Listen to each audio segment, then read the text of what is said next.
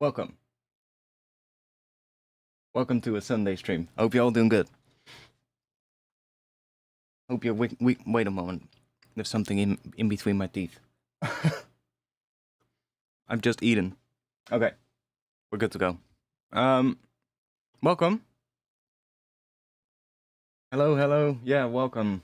Oh, the chat just updated all at once. We are gonna do some stuff today.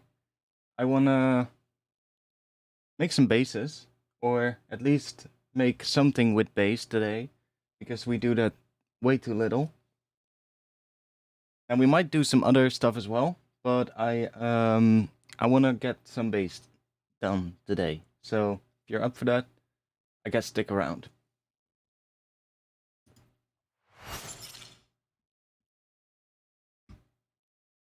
Bot is also working, thank you.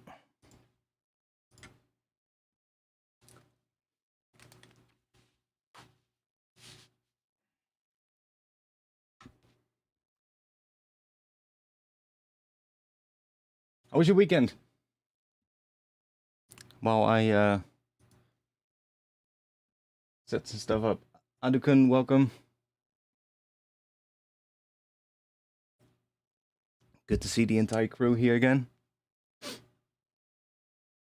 I made a really nasty Reese bass yesterday. I can show you real quick. I might want to do another bass kind of like it, but I made a really fucking nasty Reese yesterday. I wasn't streaming, but I was just like, yesterday I woke up really late, and I was like, I don't really feel like streaming, so whatever. Didn't really stream yesterday, but I feel like it today, so. Chill weekend here. Had a really good night last night. Seeing Murdoch play. Oh, nice. Slinging pizzas, living the dream. So I made this Reese, which is, let's see. This one, I made it in the key of B as well. So if you remember, I had that track in the key of B. And I really didn't know what to do with the drop. Well, I have made a Reese now that kind of sounds good in B. So, like, that's a B note.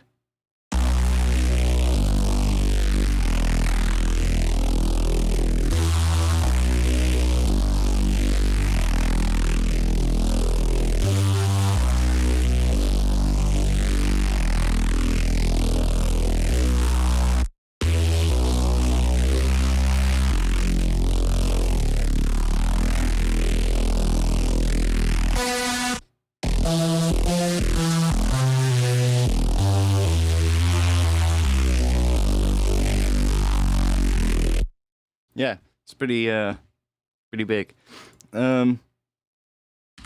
So let's just get started. Let's make some stuff.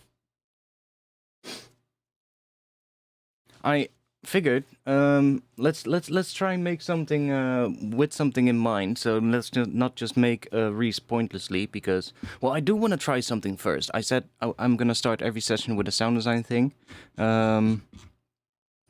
I want to try something. I had something in mind, or not really for like a track or something, but just an idea of something that I wanted to try out to see what it would sound like. If we take a saw wave in here and just give it a ton of voices, and then go into here, maybe set it to super, so we get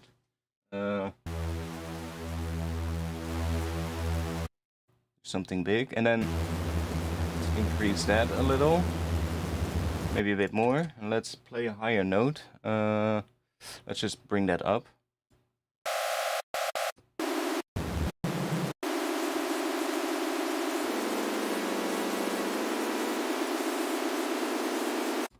Like really detuned, and then take another one.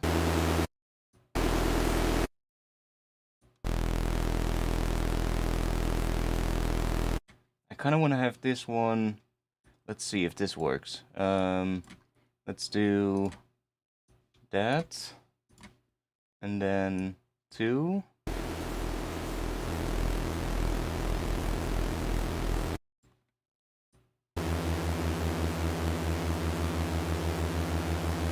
It's probably gonna sound like shit because this is really wide. But let's run. Let's high pass this one a little. Let's distort the crap out of it. See what happens.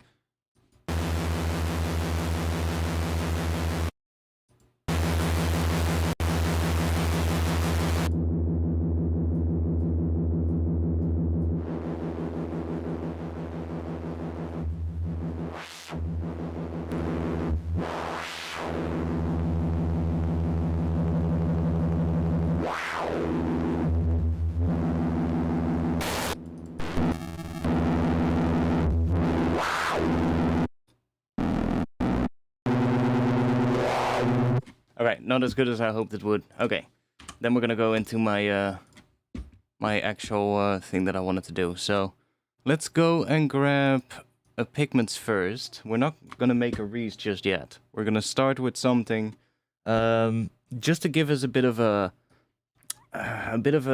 top thing. So just some kind of a vibe or something that we can write to. And I'm gonna use Pigments to get something quick. So we're just gonna do a sampler, and then I probably have some stuff here. Let's see. Sampling sources, traditional music, maybe some Japanese traditional music or something. Let's just see what we get.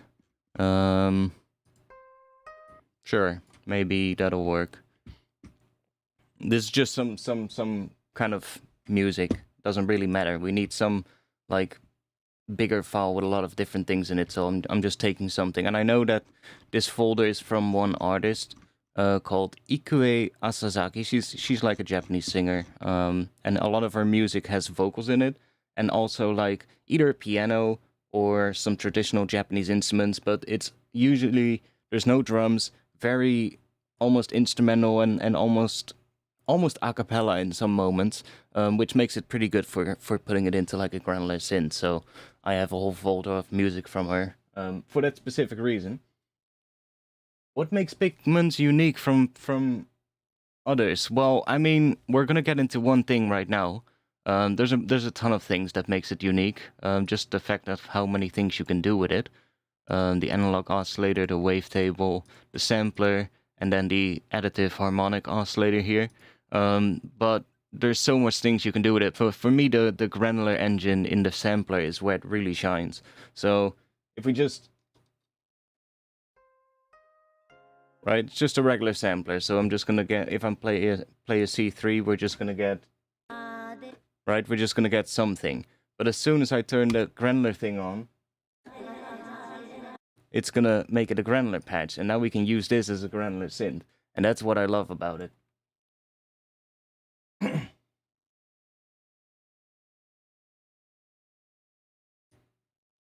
Anyways, let's see if we can get some cool thing going out from this thing. I might try out a couple of different tracks from her and see if we can find something cool.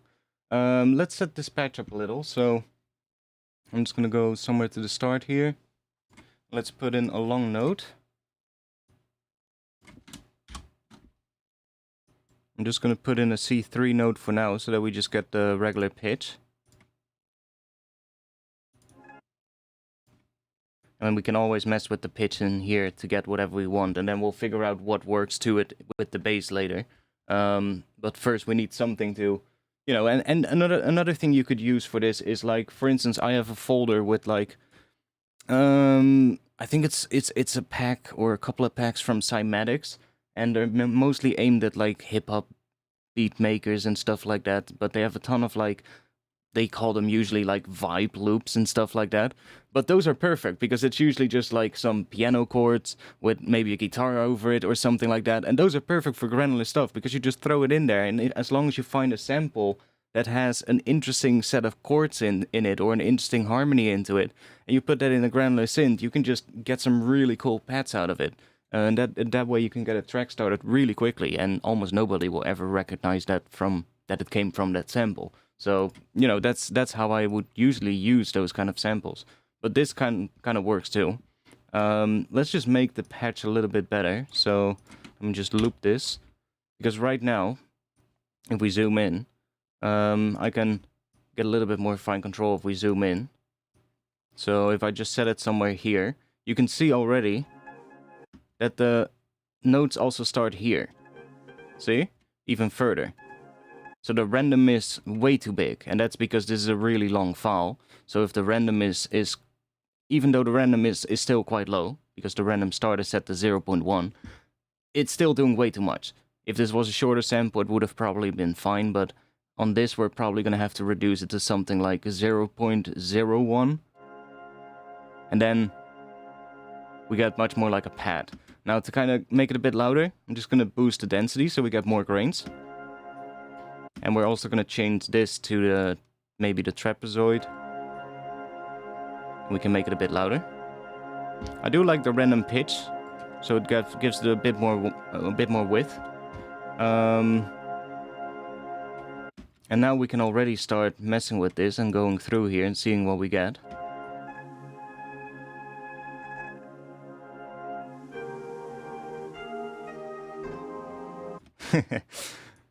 And if we go to further on here,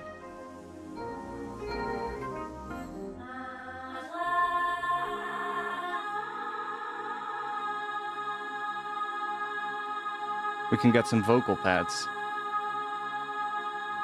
And if you map like a function to it and just do like a really slow time, it's basically almost like a Paul stretch kind of time stretch, but because this file is so long, we need to give it a really small range. And then still it's it's too fast, right? So we would wanna. But if you take like a shorter sample into it, then you can almost do like a Paul stretch kind of effect with granular stuff. But I would probably need a more stable kind of sound for what I want to do.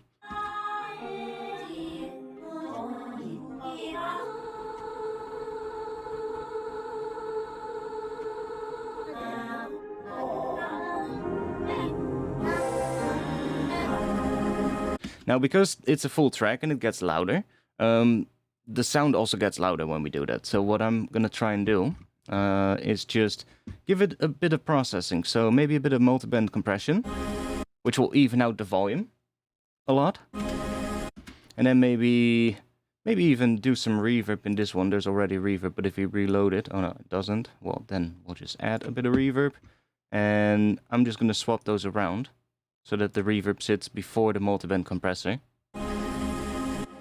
So we get a nice extra reverb tail. Maybe even give it a bit more. And we can maybe even boost a little bit of the highs here.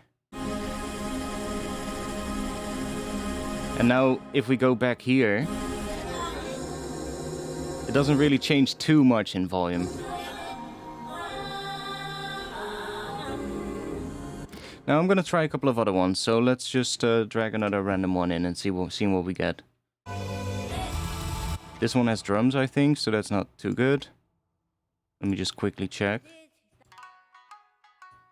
That's too much. That has percussion. Percussion. Oh, that might work.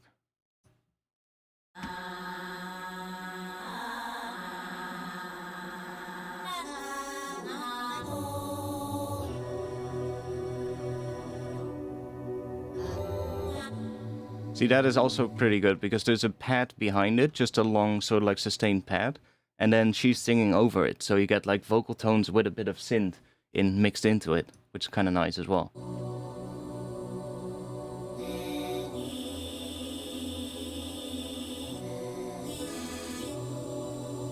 So if we zoom in a bit on this section, because here it sounds pretty cool.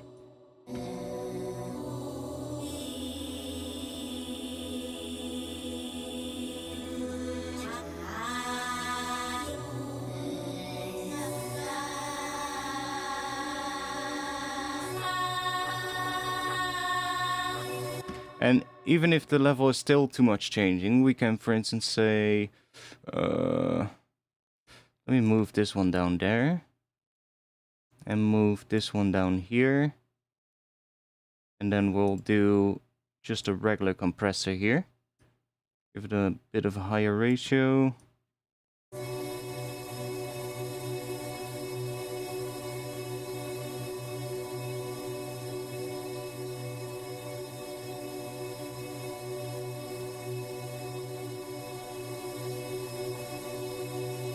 Don't want too much pumping, I guess, just compress it a little.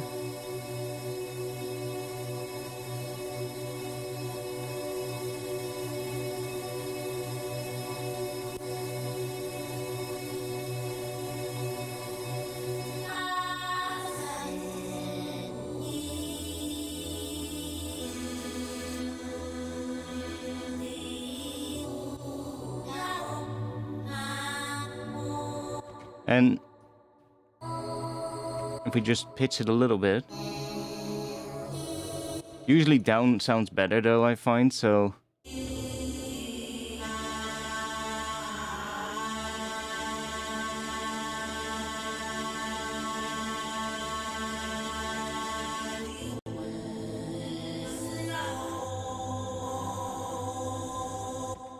But it's all about finding some good spots.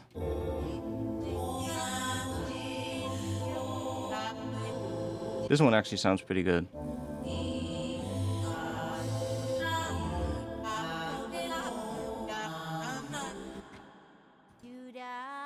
Oh, let me not play it on stream in case of copyright.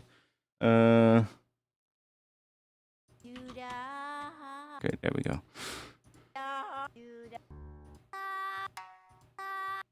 Oh, that one has a pretty nice vocal tone as well at the start. Right around there.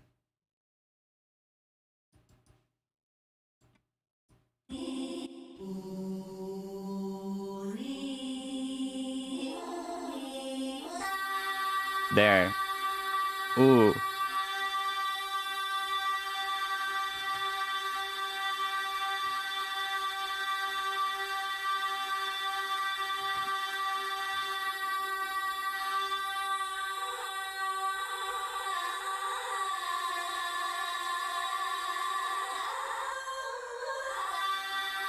That's just a really good. It almost gets an interesting. Oh no, I've seen the track title, but I haven't listened to it yet. I should have, because Stigma is one of my all-time favorite Noisia tracks.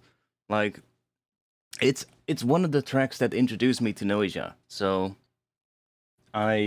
it's one of those tracks that will always have a special place for me. No, it's fine. It's fine. It's fine.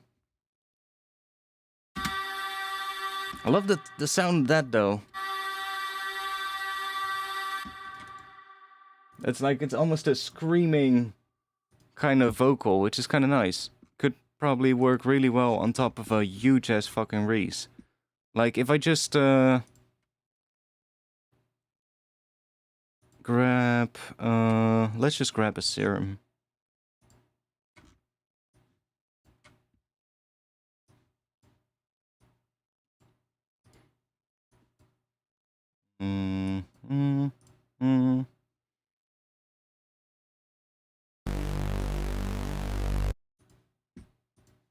Just start with something simple.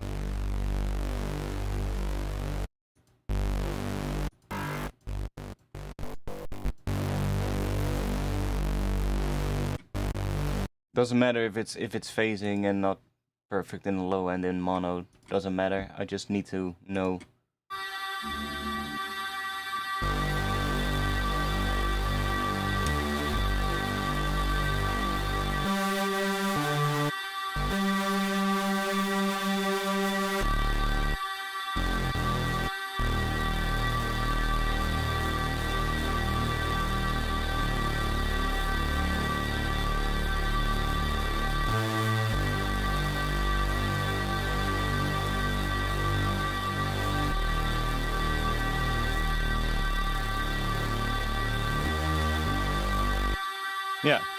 See, that would definitely work. That's just a G note, basically. A G with a D on top of it. Like, that's a G. And that is a D. That's another G. It's like a fifth overtone in that vocal, which is kind of cool.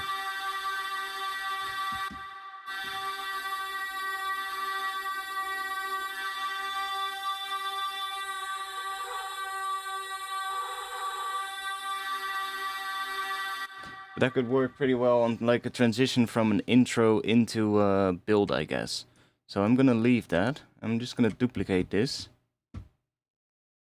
Because I want something more with a bit of chords. We can always use this and pitch it to whatever pitch it needs to be. Or the other patch. So let's go and look around. Maybe there's more in here. Yo. Why You're supposed to be much longer than that. What? Pigments? You drunk? What? What? See? It's much longer. Okay, well, that's weird. I'll just swap them around. This is the one for the vocal. That's weird. What do we get here?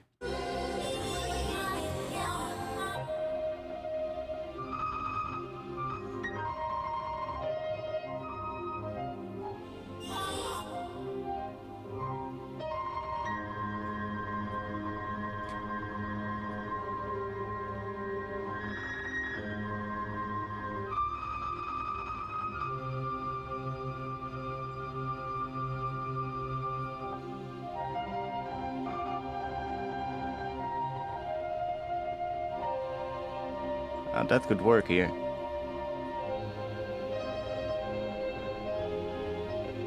There's a lot of chords here with like piano on top. See, that's why I love Pigments. So we can just say, like I can automate this and that is, it kind of works. Like this is a bit of a section, so I would probably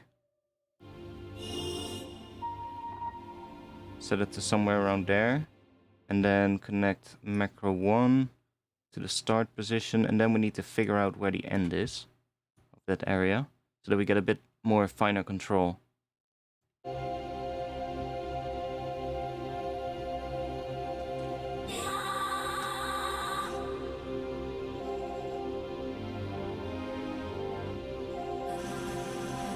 Somewhere around there. But it's still gonna be a pain in the ass to do. So what I've been kinda doing is just taking one Pigments patch for each sort of like setting of in the sample that I want, which just makes it a bit easier. So if I just get rid of this and just go into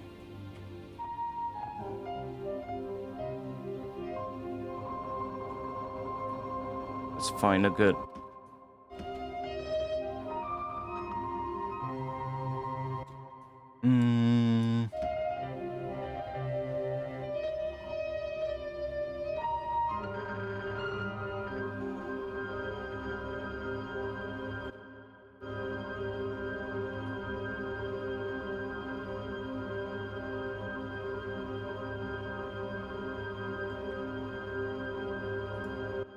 Okay, let's like that. For instance, we can always swap them around. That's also the beautiful thing of doing it this way. You can easily swap them around. Oh, now I hope it's not going to do the same thing. Duplicate. Can I still change the pigments thing? The size? No, it's the same. What the fuck? Why is it doing that? That's so fucking weird. I just want to have this entire thing.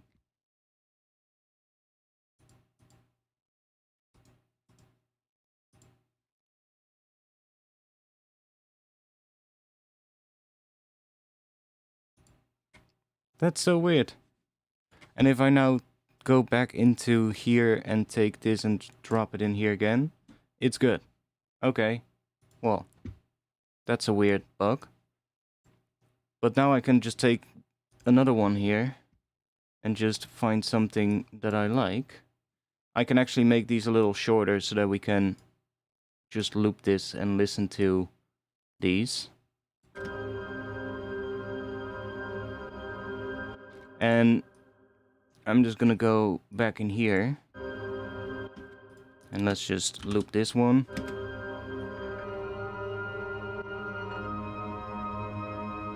That one is kind of cool.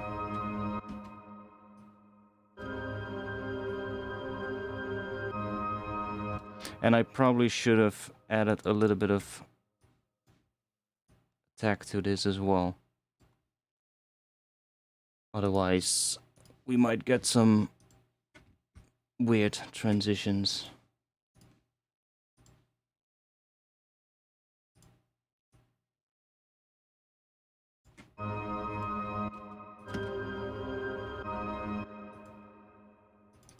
Okay, maybe a little bit of release as well, so that they kind of overlap a little bit, but not too much.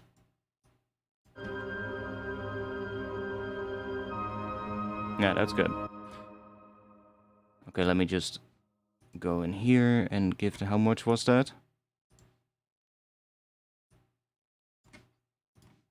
Around 260.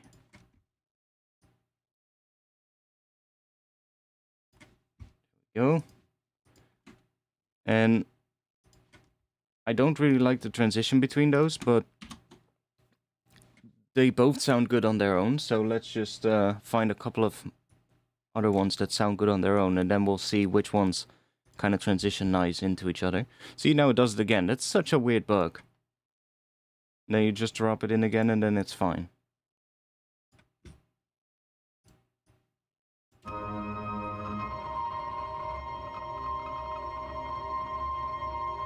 That's kind of cool too. So I think these are all over, so like a low C. Oh no, that one isn't. That one is over a G, I think.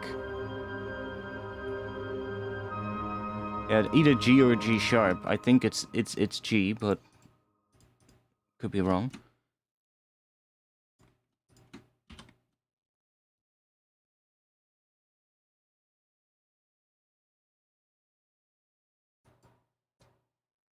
Nice. 69. But yeah, definitely for that price, it's insane. Such a good synth.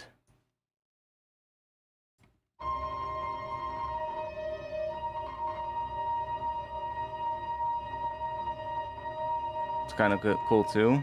It works well with that other one. We're gonna have a whole bunch of them. And then we'll do some bass to that and see what we get. Also, there's also a great fun way to get a chord progression that you wouldn't normally do, or work in a key that you wouldn't normally use, because you're just using whatever the sample is telling you to do. You could always pitch it around later, but...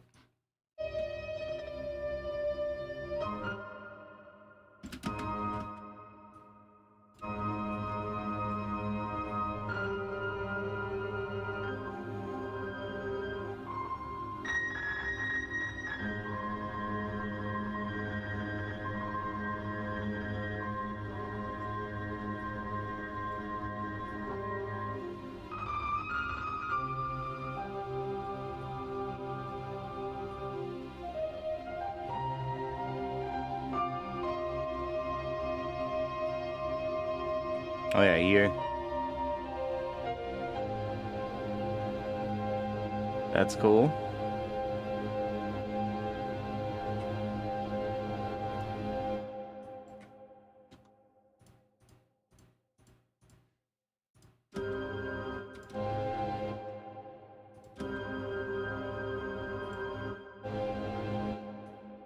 That could be the first one of like a switch up section, I think. So like...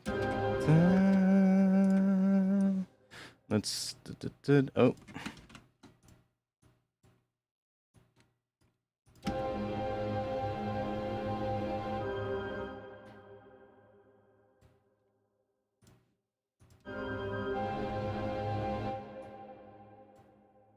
I think it's better if we just pick them all from a similar section in the original track, so that... Is the sample of Pigments better than the Ableton one? Absolutely, in my opinion. But the Ableton one doesn't have a true granular mode. Like, you can hack it to do something similar, but it's really annoying. And it's not as intuitive as Pigments is.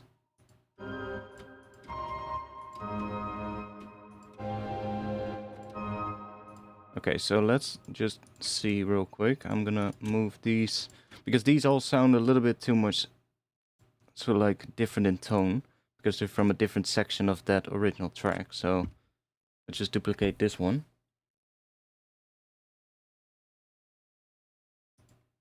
Well, it's gonna be easier to mess with them as well. It's gonna be harder if you wanna mess with the things in the patch, but I don't know, it's just, well, I mean, I could do it with automation as well. It's kind of a pain in the ass to do, because then you have to, if you want to change things with, like, the pattern, you're going to have to basically change the entire automation to do so. Whereas if you just have individual instances, you can just change the clips around, which is a little bit easier, I find. So, again, we have to do that. Luckily, it does save the position, I think. Does it? Yeah.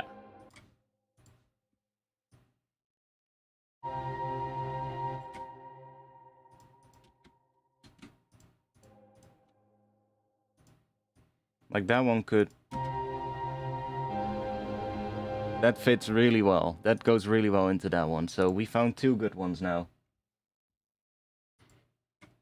Anyone have a discount code? I don't.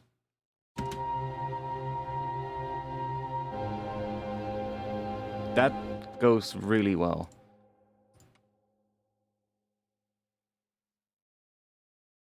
See, that's why I love granular synths. It's such a fucking cool thing, and it works so goddamn well. It's just, I don't know.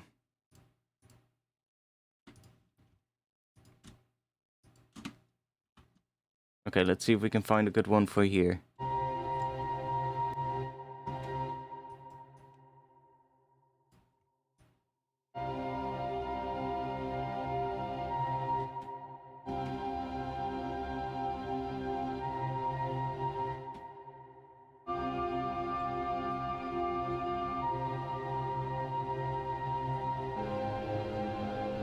Oh, that could be the first one, maybe.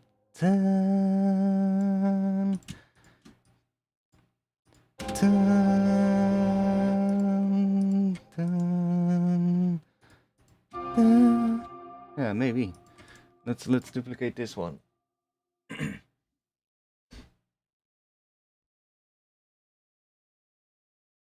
Yeah, Arturia makes good stuff in general, like the V collection stuff. It's not really for me, but I could still see myself using it. Hey, did it not do the bug now? Oh no, it did. Wishful thinking. So that is the same as this one now. Let's see if we can find something close to here. Maybe here or there. That sounds slightly different, but leads good into that one.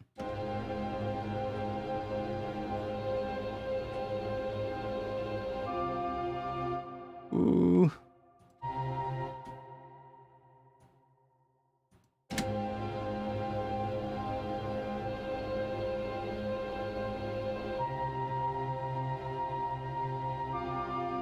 That one doesn't really fit, but these three kind of work.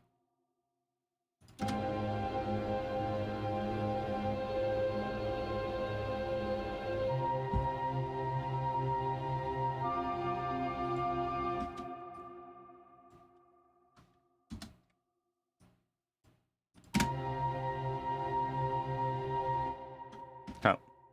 Let me just do that.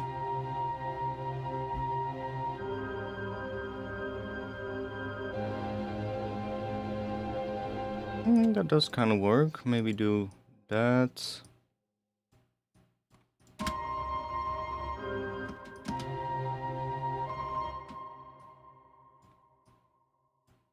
This is why having different instances is pretty easy.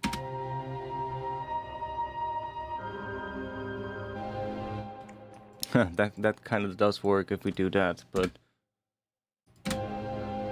I kind of want to have a different thing happening here.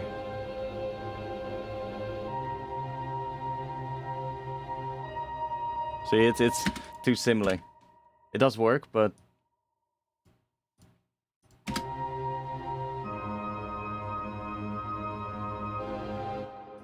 okay. Let's try something else. Let's go in here. Let's mess with this one. Well, I do want to keep that one because it does sound kind of cool, so might be cool for a little different switch up section in the chords. So let's keep it and just build from this one, and then we have to do that again. So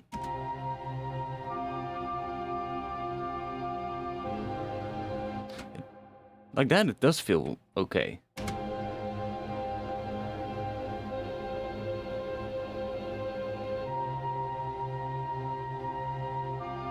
It's the transition from this into that.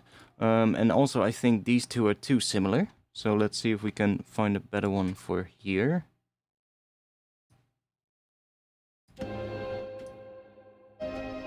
Ooh.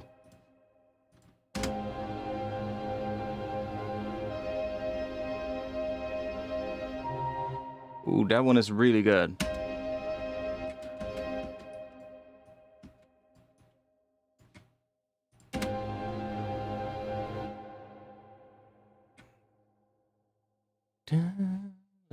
What is the... Let's see real quick. If I just have these going, which notes I can play over it in terms of like a little melody line to see what kind of scales would be fitting this.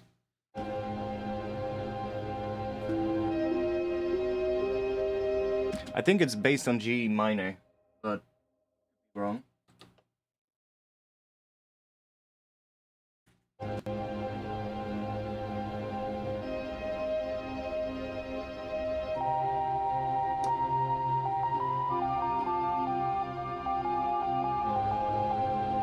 Ooh, no, C minor maybe.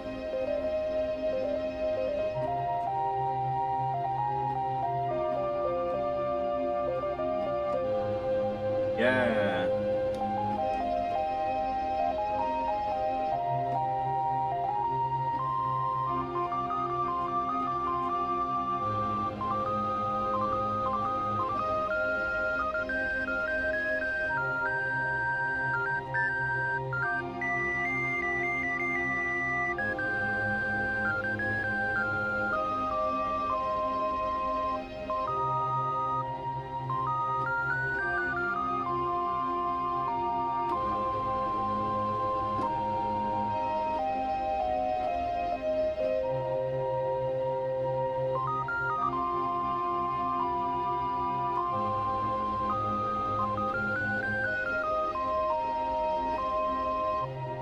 Yeah, definitely C minor, what that original track is in. Yeah, I just use my ears. With this, it is kind of helpful. You can kind of check things. And by the way, let me get rid of this one. That was from a different track. But when I'm just doing that, I'm just playing. I'm just first listening. Like if I do this, I'm just playing a few notes and seeing. Okay, that's out of tune. C kind of works, but I landed on G, which is the fifth, so that kind of sounds in tune, right? It's like, could be G. But then when I play a regular G minor So like interval, that one just doesn't sound right. At A. So I'm like, but the G sounds right. Okay, let's go down a fifth and see what happens then, which is C. Hey, that also sounds right. And then you basically already know you're in C. Because if C and the fifth higher both work and sound in tune, then you're basically in C. You could be in a different mode from that C scale, but the chance that you're in C minor or major, if whatever the other things are doing, is pretty big.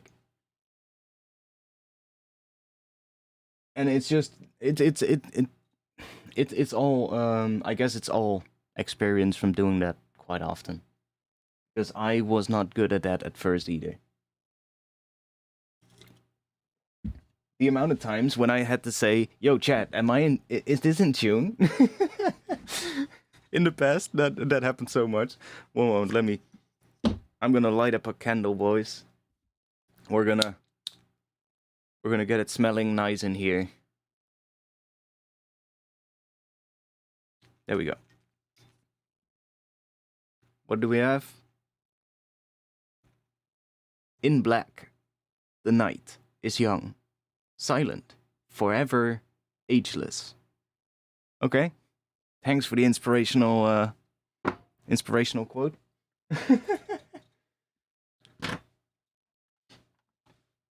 At least it'll smell nice in here in like an hour or so. So C minor, okay. Well then we might pitch these, depending on what I want to do. Like I can really easily just, of course, let me just drop these all like that, so that they're not all overlapping each other, and I can just have them all turn on. Like if I just want to have this in a different key, I can really easily check. Oh, you don't like that? Okay. 8 is fine, but 9 is too much? Okay.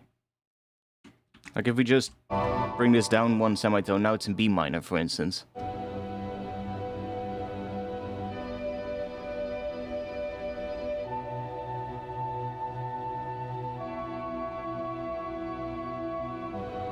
Which I don't know what it is. I've been really kind of falling in love with B minor. I just love the sound of it.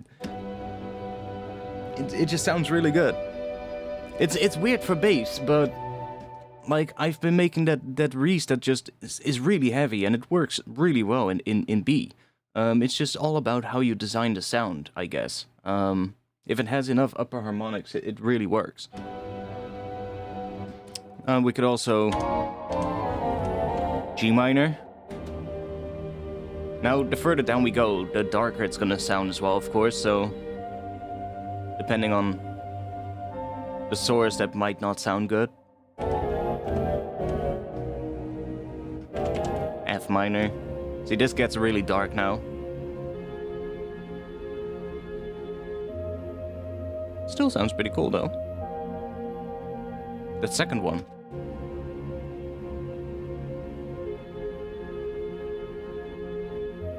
We can also go up, which doesn't always sound too good, I find, but sometimes it works, though. This time it works. Now we're in D minor, D sharp.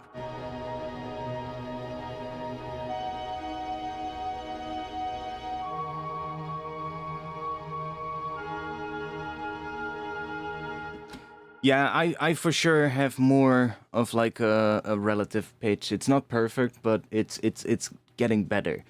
I definitely don't have perfect pitch, let me tell you that. Do a pitch test on stream. Maybe one day I will, but not right now. Maybe one day I will. But yeah, I definitely have more of like a relative pitch kind of thing.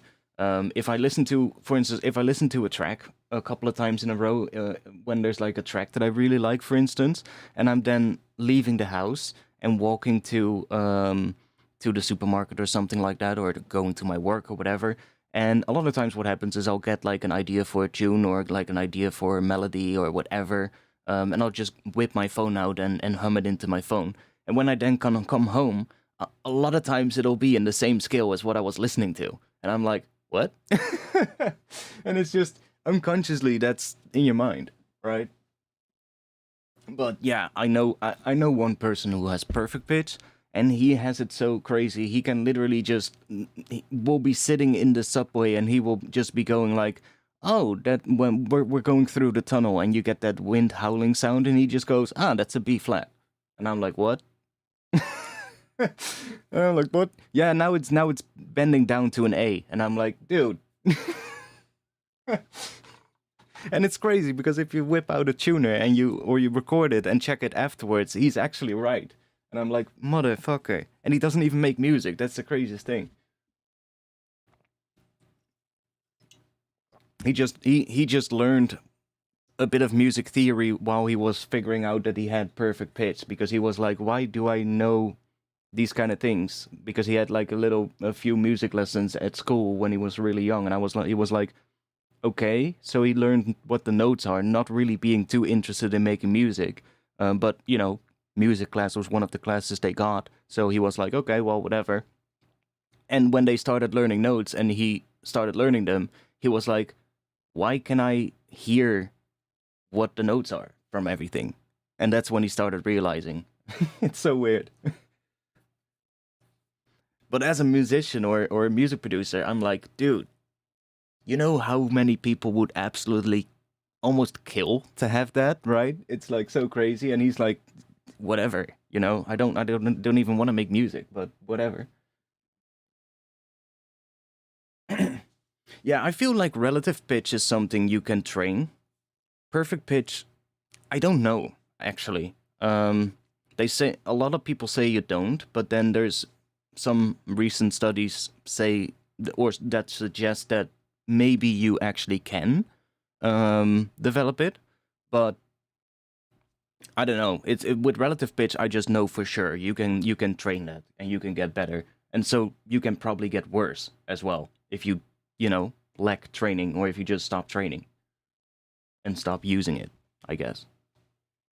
Let's just. I'm just gonna go back to our B minor. Fuck it, because I love those first two in B minor. Third one is kind of cool. But let's see if we can find a better one. We had another good one here that led really well into the first one, so I want to see if we can figure out which one that was, and then maybe make a better one for here. So we had... not that one. Not that one.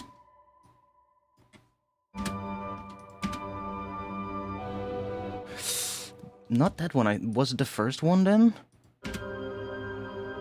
Oh wait, that one is still a different pitch. There we go. Kind of, but I think we can just do better for both of these. Was it that one? But that kind of worked really well. So we have... da, da, da, something. But I kind of don't like that going up on that third one, I think. So if we grab this one, that was a copy from that first one. From that other one, let's see. I'm also getting better with at least singing in pitch. I was so bad at that first. I was like, fuck. I need to get better at that, because a lot of times I'll hear things in my head and then I'll be like, I'll try and make it and I'll just end up with something completely different. But if you could actually just sing the notes, then you could just quickly record it, or just sing it and print it in your brain before you lose it. Wait. I'm in the wrong one. Did I mess this one up? Well, we kind of did, I think, but... we also found a good new one.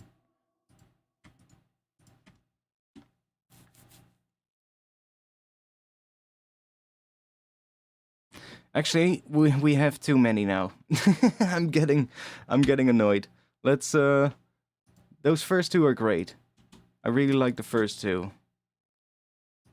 Let's see, that's what you sometimes have to do to figure out the right ones. But the first two are great. So let's leave that, and I'm gonna color that one different because that is that vocal thing that could work pretty well on top of a Reese. Duplicate.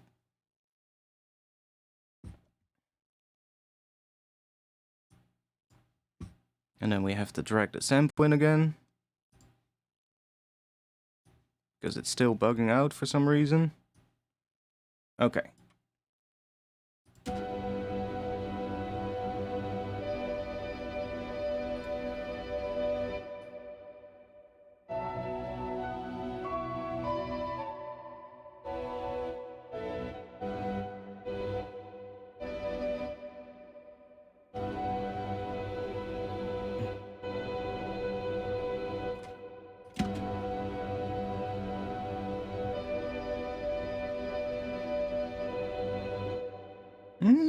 Not really, but it does sound cool.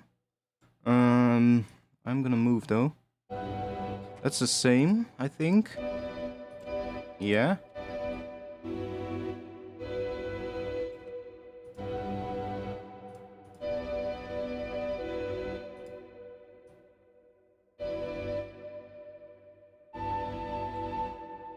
That's the one that we had earlier, I think, which I didn't like.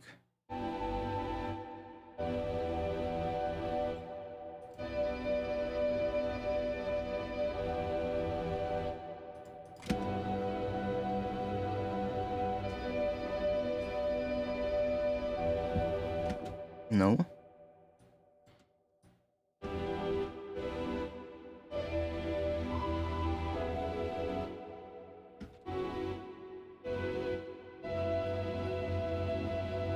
Sometimes it can take a bit of time before you find the good ones, but...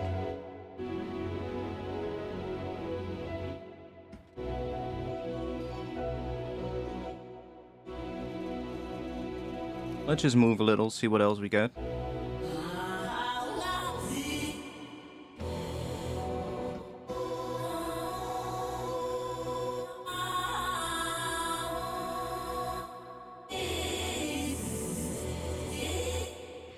Could also be cool to have some parts with vocals on. Here, there's probably more.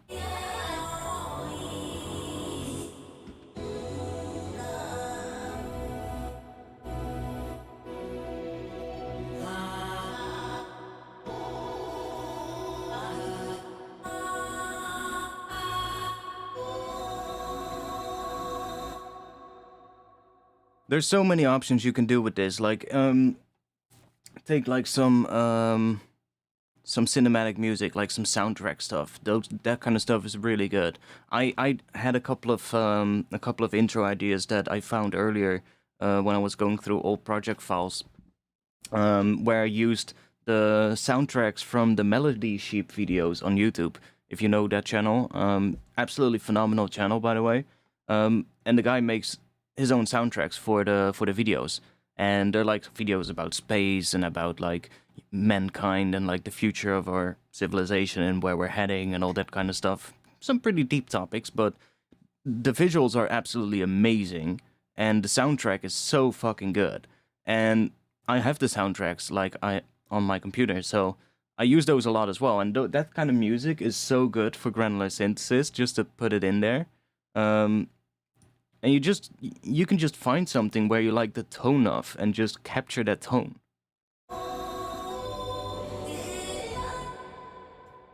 Which is so nice.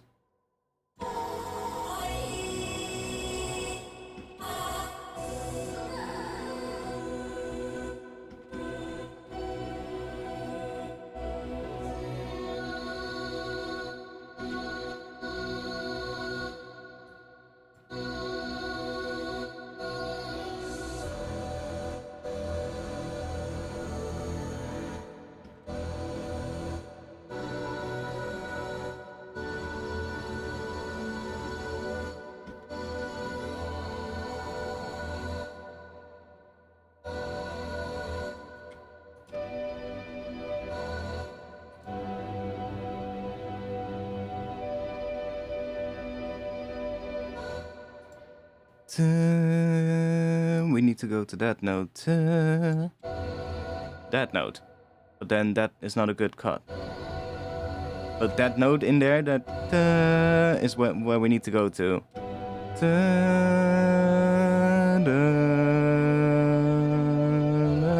No, maybe not.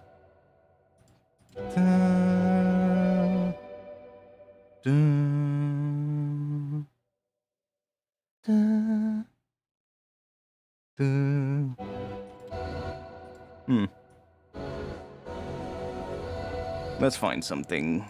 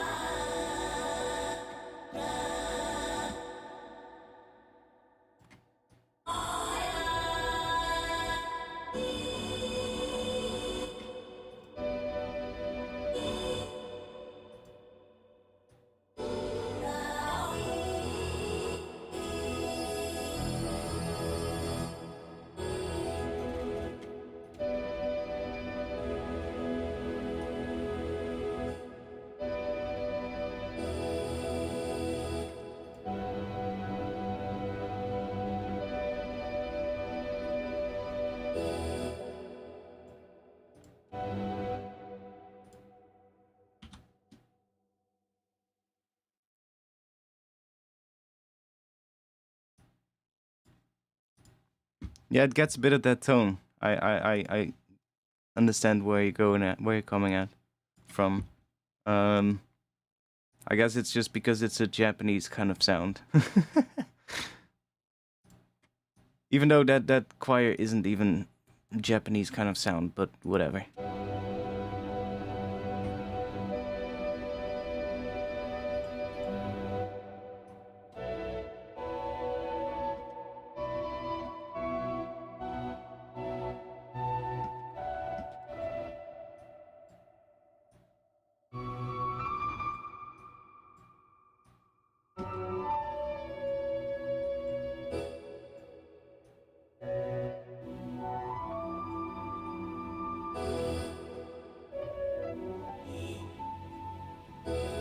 Can we get something good?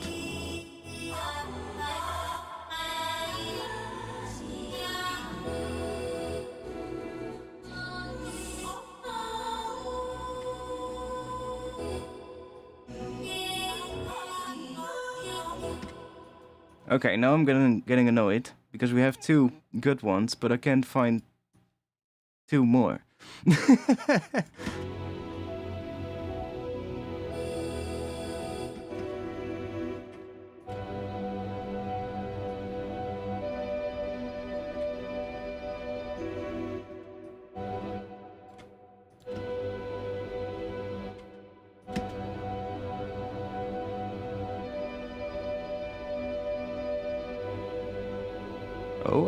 Oh, wait.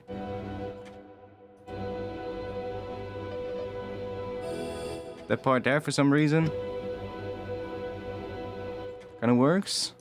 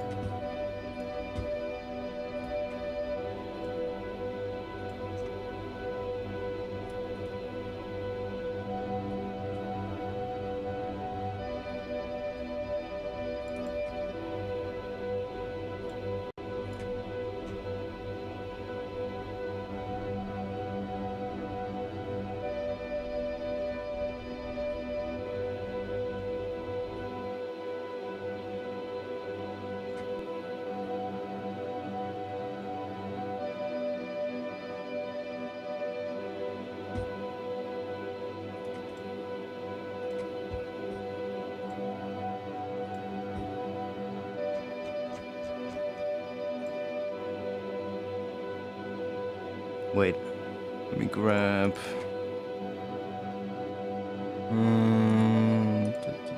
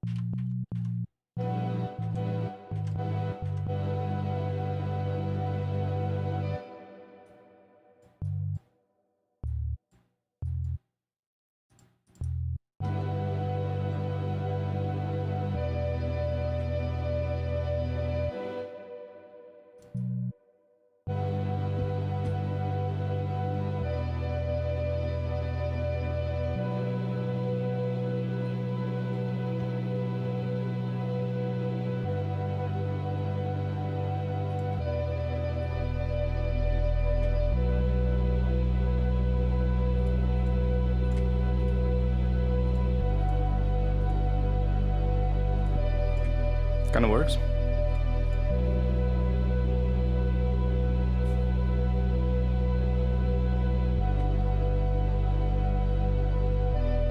Don't know how well this works, but third note as a chord? What do you mean? This one.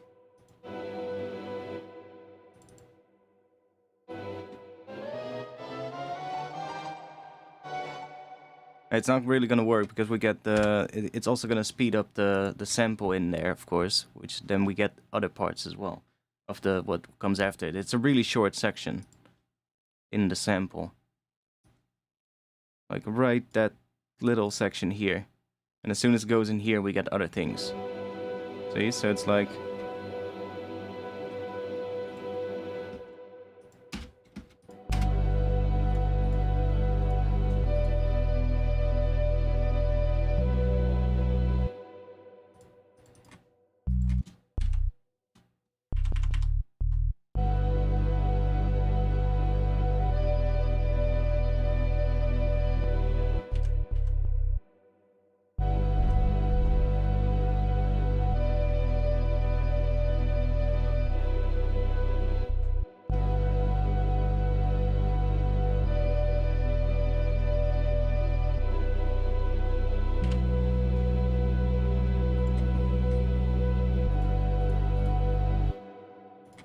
Okay, so let's just quickly check if we can find another one that fits well over a B note. Because I kind of like that one, but it's a bit, I don't know. I think we can find a better one. So just quickly do this. Because now we have a B note, so we can just do this. And we can just listen.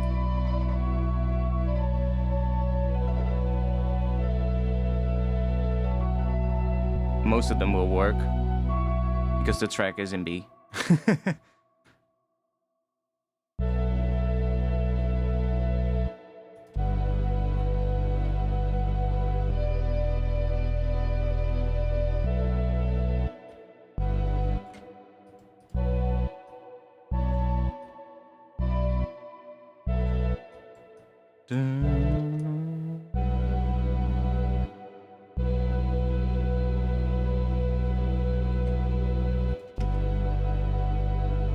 I think that's the same one as what we had.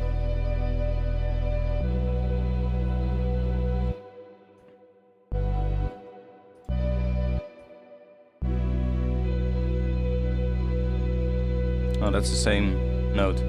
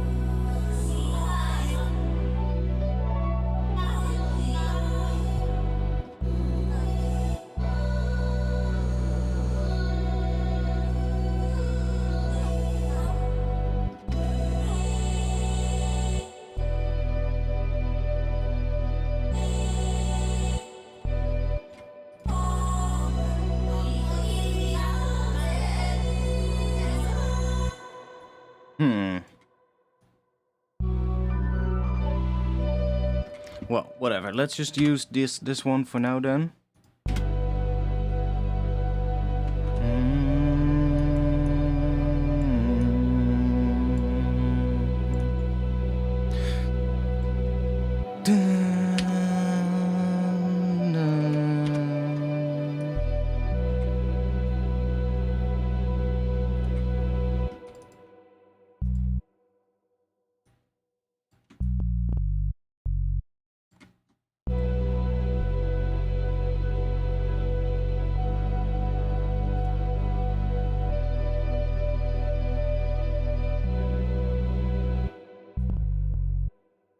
Could also work.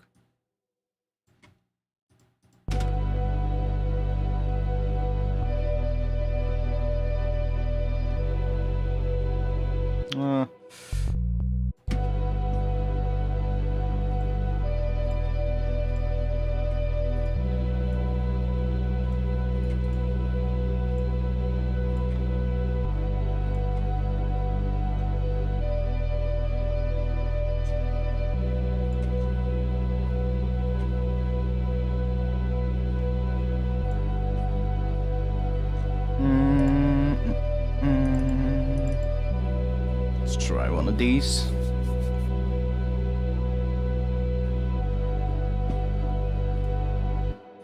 Just gonna arrange a little bit of an intro here. Let's grab this and put it over here.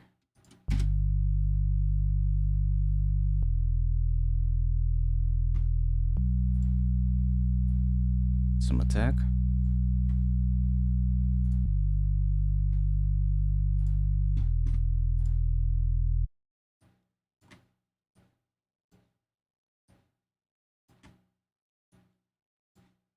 Then we'll just make a long clip here. And if this is in B, then we can just do either a B or an F sharp note. Let's just try a B or F sharp. Let's just do B.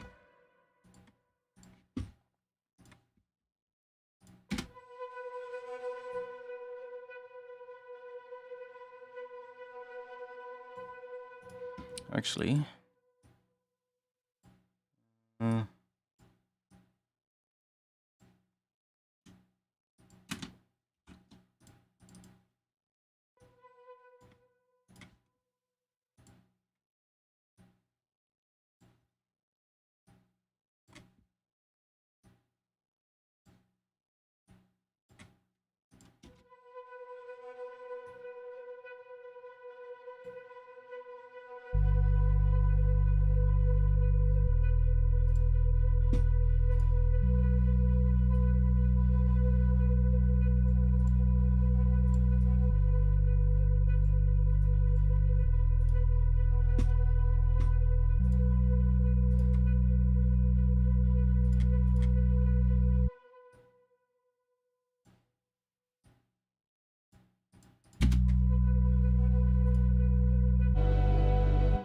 okay, that sounds like shit.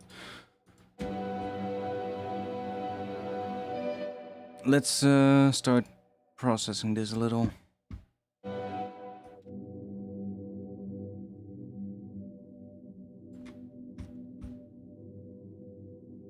Yeah, I might go for a different sample, honestly. But let's just see. What if we drop this right from here? Make that come in later, somewhere here maybe.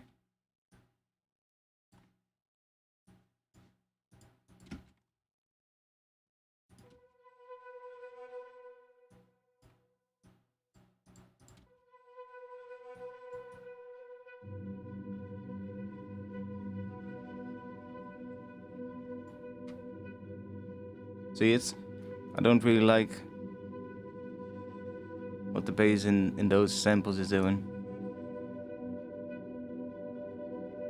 It's just not the right chords. It does sound interesting, but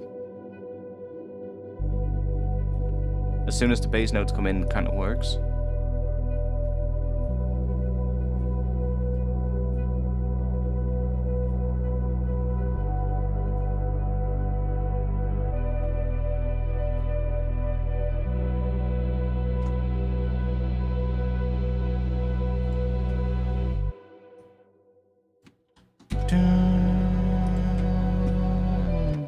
Could maybe just have this start right from the start.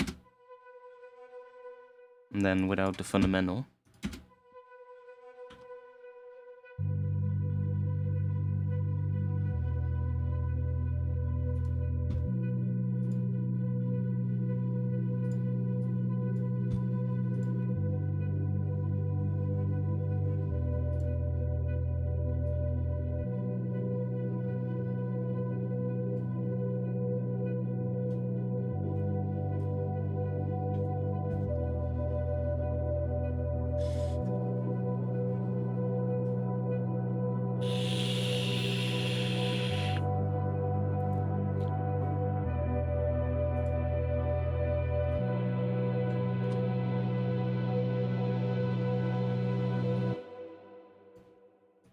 Okay, what if we start replacing? I'm not gonna find a different sample now. We might do that later. I want to get into some bass design. So, who wants to make a Reese?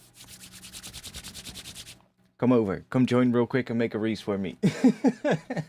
No, I'll go and drop something in. So let's just grab the same notes as what we have here as a starting point. And let's just drop in a serum.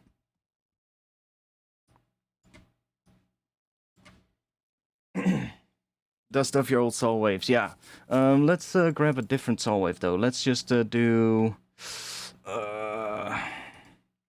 let's do this one.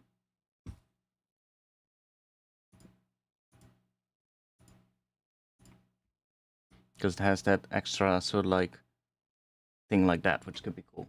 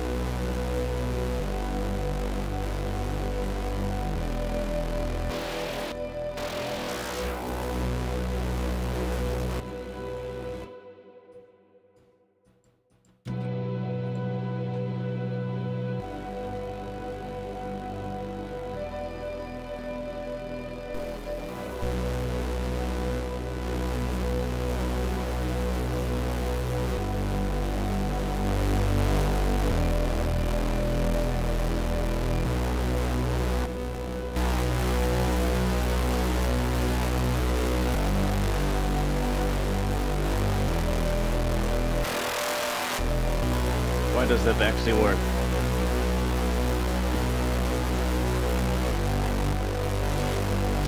That's annoying.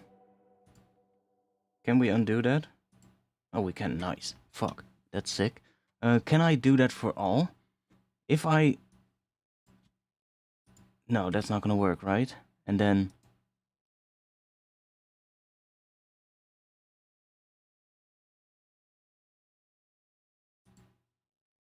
No, it's not gonna work. But... Wait. Why cannot I undo that one? Yo. Motherfuckers. I know a different way. Process, remove, fundamental. That should do the job on all of them. There we go.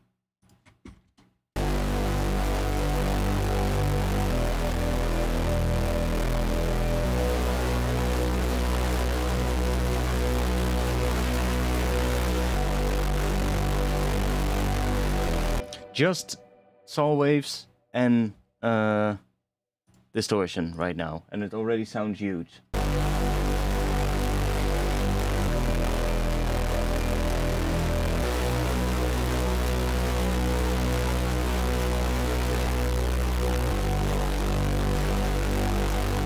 Now, we can mess around with this a little.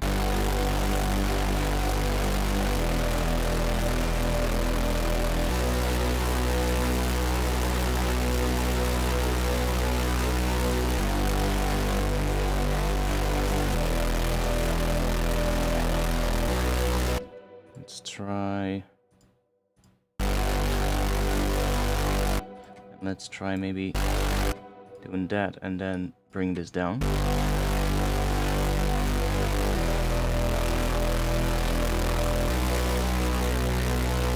Sounds horrible on phone, yeah, because it's probably playing in mono, and like I said, I haven't done any mono processing yet, so it's gonna sound like it's phasing a lot. Which makes sense. And that's fine for now.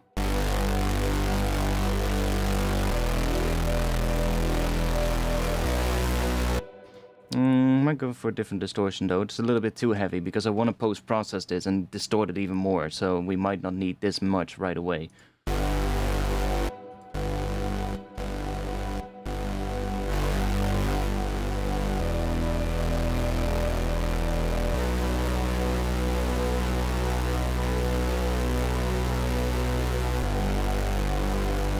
We just need all those voices to make it like really wide and shit. And we can maybe bring this down a little. So it's already a little bit less wide. But we're gonna take care of it in just a bit.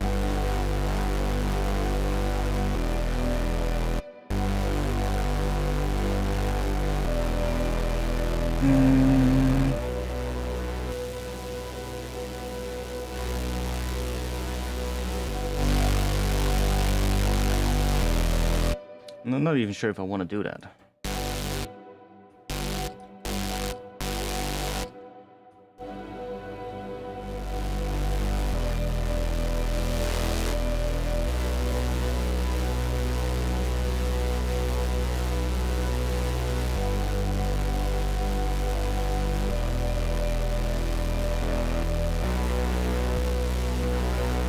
Yeah, let's not do that. Let's just leave it like this. I want to put in some extra notes so that we get a better impression of what it's going to do. Oh,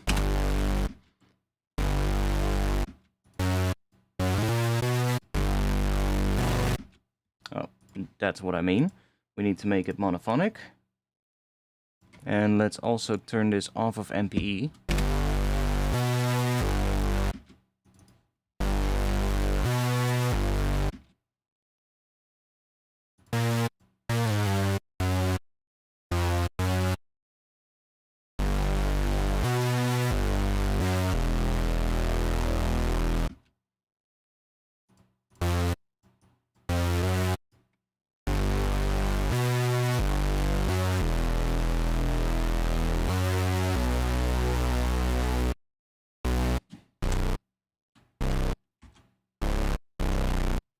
It's really low, but...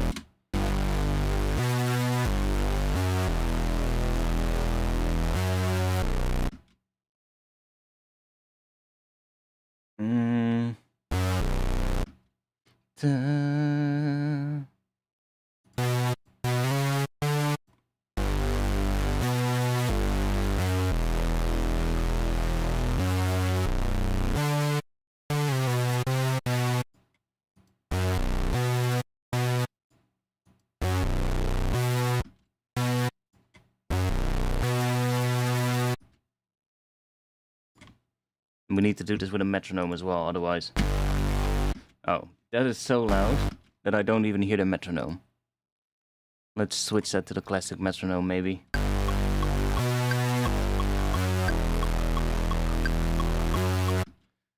Ba-dum-dum.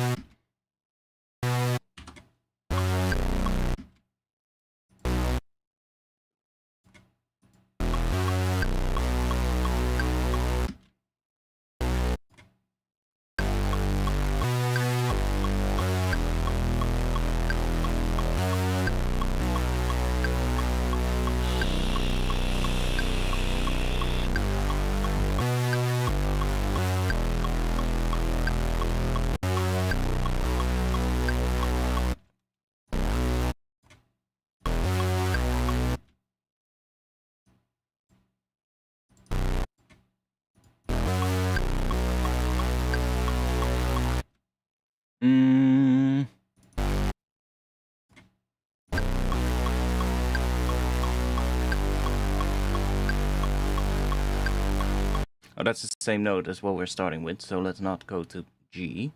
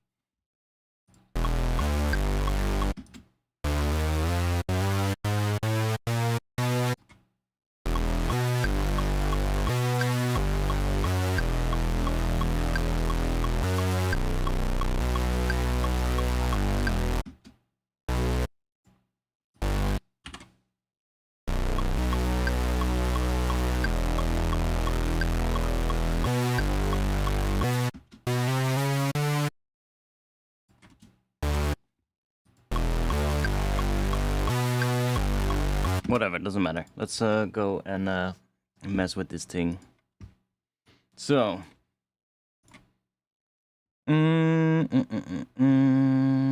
let's go and grab. Let's first of all check what it sounds like in mono now.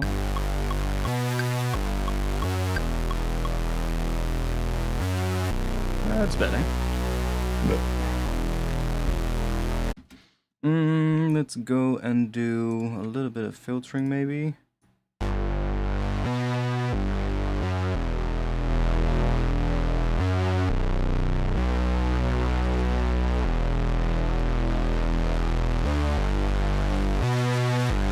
Just rolling off a little bit of the highest frequencies.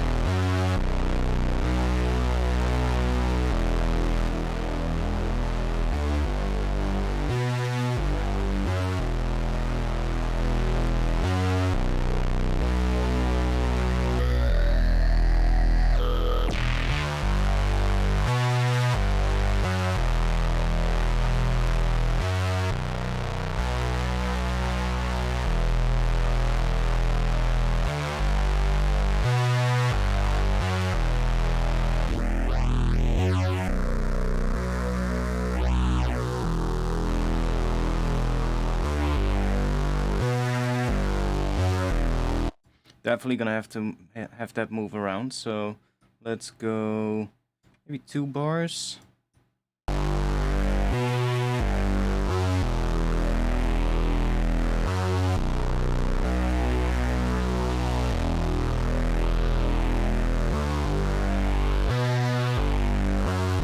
then I'm also gonna use this one, so let's map this to it as well with a range of 50.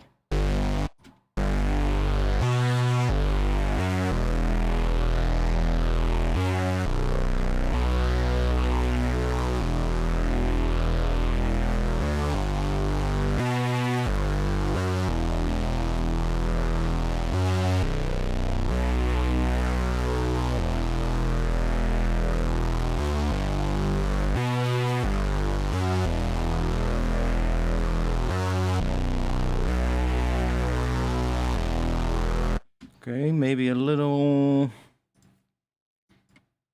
Q.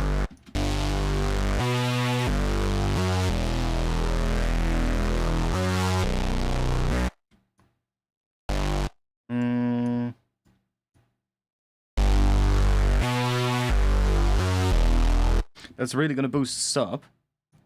It's kind of what I want.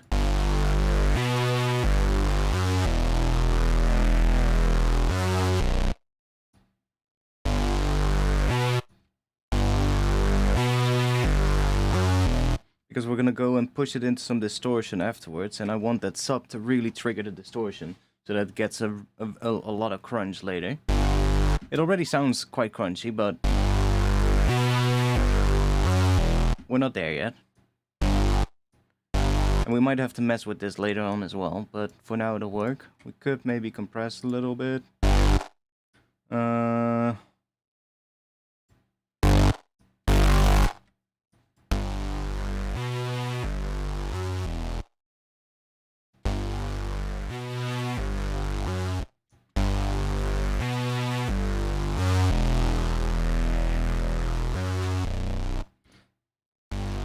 But I honestly don't really think we need it. We need to.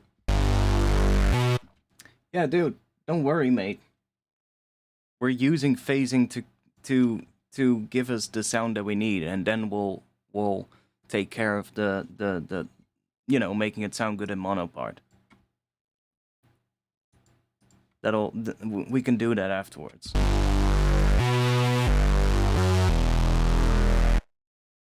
We just need a big fat sound first. Maybe a little bit of noise to it. We have this filter free, so we can even high pass the noise. That would be maybe be nice. I'll just do a little bit of stereo noise maybe. And then just run that through a high pass.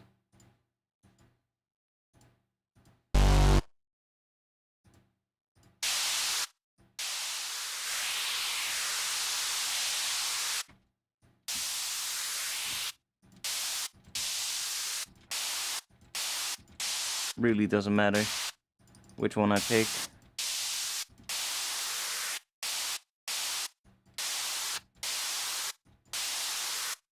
Yeah, really doesn't matter.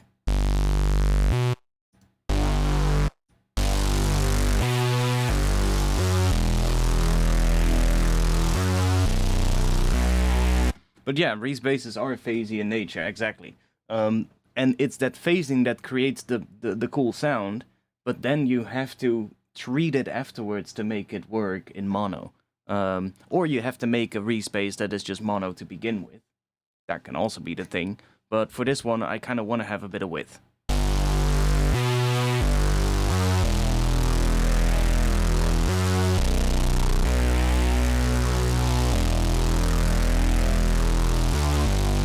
Okay, let's go and put on thermal.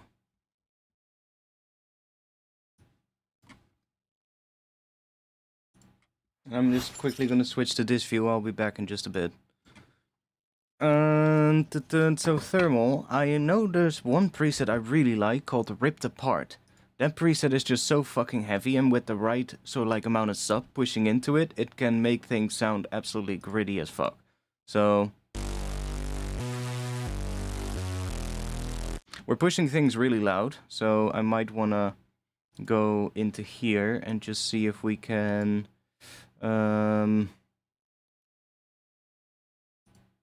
we can just decrease the level here.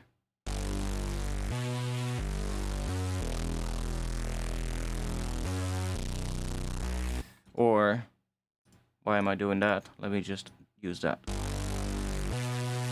So it's getting quieter, of course, but let me just try and gain stage this a little bit.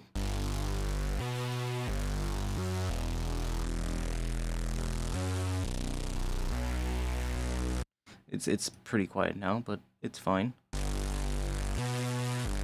I just wanted to push really into that distortion for now.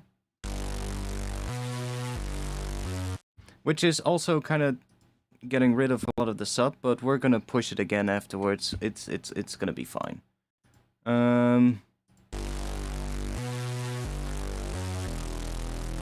Doesn't really do much, but whatever. Let's go and what can we put on it more?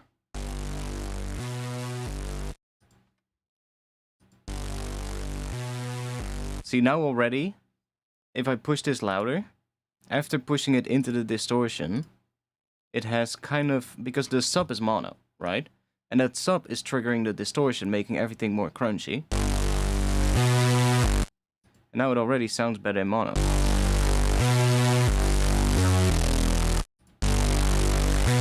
It's still a bit phasey, but it's fine.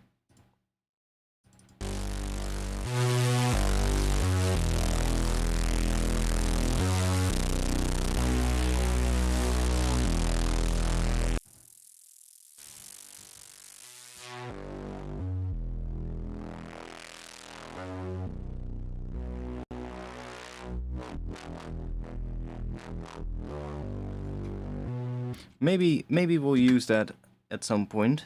Automate that. What can we add to it? Let's go and do... Let's do another phaser.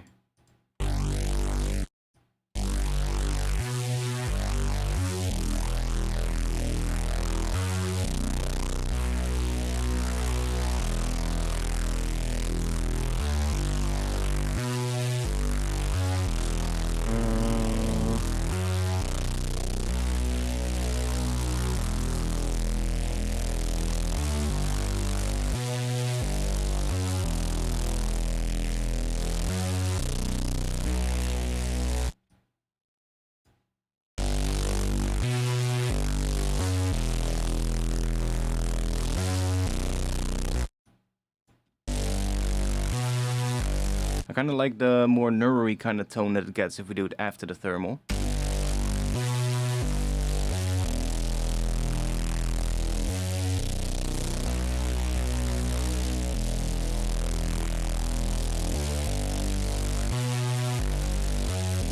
Let's throw some dynamic tube in there, why not?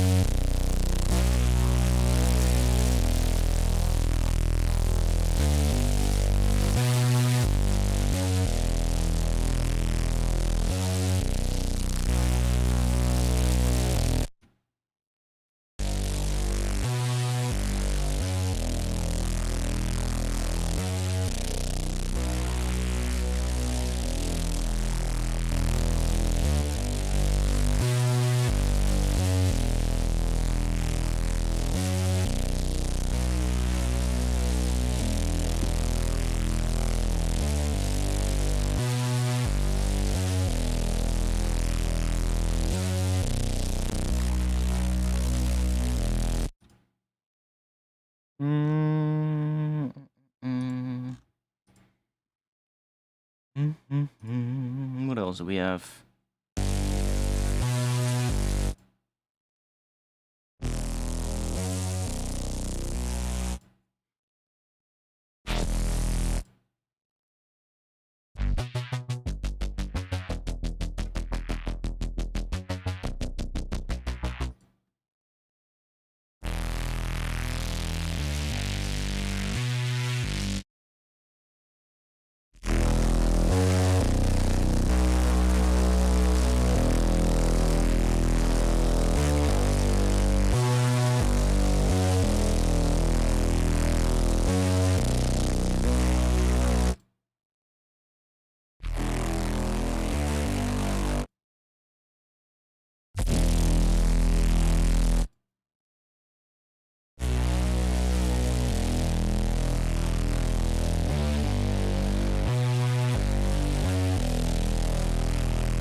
Tape run is pretty nice. Makes it darker, but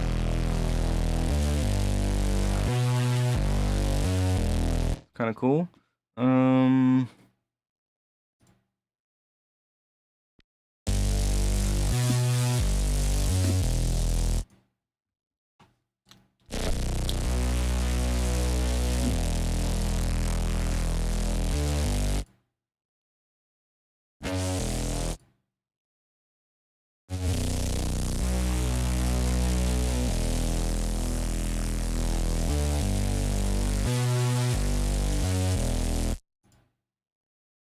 Like, some of them you almost don't hear much of a difference because there's so much distortion already, but it's fine.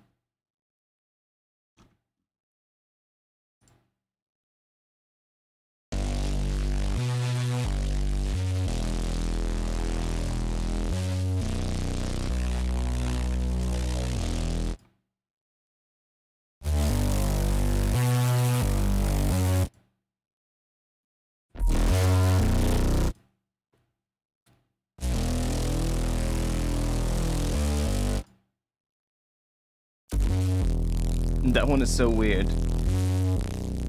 Makes everything sound like it has way too much sub.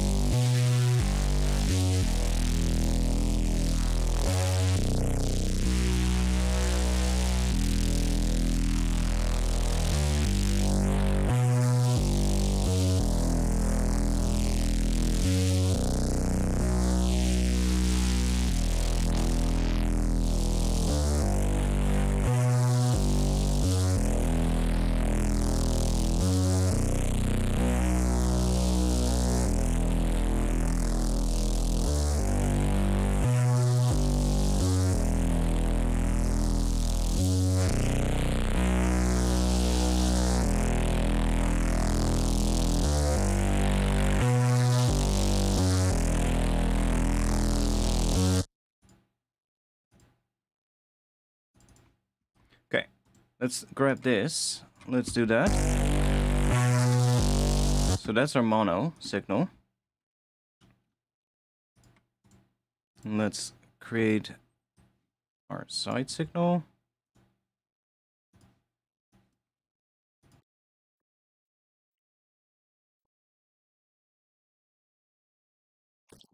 So that's our side signal.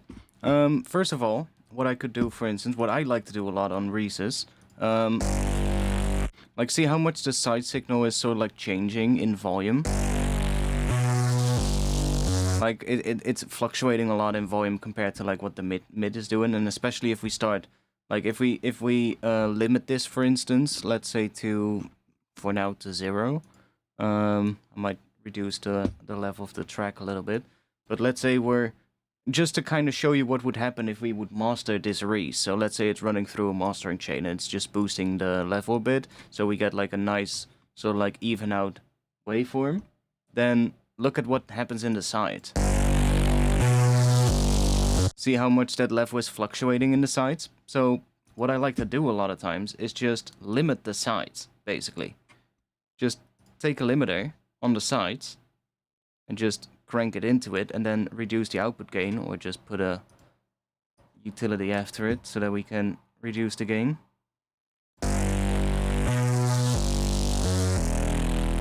And honestly, I usually just use the Ableton limiter, so that's pretty simple to use. Just go in here and just reduce the ceiling.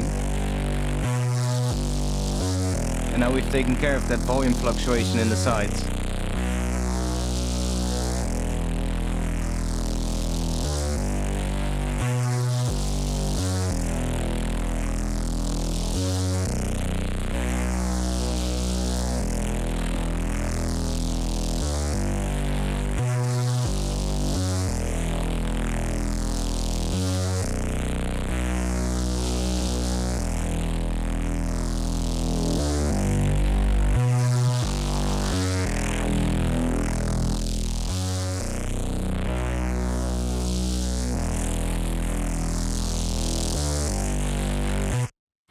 Let's...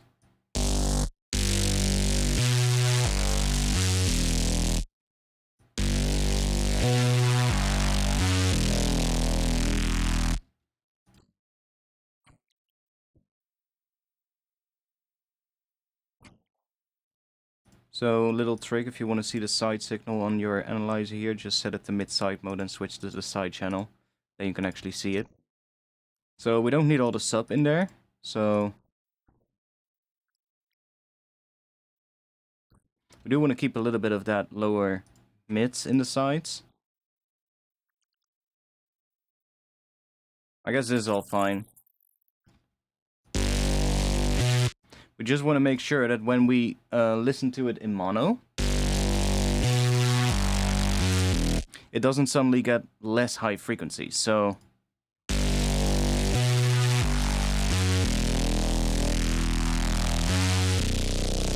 gets a little bit less high frequencies, but we're pretty good at the moment. That's the mids, yeah. Just boost the highs a little.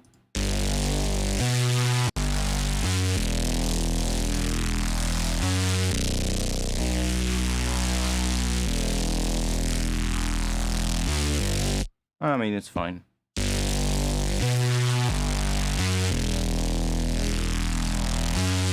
can even...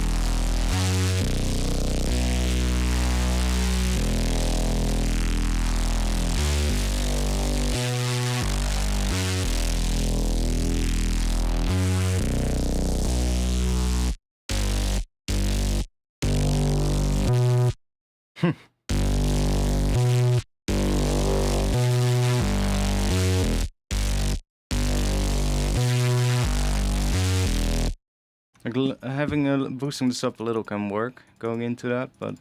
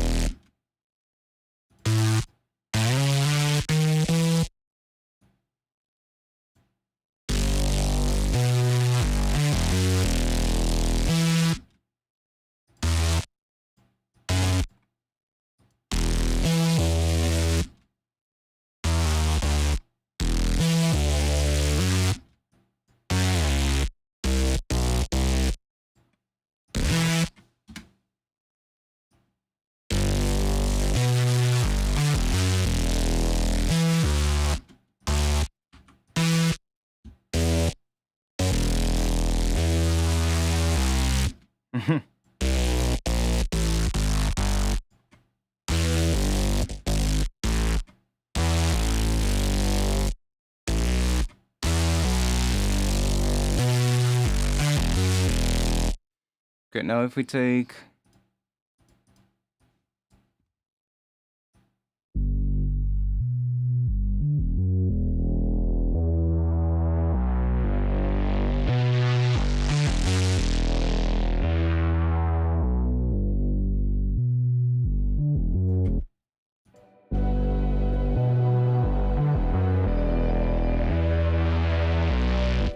Now, obviously it's not the right pattern right now, but...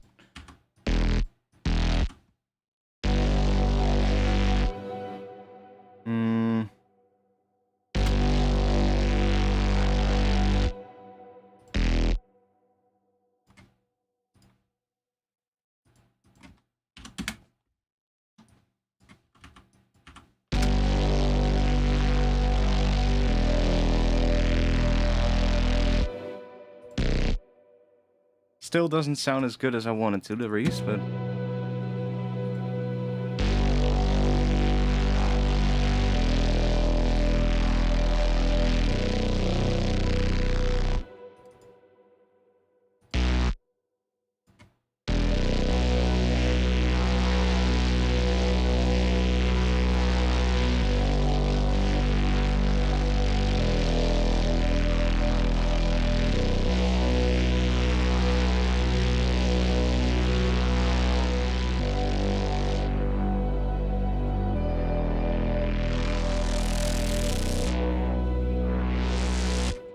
Just to quickly check, the one that I made yesterday,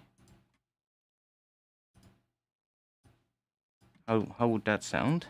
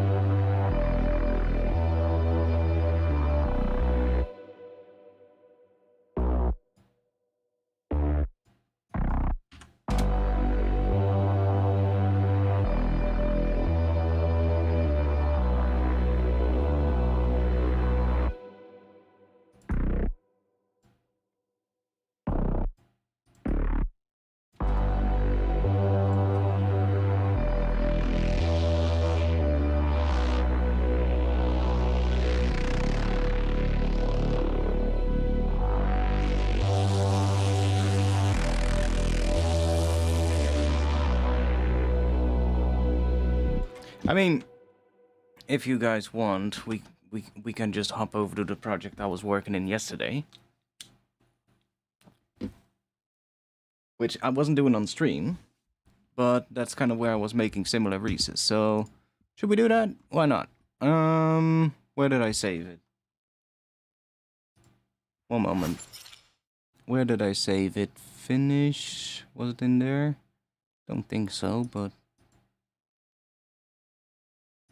Oh, yes, I already moved it in there.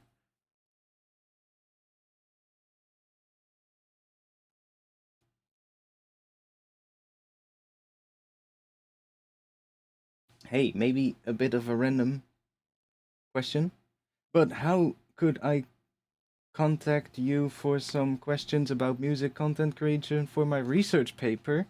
Discord, maybe? It's probably the easiest. Link to my Discord server is in the description, by the way. And probably in the chat as well. And if not, just type in !Discord and you'll get a link.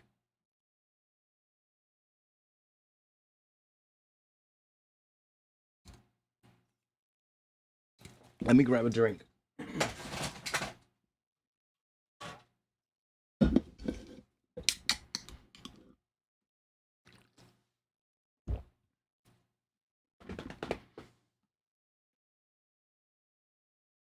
Come on, Ableton, open the project. I know there's a big reason there, but I was kind of messing around, and I kind of got some interesting things, and I was like, oh, this could be a tune, or an intro for a tune. And it's already getting into some bass stuff, so that's kind of cool. It's a little bit more fleshed out than the thing that I had just now. Let's just work from there. Okay, we're back.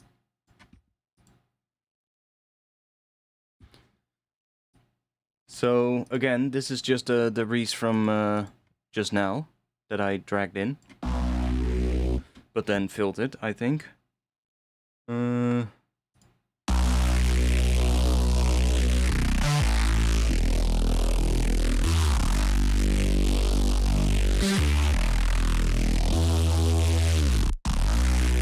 And it just sounds massive. I fucking love how big that Reese sounds. There's a little bit of stuff happening on it in terms of pitch bends here, which is why we get some extra things. And there's also a vibrato on it here at the end.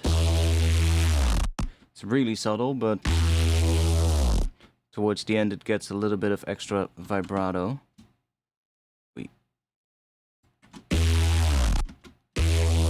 It's very subtle. Maybe on a higher note, if we pitch it up, we can hear it better. It's so subtle. I thought we would be able to hear it better, but I guess not. It's this one.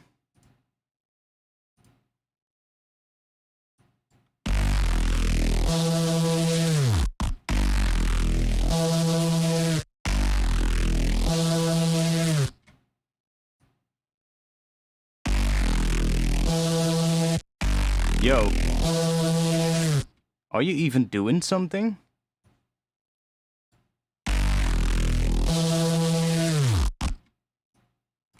Is it even doing something? One moment, because it's supposed to do something. Come on. Move. Don't think it's doing anything.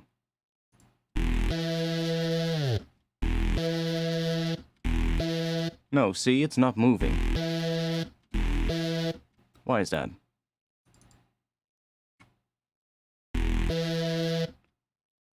This is not moving. For some reason. Vibrato.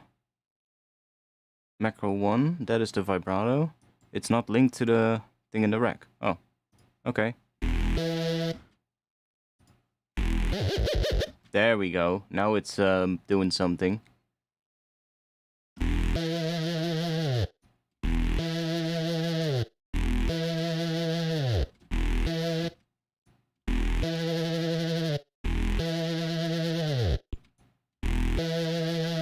I had it on an 8-note vibrato. Yeah, now it's doing something. There we go. That's the sound that we need. Like, if you do that on high notes, it's gonna sound so fucking cool. Then just move that to there. Come on. No! What are you doing? Come on. Move. There we go. And then bring that one down. Yeah, so I'll play the entire thing that I have here. This is also in B, I believe. Yeah, B. So it's also in B minor. But I made this little thing yesterday, and it's a bit of a vocal kind of pad intro, which is just a Pigments. Just what is that? Alfeerdaus Ensemble Celtic something? some kind of music, whatever, it doesn't matter. Just pick something and find something, and I found this.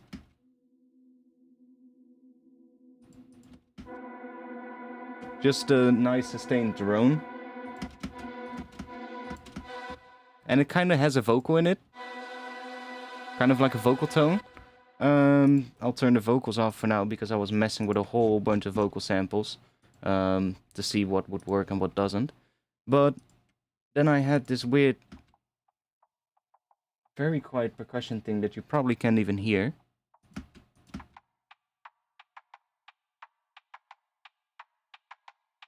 almost like a ticking clock or something, and then some kind of a low-passed bass kind of thing, just temporary. And then I chucked in some Noisia drums just to quickly see what it would sound like. But, and let me check real quick, because I had one vocal that kind of worked, this one, and then we get this.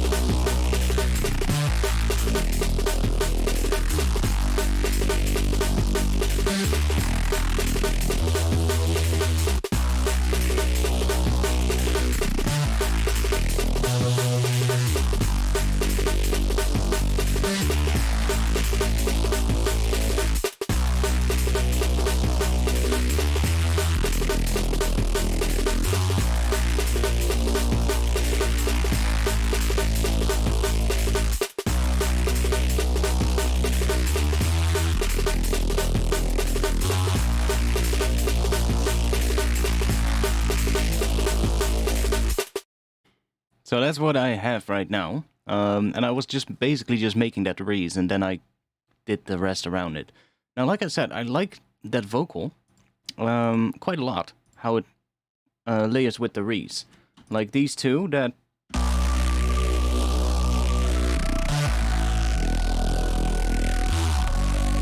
It just works really well. And even though this is in B minor, I think it's fucking heavy as hell. Right? But it's in B minor. That first bass note is hitting just a straight B0, which is quite fucking high for a bass. But it works pretty well. And it doesn't sound like it's like not heavy enough for a Reese and for the first note of the drop. And I kind of like what I did here at the end, which could be a nice little... either for a B section or for like some transition section. We're in B minor, but then here I'm suddenly switching. So I'm suddenly switching to B harmonic minor for this one. That A sharp is harmonic minor, that's from the B harmonic minor borrowed, and then we're going back into the regular B minor, which is kind of cool. So it gets that really interesting listen to, if you compare this section,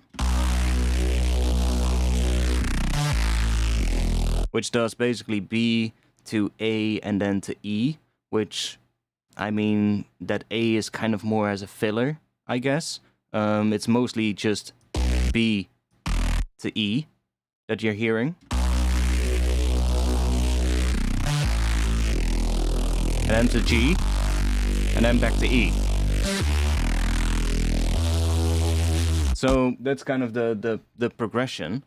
Is basically just B, E, G, E, and then it goes to that A sharp and then A at the end there, which gives it a really interesting tone. It's like...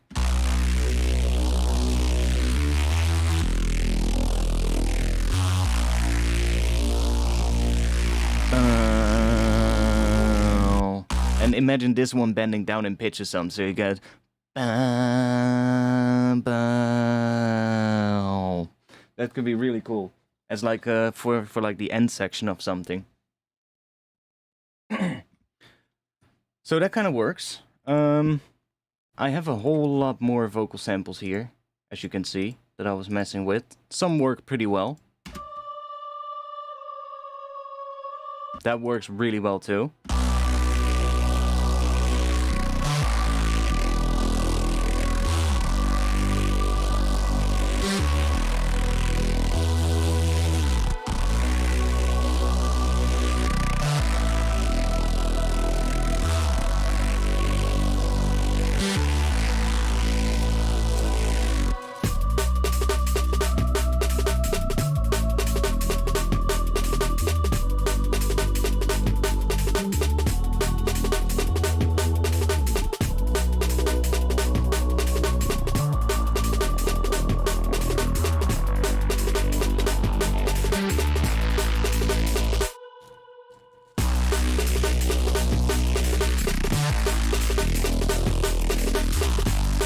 So that could work.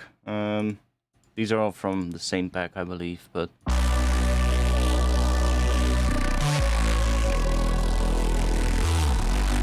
Cool.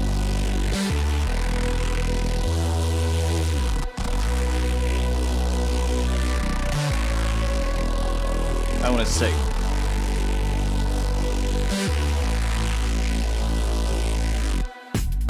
That one works really well. That the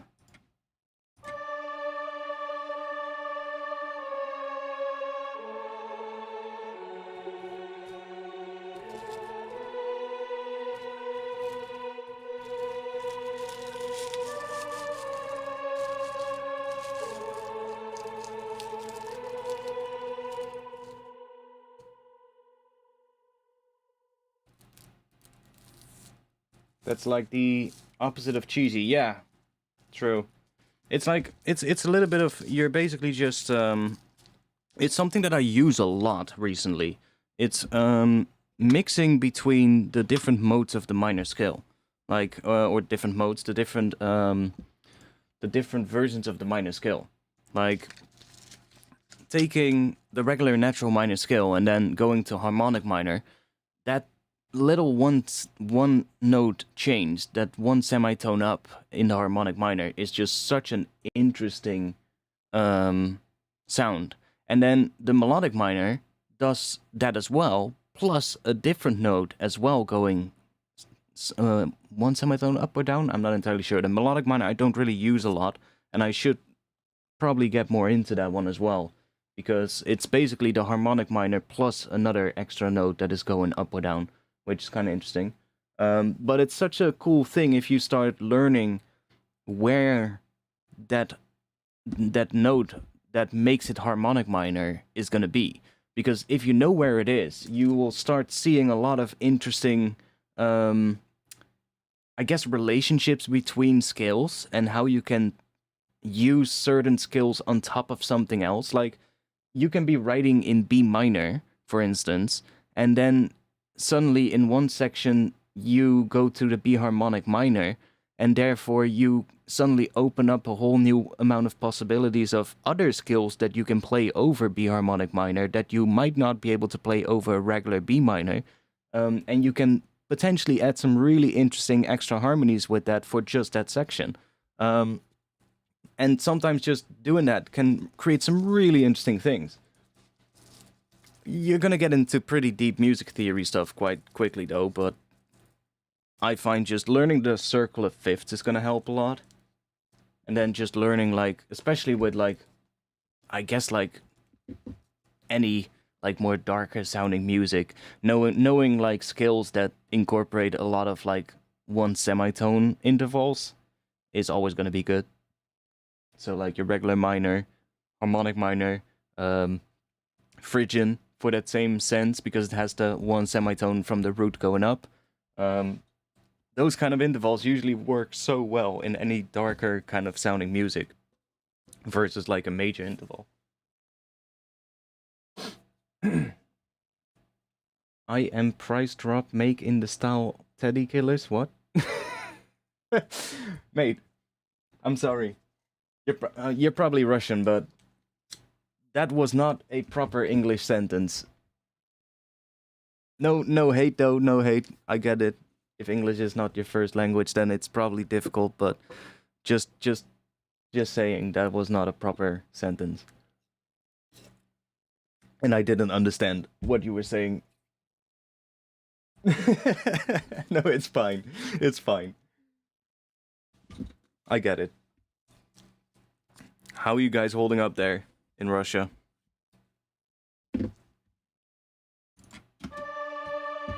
I know I have a good amount of Russian viewers, so...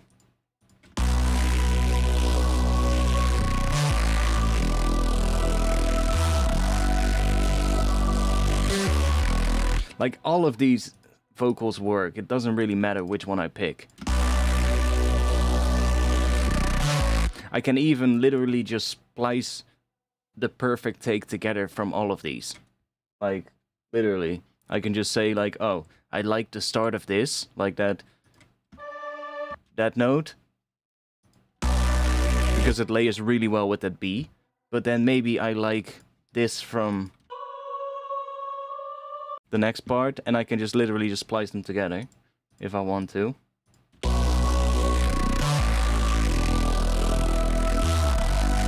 What's this?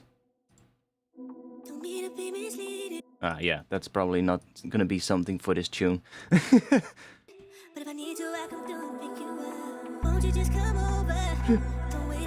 Suddenly, completely different vibe. Sometimes I'll just chuck in some vocals to quickly see if it sounds cool.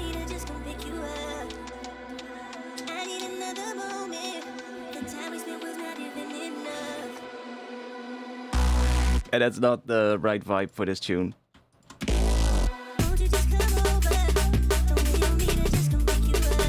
But you can hear, by just quickly chucking in a vocal sample, if it sounds full enough and if you need more instruments. And sometimes when you don't have a vocal, it'd be quite tempting to add too much. Right? So sometimes even if it's a cheesy vocal, it can be good as a placeholder. Not that I like this one, so goodbye. I do have some vocal chops. Not sure what that does.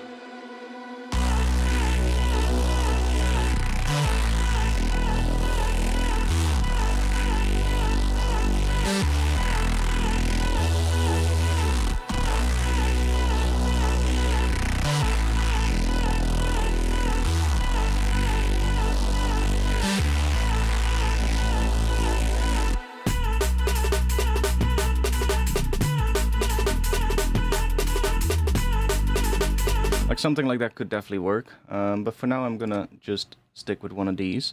I do really like this end section from this one. It works so well over that low pass section. Like, listen, maybe not the first section, but that last section here works so well over this.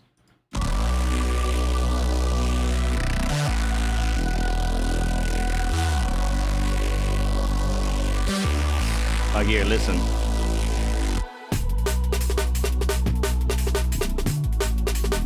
It just needs to be a bit louder, but that... And maybe I should capitulate on that pattern that it's doing that. Da, da, da, da, da.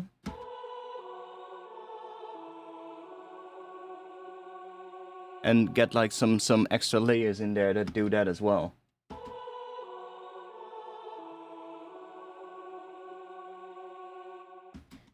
Maybe like some strings or something in the intro before here to kind of introduce that thing, or maybe underneath here as well.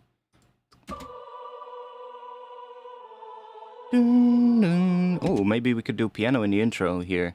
Start with like something more piano based here, and do that as a top note melody in the piano. Kind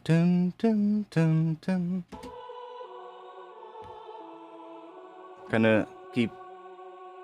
Sometimes I need to think real a lot about this. Like sometimes when I make music, especially when I listen back to things that I made on stream, I'll be like, dude, there's way too many ideas in here.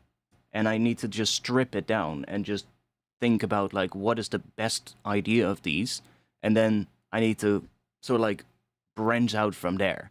Um, a lot of times I don't do that, and I just end up adding more ideas and more ideas, and it's like at some point it's like now I have a huge mess of a track, and I don't know where to take it. And then when I actually start stripping things back, I'm like, wait, this idea is a track on its own. This idea could be a track on its own, and it's like what?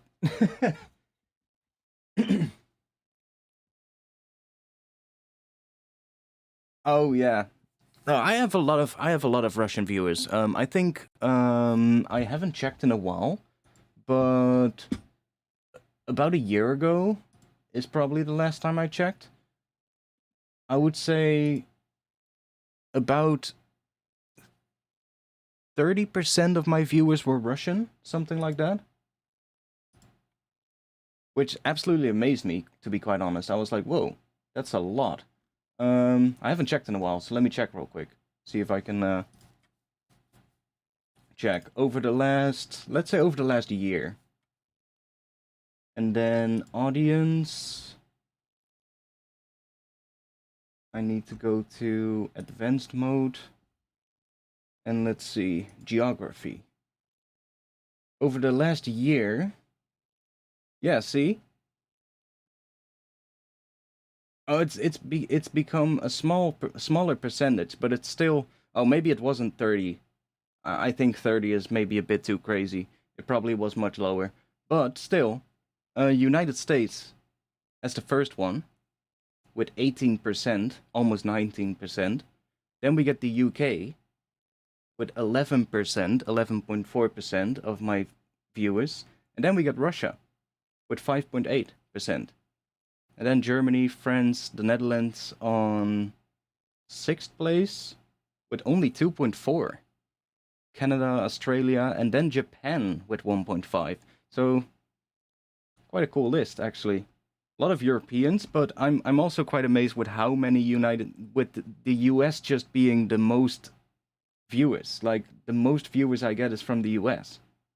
That's quite amazing, actually, with how drum and bass seemingly is still not as big in the US as anywhere else, but I get the most views from the US. Neurofunk is really big in Russia, yeah. Neurofunk is a really big Russian scene, so I can see why I have a lot of Russian viewers. And I'm fine with that, I'm fine with that. It's just the current situation in the world is a bit shitty, and it absolutely sucks. Not to downgrade the situation because it really sucks, but I mean, most Russian people probably wouldn't really support it. I guess it's hard. It's a tough situation. I don't want to get too much into it because it also, especially I've talked to some young Russian people that I know, either artists or like other people that I know, and a lot of them also say like a lot of Russians wouldn't really speak out about what they truly feel about about the situation going on in Ukraine, out of fear for their own safety, right? And that makes so much sense. Um, so yeah.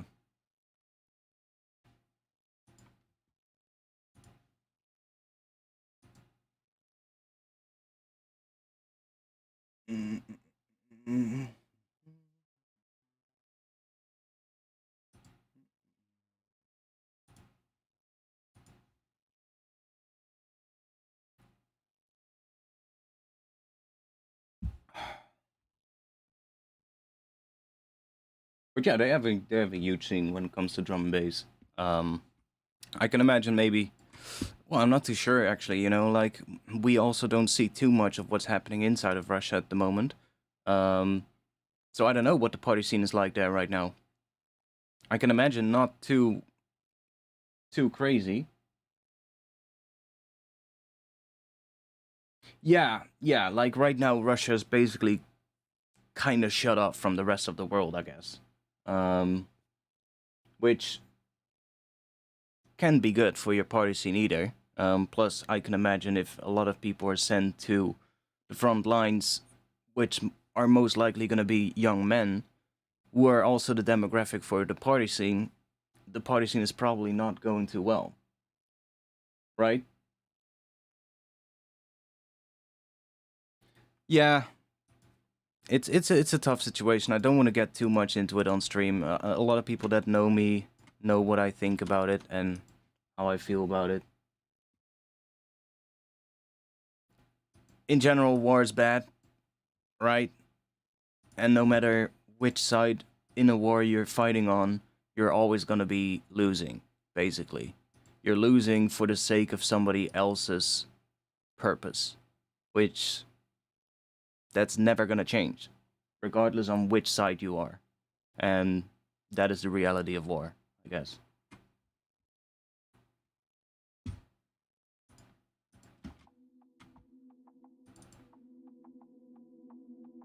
It's such a pointless conflict, yeah. Most wars are, honestly. Most wars are pretty pointless and could be avoided. But hey, what can regular people do, right? I mean, you can do something, but you have to be united. Because you're not just gonna stand up against the government, right? Especially not in certain countries.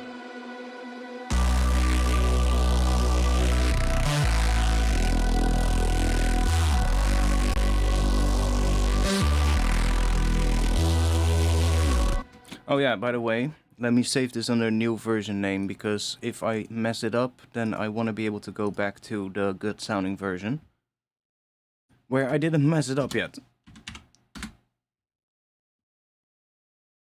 Please keep the chat in English though, just for my own sake. I want to be able to know what you're talking about, and I don't want to have to Google Translate during the stream.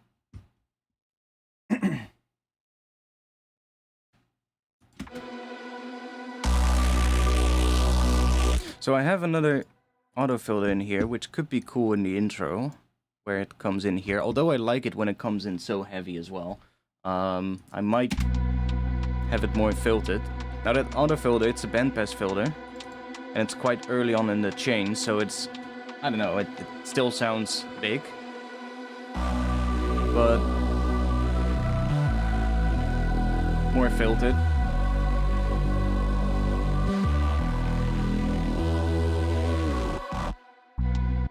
Although I like how it comes in when it's really just full, and I might filter it different. Maybe I'll do a separate low and high pass so I can control it a little bit more.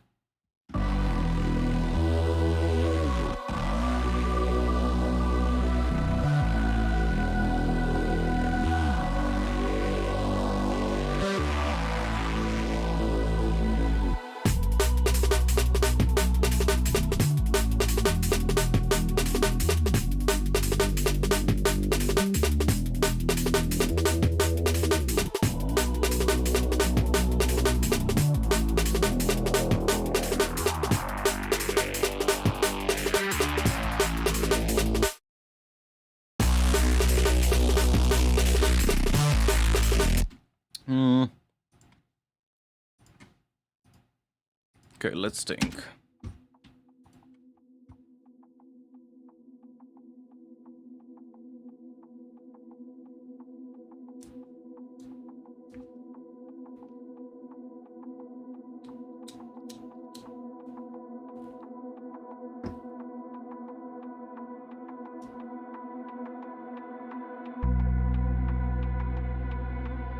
Yeah, so let me go in here and add some kind of a track with,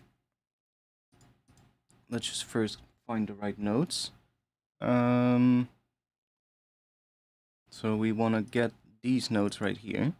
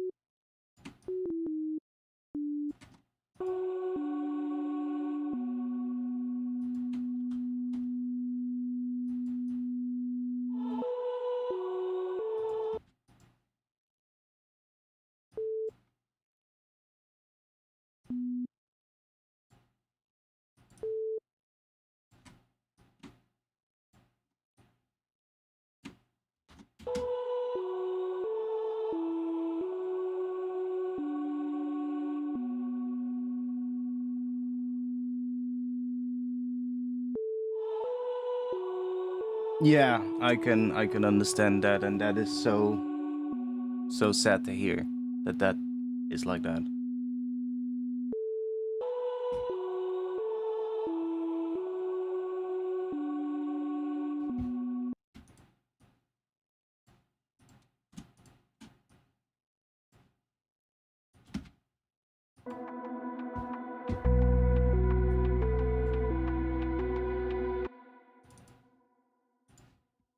Okay, let's go and grab something else. Let's just grab our piano.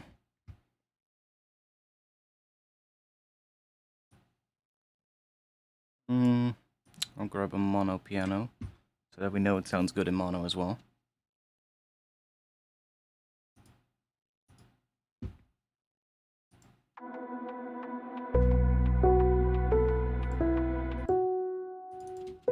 Maybe not. Maybe I'll just grab the stereo one.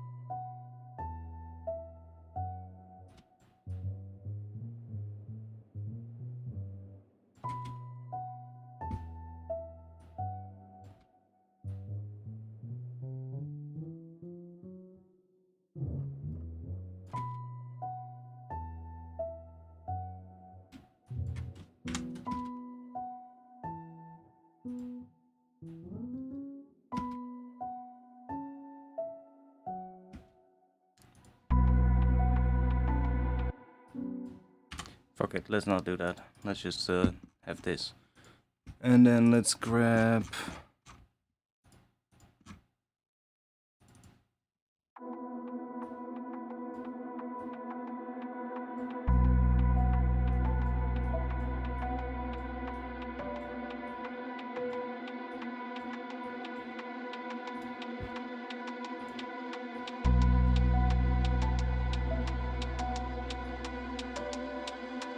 I might not even... might just do that.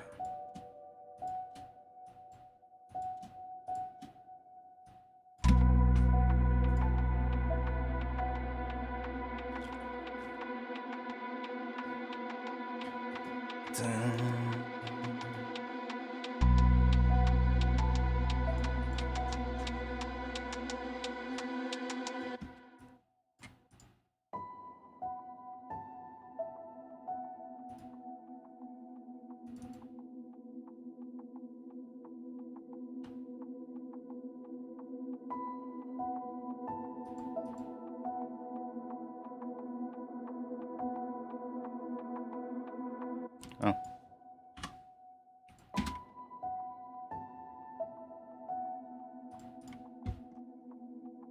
Not sure if we're gonna have it from the start, but it'll work for now.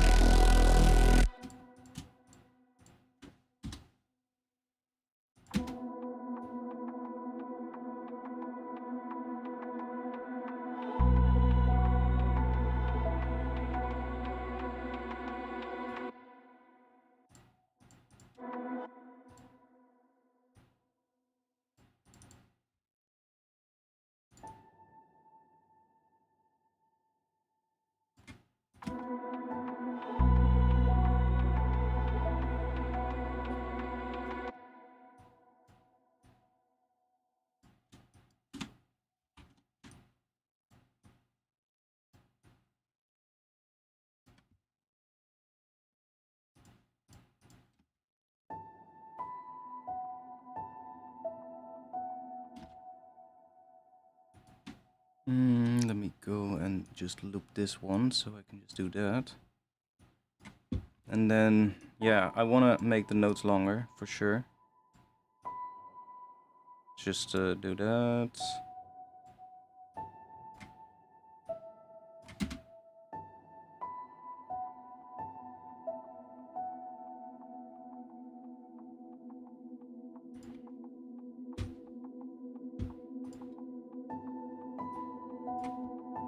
And it's just a layer for now, but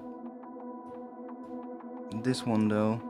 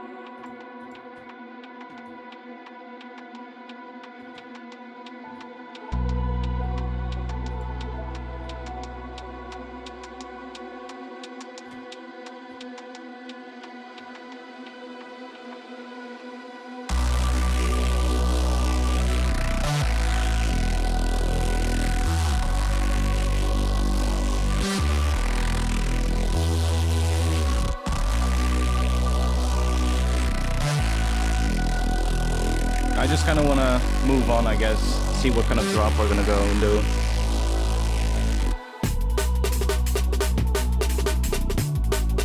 And this section is so nice. Let's work on this section a bit. The drums are just temporary. I'm not gonna use these drums, but if I'm gonna use these drums, then I'm gonna have a track with the same drums as a lot of other tracks coming out soon, probably. So I'm not gonna do that. But they're a good placeholder. This is kind of the pattern that I want, I guess, for the drums. But for now, let's just leave them in.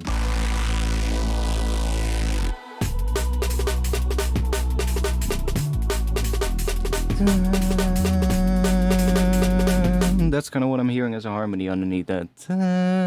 What is that?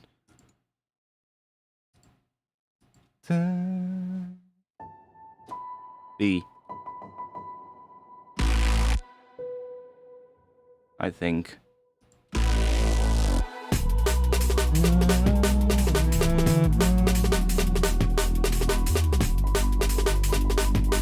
Yeah.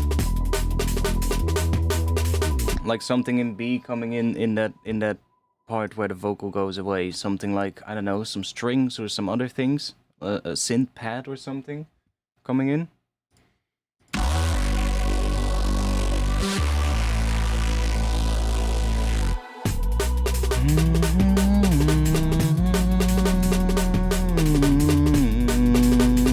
Ooh. That can also be cool.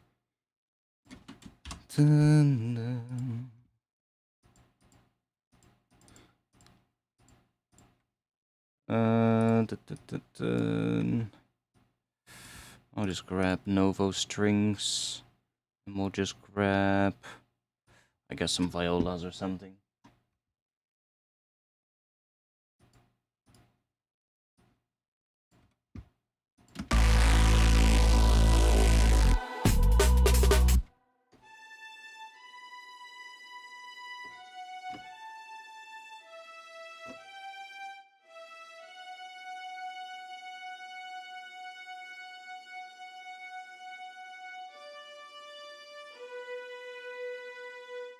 Yeah, that could work. That leads into that B. So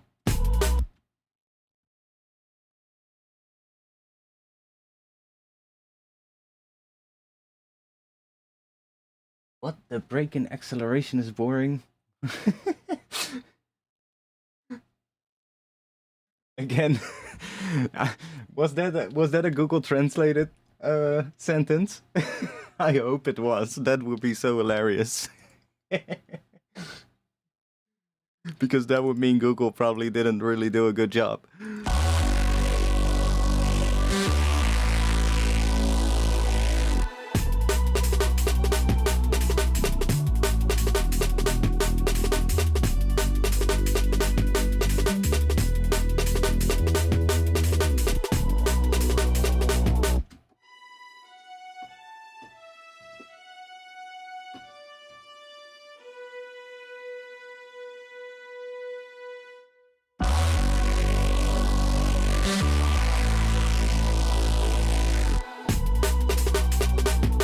fuck?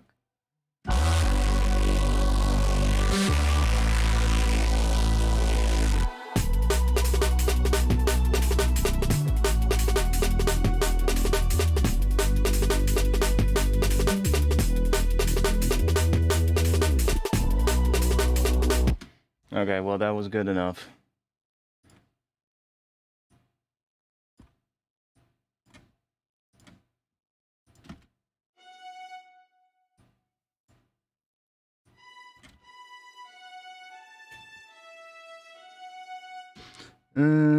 Let's adjust it. Dun, dun, dun, dun.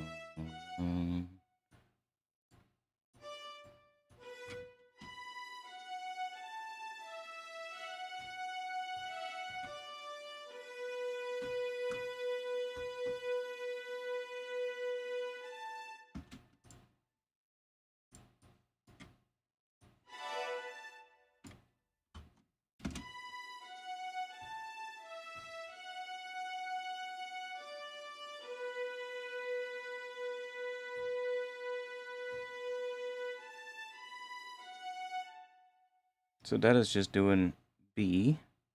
So if we do, let's just check real quick.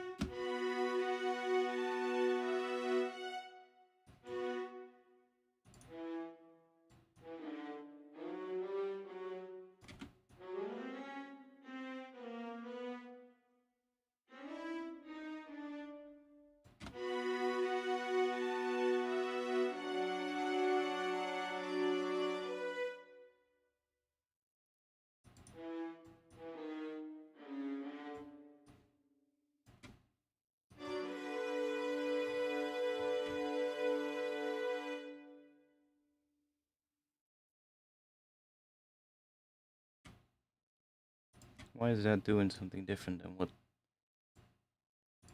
I mean, of course it's doing something different. It's doing something different from this, even though it's layered on top of it. What if I...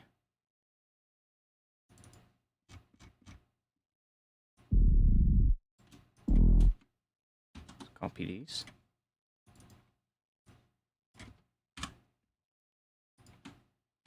Paste them in. Go up a little.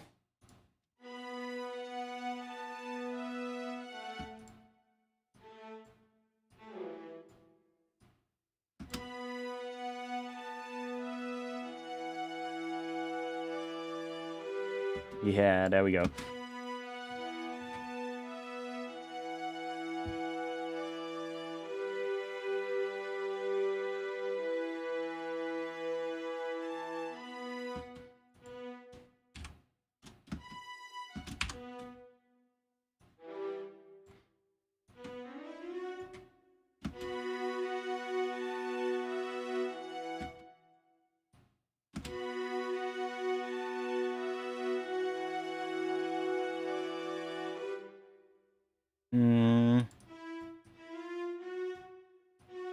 Wants to continue.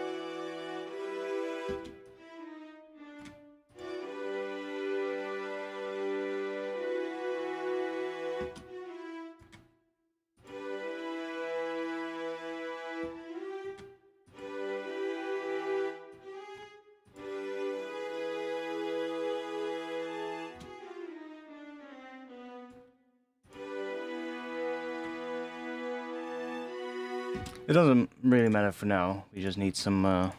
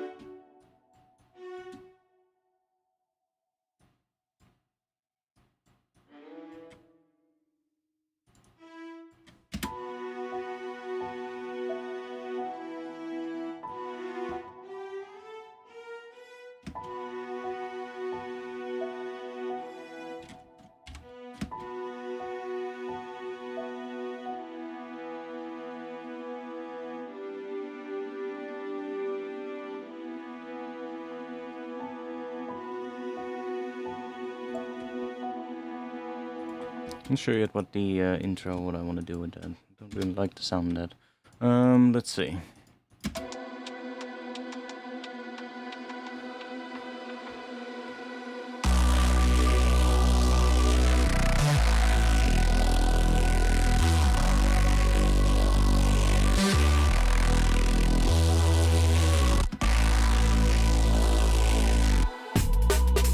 Oh yeah, I was gonna do something here, and I got completely sidetracked.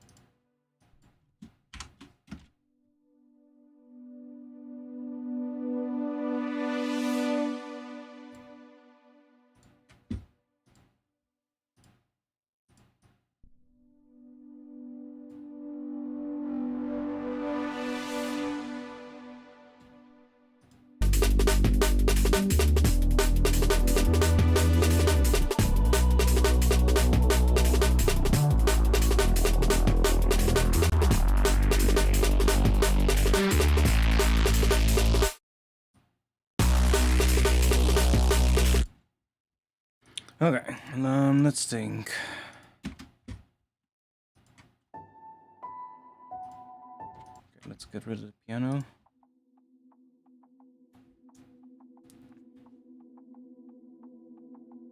Because I don't mind it starting like this, with just that drone coming up.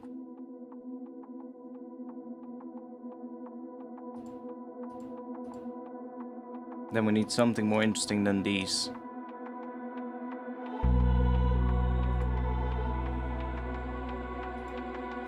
And I think I want to leave the vocals until here, honestly.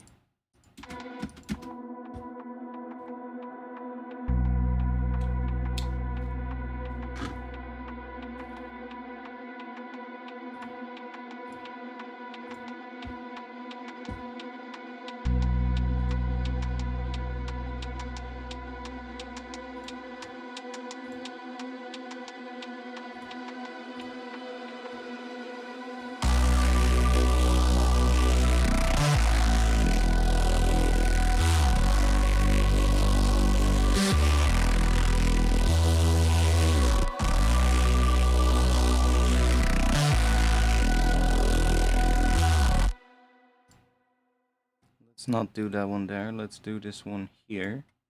Then we're gonna take this one. Let's grab this automation. And let's copy that. Wait, what?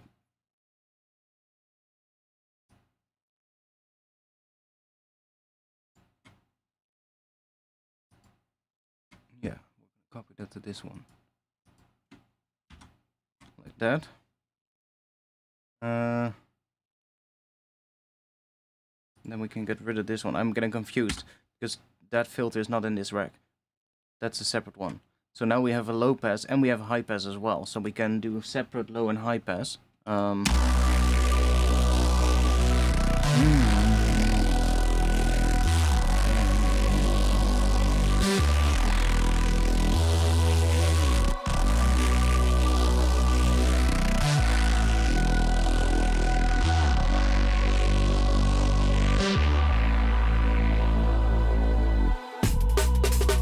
Already gonna go down here.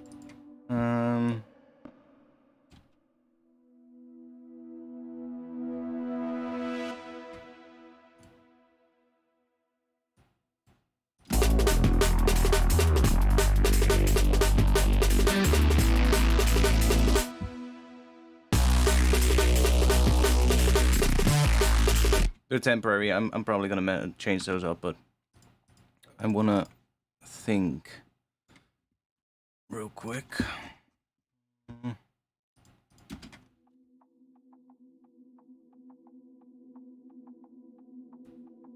Yeah, I agree, Greedo. That would be nice.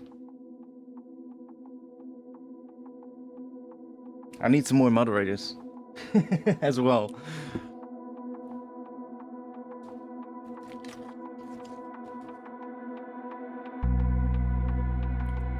I think I have 1 or 2 or something like that.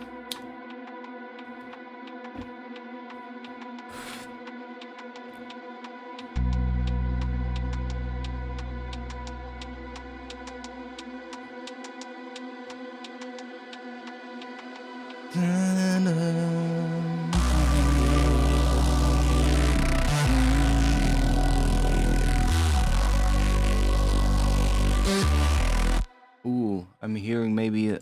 Oh.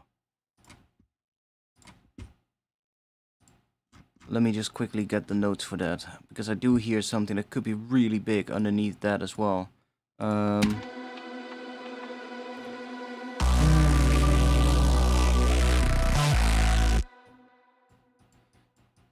Just a descending pattern. Starting on B. No. Starting on D. Which is a minor third up from that B. So we got... Dun, dun.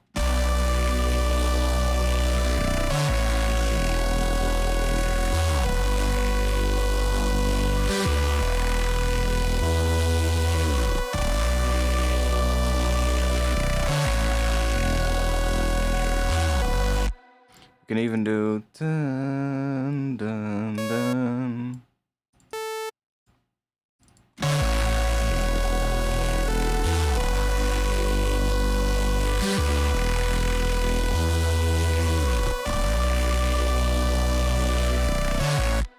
Dun, dun, dun.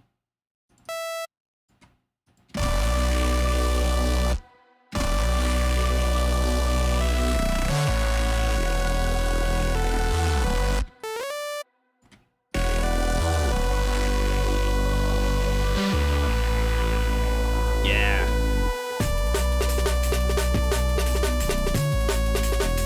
That's gonna be definitely something in there that we need. This pattern is gonna make this whole thing so much better. We just need a good sound for it.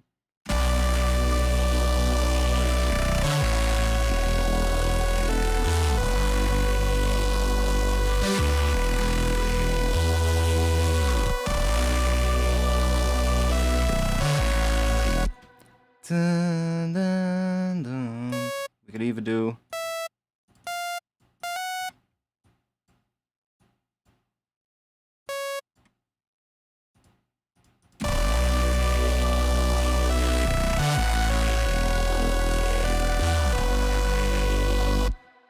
Ooh, that's sick, actually.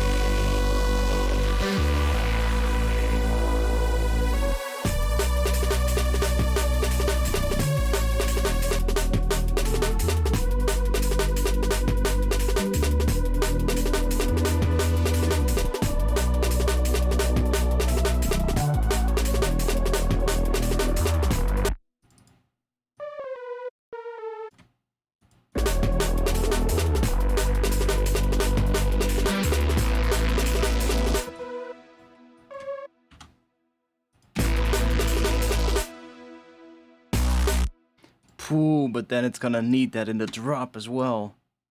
A lead on the bass in the drop doing the same thing. But then much bigger. Like, imagine something more like that.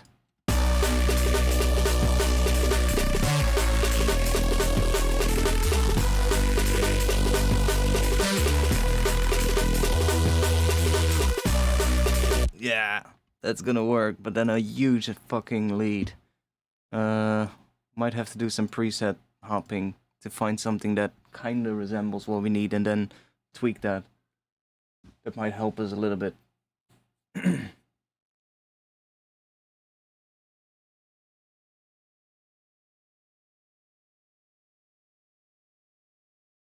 Love the long holding on the last note. Yeah, it's kind of like the progression is different than what I was thinking. It's not doing what I was thinking. It's not doing the B, E, G, B, or E. It's not doing that. It's just that E is different. It's kind of like doing B, A, and that E is a fifth of A, so it makes sense. And here it does D though. So it does a little D at the start there, but whatever. Then goes to G, and then goes to E. But that G could also be the minor third of E, right? So it's kind of like it goes from B to A to E, I think.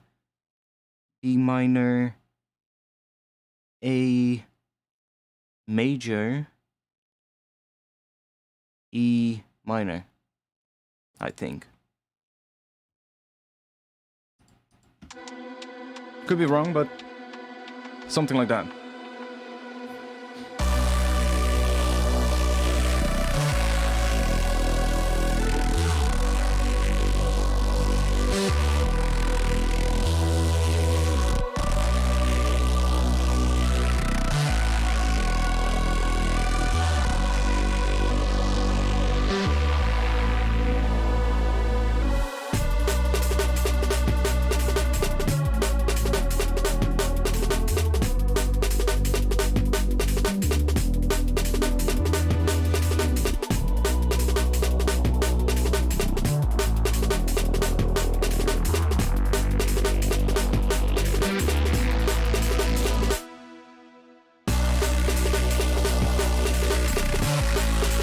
And yeah, it needs to be a really interesting sort of like top lead, I guess. Something that sounds pretty big.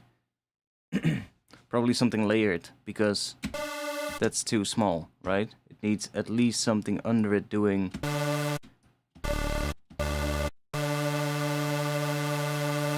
maybe that.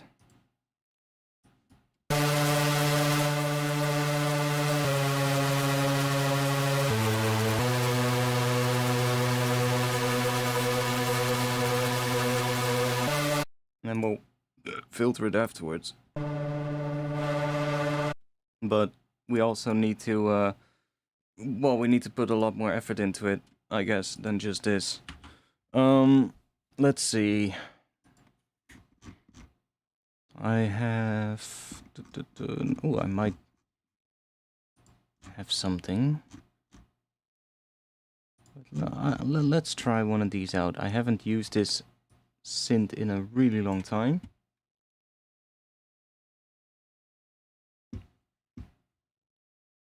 But let's see if we can find some cool thing in here. I just wished there was a way to see all the leads. Oh wait, here I see some leads. What do we have?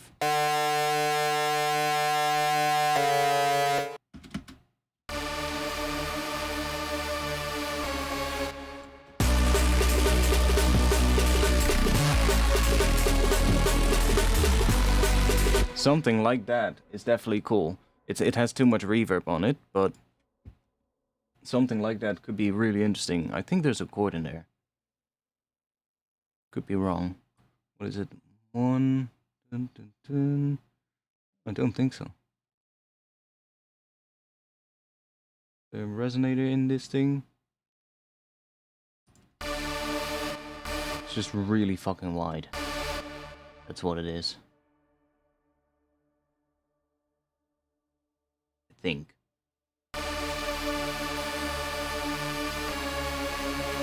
Where's the effects? Holy shit. Where's the reverb? Oh, here. Effects A. Chorus. Effects B. Stereo delay and reverb. Ah.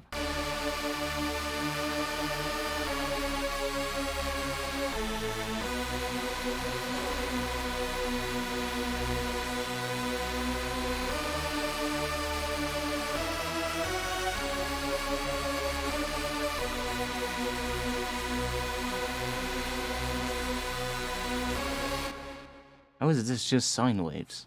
What the fuck? It sounds like some saw waves, but it's literally set to sine wave. Is that the raw thing here? Ah.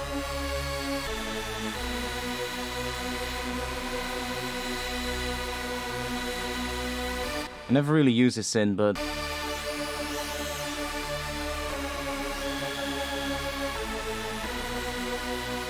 quite cool.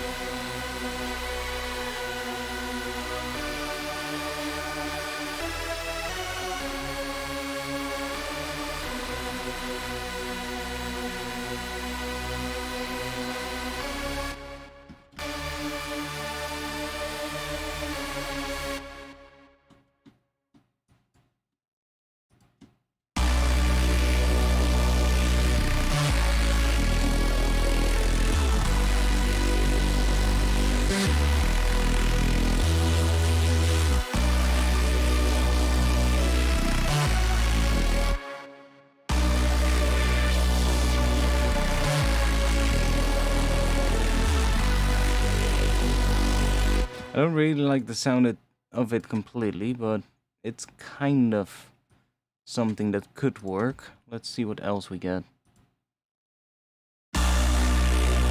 That's too much. Right.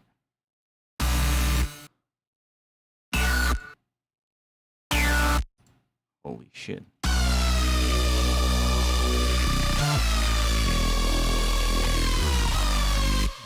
Actually, it's kind of cool. Having a pitch where downwards pitch movement on it. Let's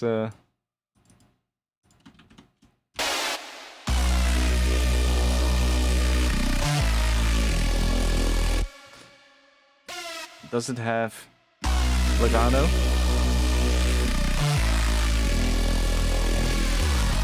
No. Can we make it legato? It sounds quite cool though, having like a Hoover kind of sound in there. Play mode, legato. Well, that didn't work. Okay, next preset. I'm just getting some ideas, seeing if what works and what doesn't. Let's go to different bank. I wish they would just label them with LD at the start of the lead presets. That would be so good. Somebody has probably done that. There we go. Good one.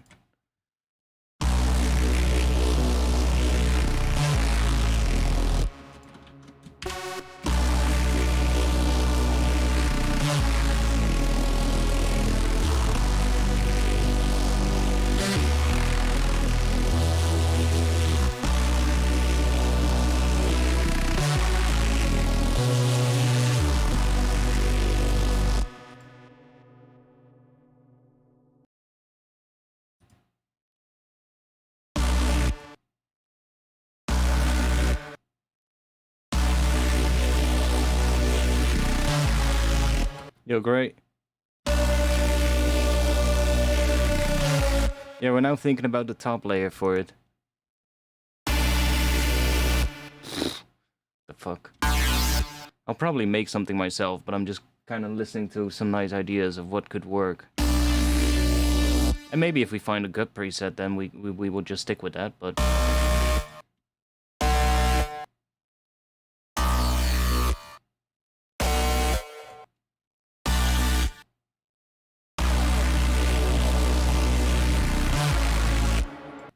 But definitely these notes are really cool.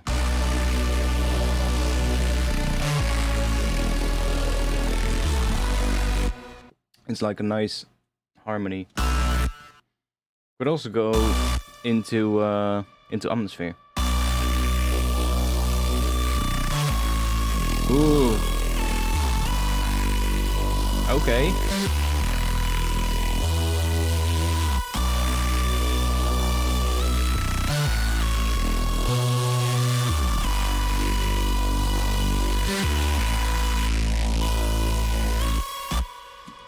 It's fucking loud. It's kind of cool.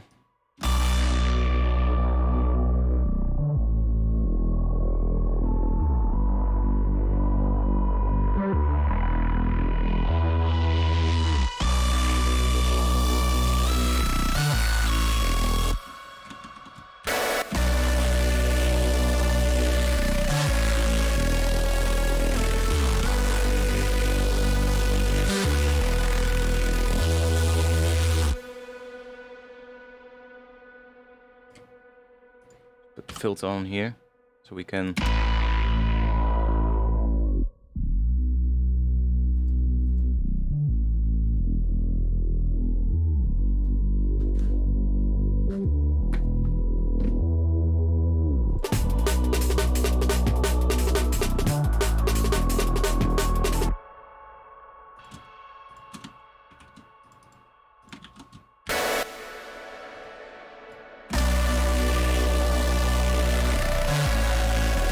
I like the sound of that lead. It's a really nice distorted lead. It's very reverb though.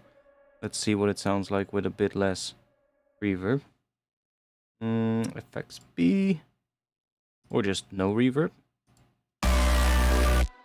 What?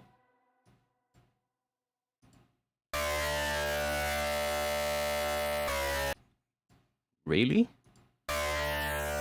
Oh, wait, what? That sounds different.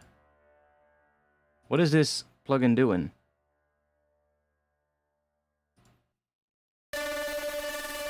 It just switched to the next preset. Huh?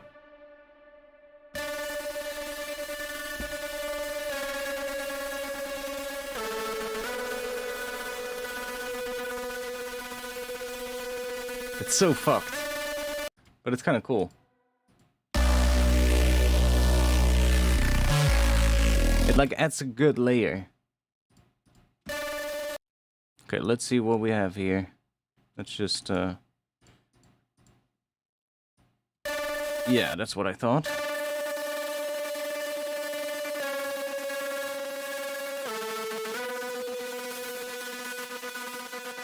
A lot of high stuff right there.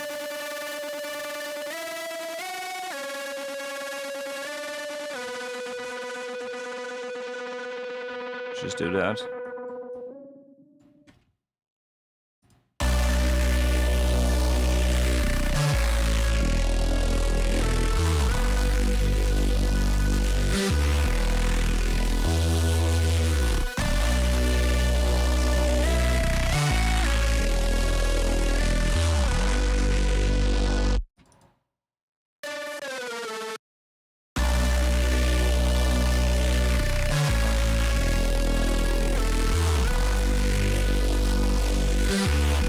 Hey, I am Dutch overall.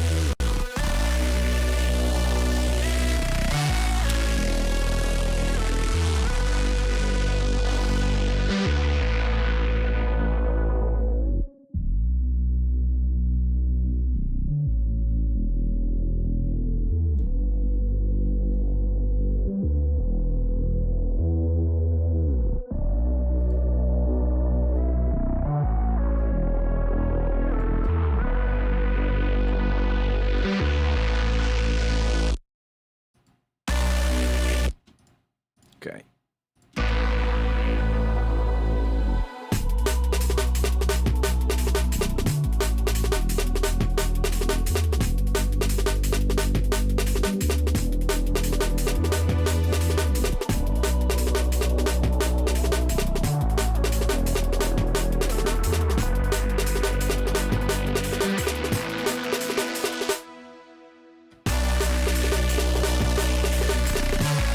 It still needs to hit harder on the bass though.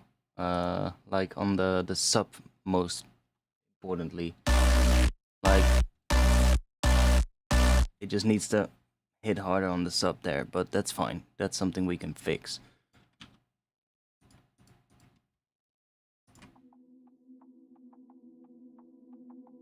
Note the up melody 5 tone. What?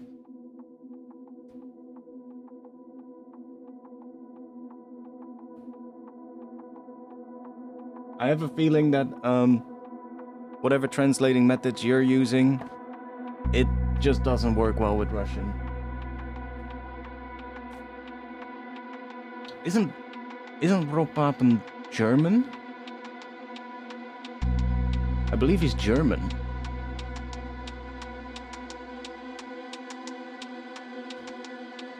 No, this is not Paul Stretch. This is just Pigments Granule.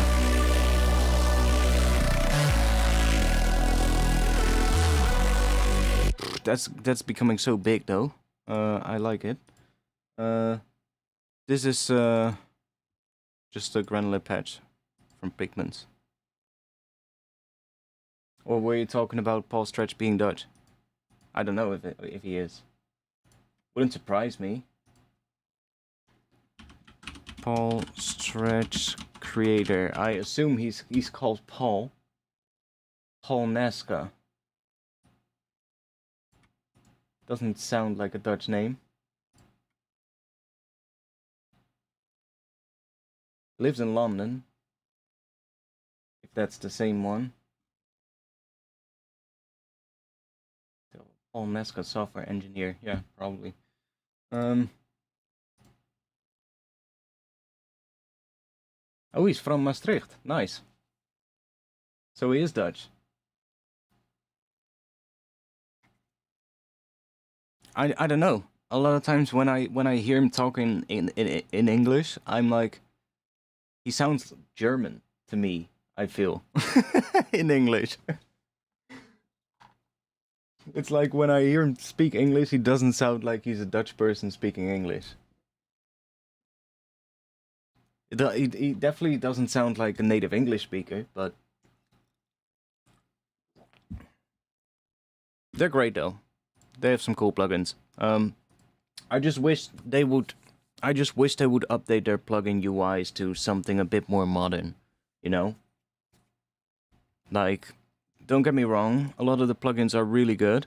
They sound really amazing, but the UIs, mate, they're just not of this age anymore, if you get what I mean. And I think if Rob figures out that side of everything, how to still capture his sort of like look, because all his plugins look like his plugins, right? You can see that it's his plugin. But I think if he could figure out a way to make everything look more modernized, then yeah, that would be such a big thing. Make everything more, you know, a bit more modern in terms of how user-friendly it looks. But other than that, there's still some great plugins. Like, Raw is nice, but Predator 2 I used Predator 2 for a really long time. I really like that one as well. Has some nice distortion that comes out of it.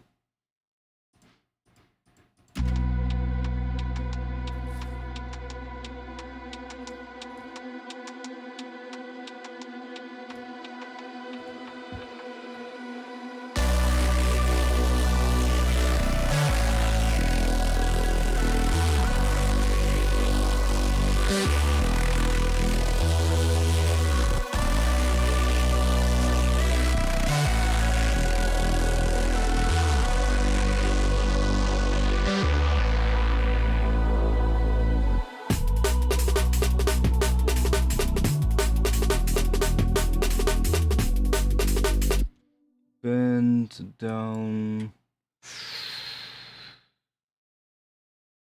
24.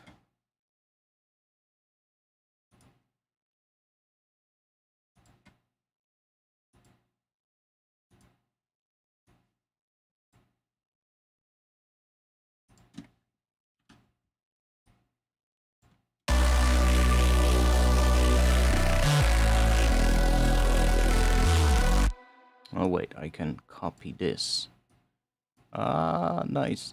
I can copy this and just put it right there.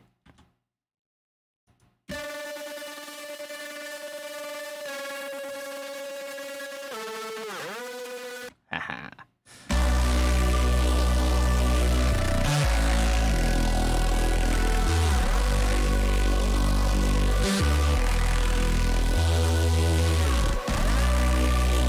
Oh, that actually sounded pretty cool there.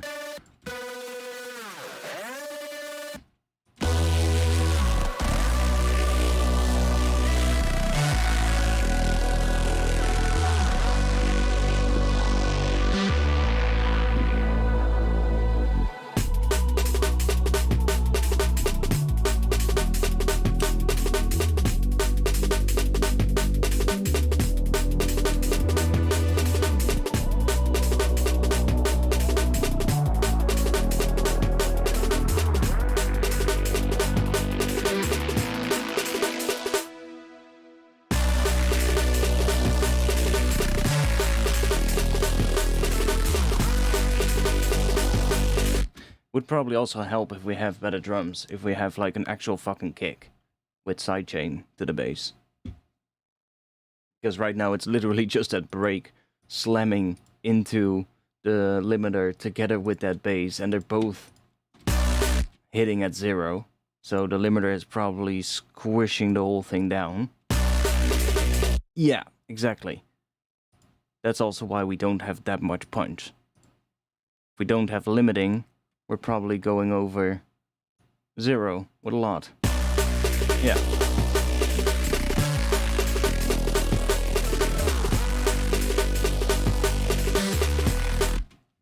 ChatGPT actually works pretty well for generating chord progressions.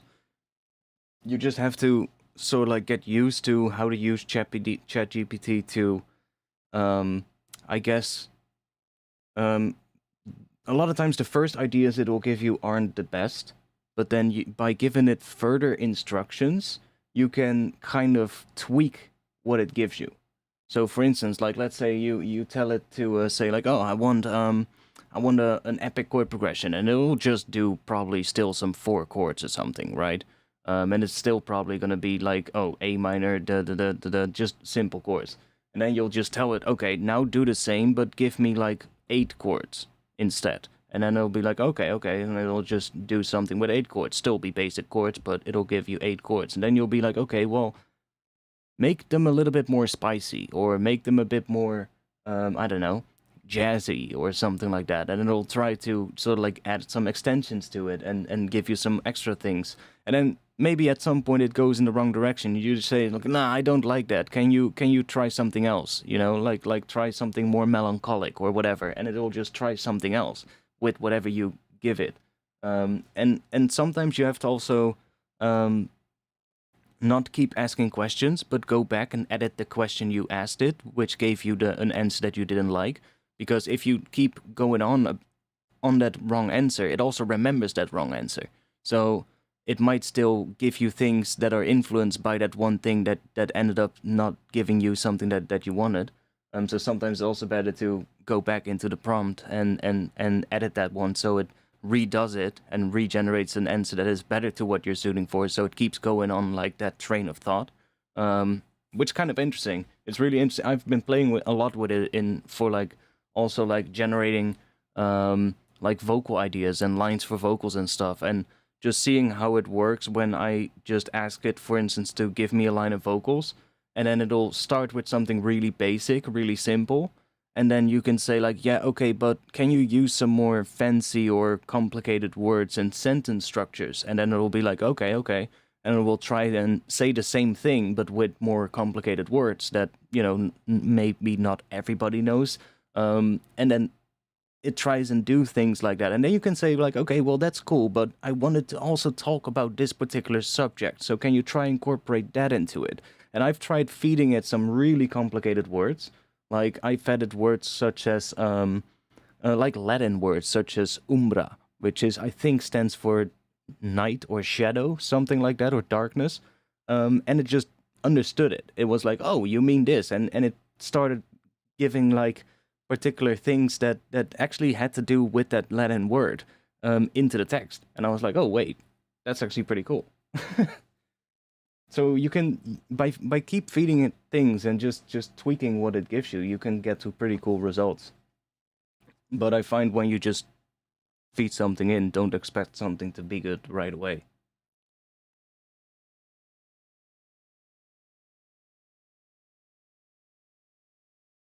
Oh, you're trying... I'm not sure if it does that.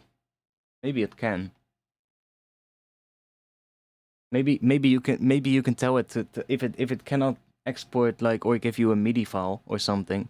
Maybe you can tell it to write a script that then, if you run it in a command prompt or something, makes a MIDI file. That would be sick if it actually does that.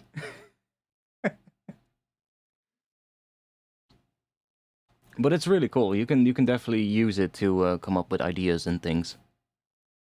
Definitely works. It can also really mess up on things though. Like it's not always right. Sometimes it's completely wrong, but then when you tell it that it's wrong, like if you know something about the subject that you're trying to generate something about, you will also know when it's doing something that is not right.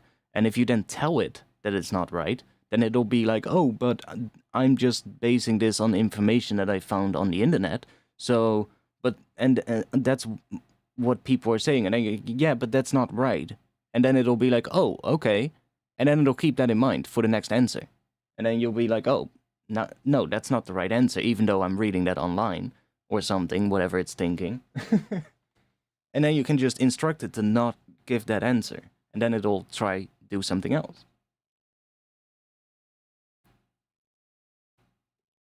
Which is quite interesting.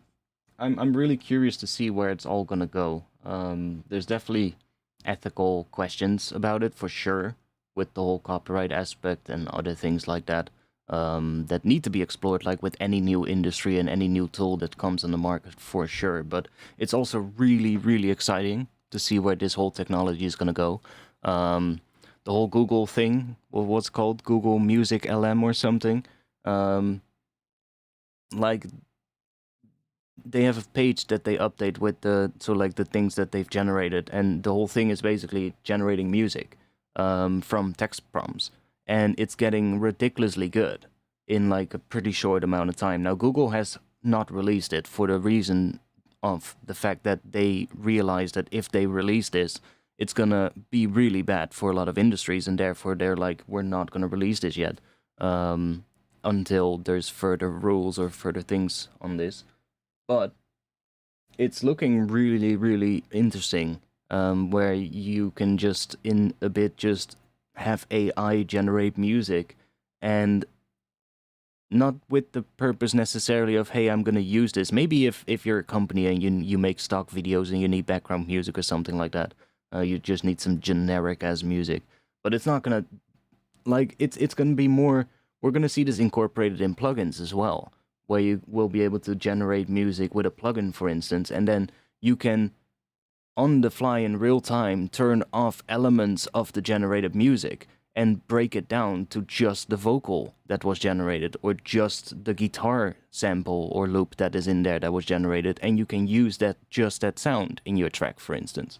And that's going to be really crazy, because then you're just going to have a whole new way of thinking for sound design, where you're just going to be telling something like, yo, I need something like this, and it's just be like, oh, wait, maybe something like this, maybe something like that, maybe you can use this, and you can further tweak it, of course, and have then further controls over the generated sound to kind of tweak it further. But that's going to be really interesting where that is going to go. And there's definitely a lot of companies right now that are working behind the scenes on things like this. So by the time when everything is going to be sorted out with the whole law systems and everything around AI, it's going to be really interesting to see where the plugins in like the music production field are going to go. And I definitely think we're going to see a whole lot of really interesting plugins.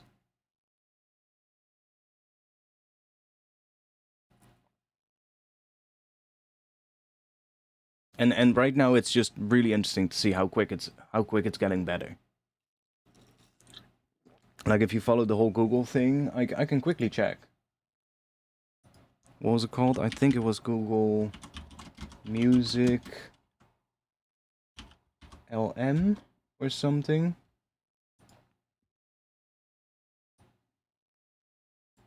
This was the page. Let me just do that sort of. So not all of them are good, but the main soundtrack of an arcade game, it is fast-paced and upbeat with a catchy electric guitar riff. The music is repetitive and easy to remember, but with unexpected sounds like cymbal crashes or drum rolls. Okay.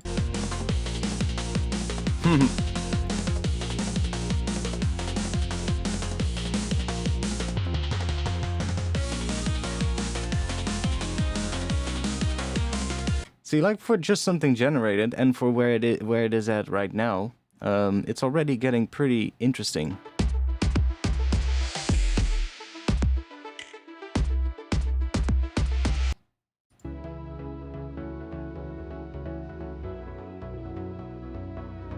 Especially because it's still in its earlier stages right now. Long generations, these are pretty interesting. Relaxing jazz.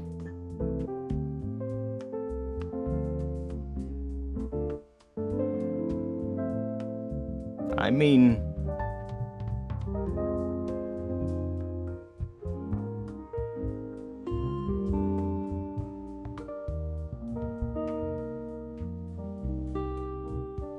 I can definitely hear relaxing jazz in that. I wouldn't say it's particularly good. Ooh. That was maybe a bit too jazzy. But it is getting a lot of like harmonies right and things already, which is really, really interesting. That it's already being able to even replicate something like that. And they're doing a lot. They're doing a lot of experiments right now with it. It's quite interesting to keep up with it and seeing what it's actually doing.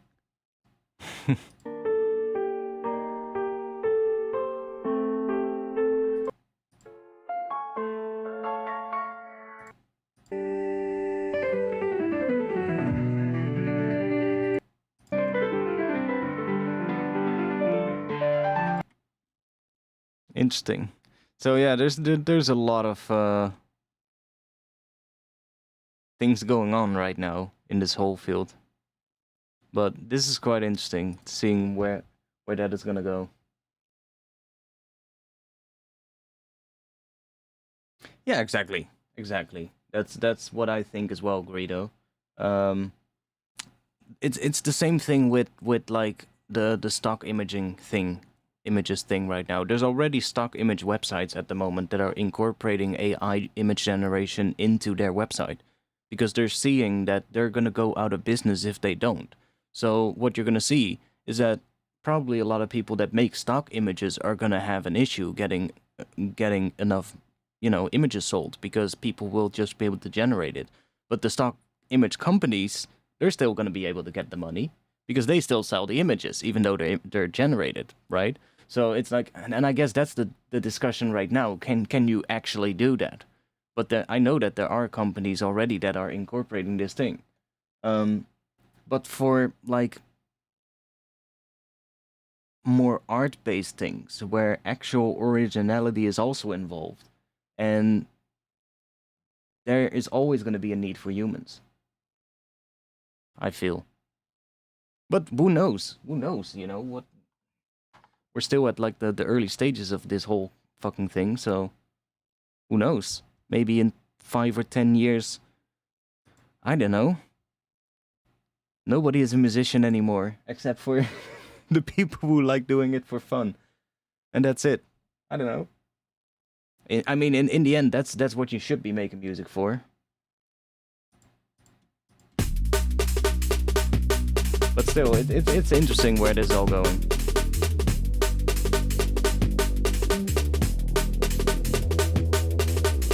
Okay, so I think we need to start working to adding some drums with some sidechain to the bass, so that we can get some actual idea of how big it sounds. Because right now, it's just slamming the break into the limiter, and that's not really working.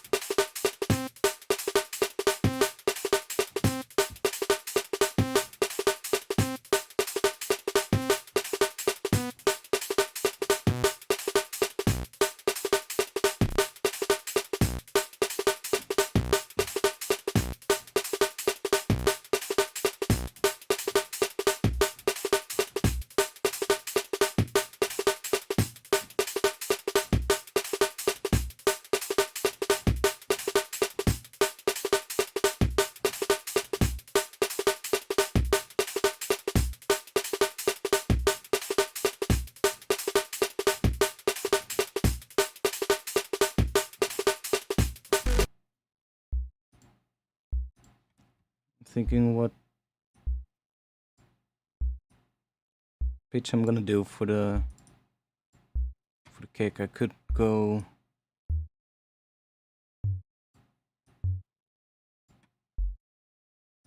F sharp because we're in B minor.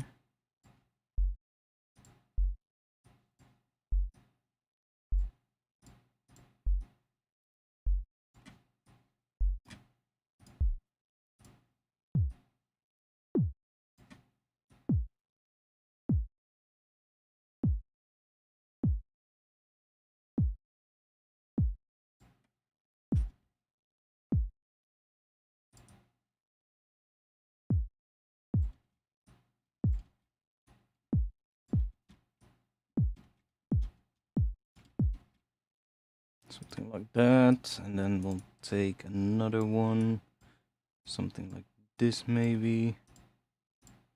Make it really fast.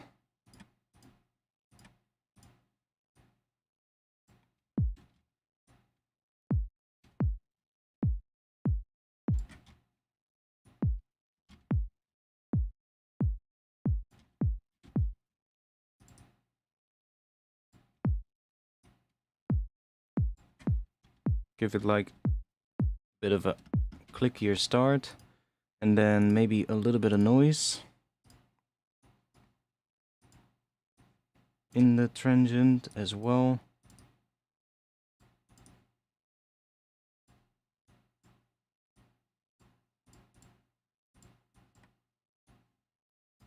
Already did that.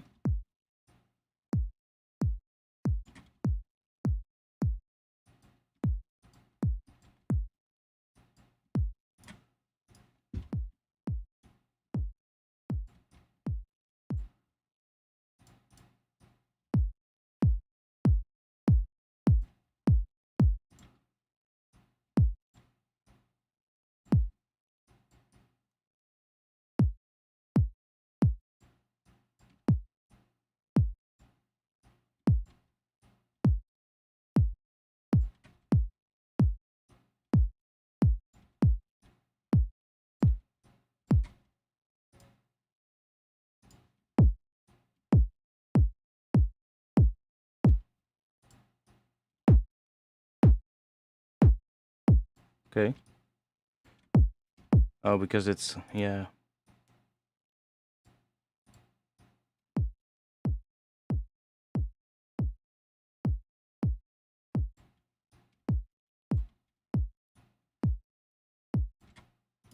We'll just crank this up a little here, so we can hear what it's actually doing.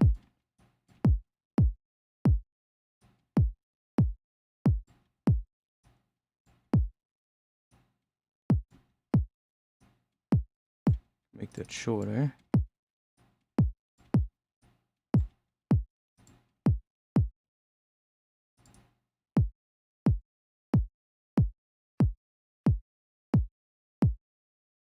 Oh, it was actually pretty good length.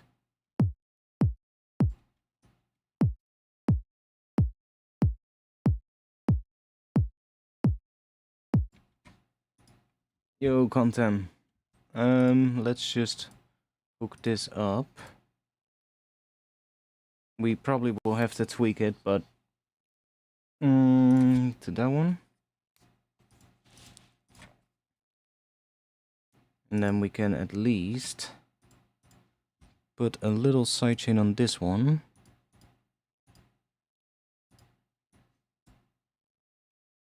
To that kick.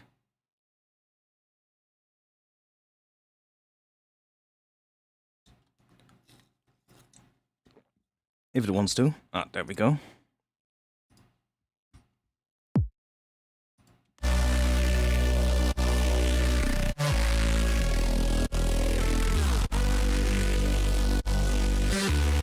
Like, I haven't done any gauge aging either, so...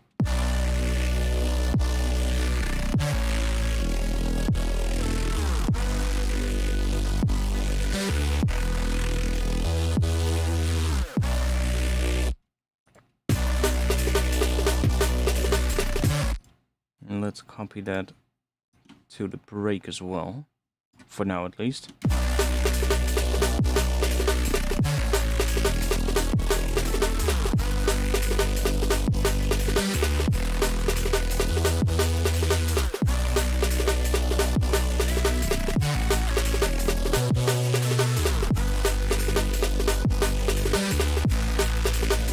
Okay.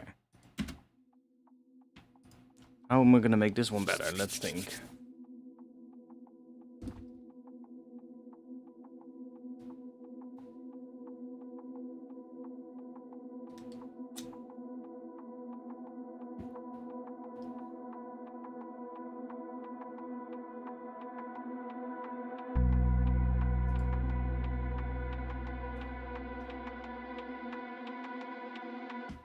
I kind of feel like in the intro we want to have that thing come back. So let's do this. And we have that melody of that lead. Let's drop that on here.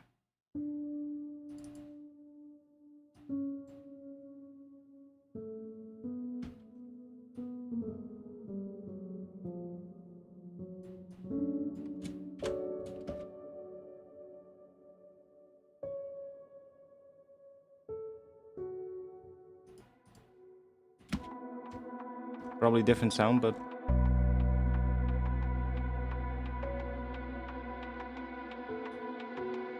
maybe piano could work.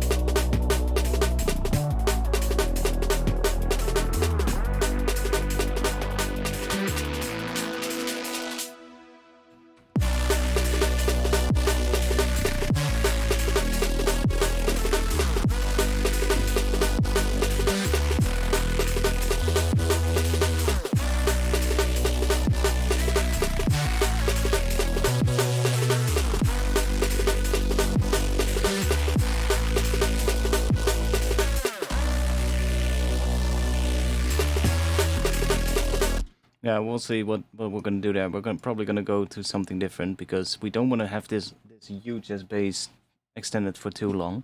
But we're getting somewhere.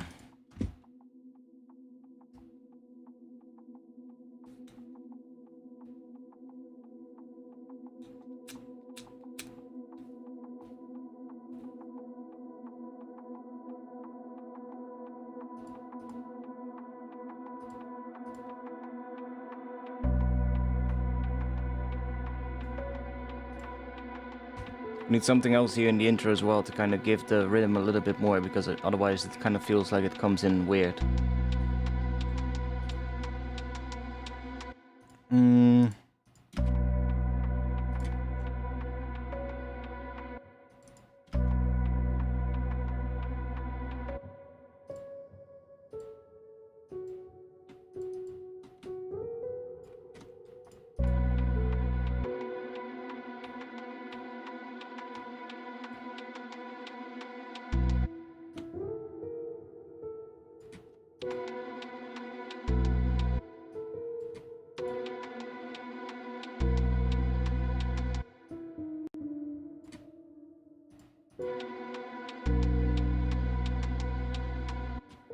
It's a harmonic minor thing. Let's just leave that for now.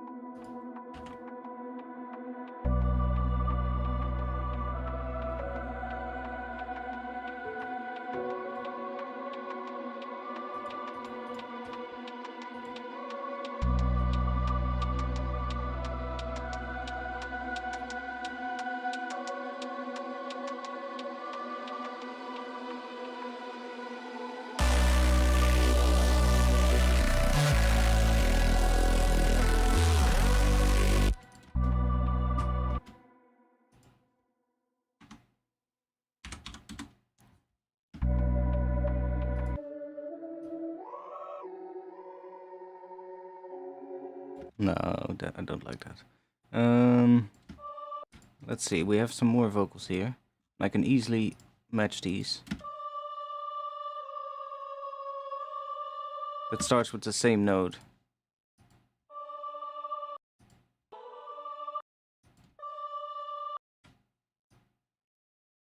Let's see.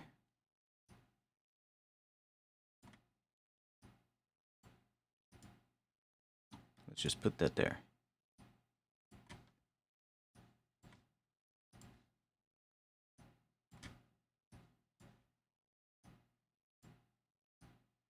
Come on. No, that one. Yeah. And then we are just gonna make this one a little bit quieter because it's definitely louder than the other one. So just gonna do a little bit more like that. See what we get.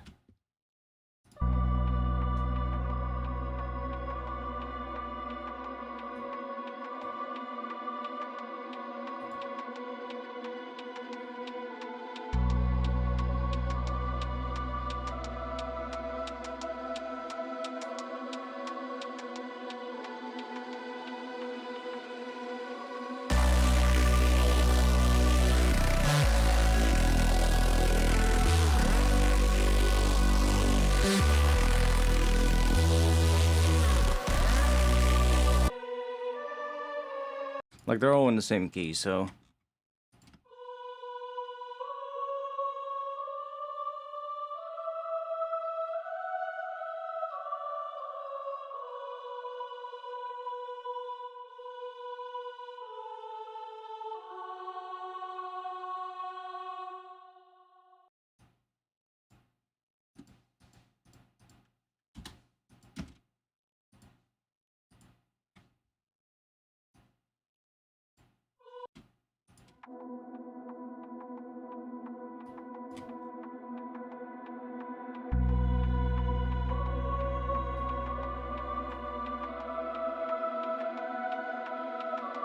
I might even put them into a Pigments, honestly, and make them granular. So I can just choose which parts it needs to do. And where. But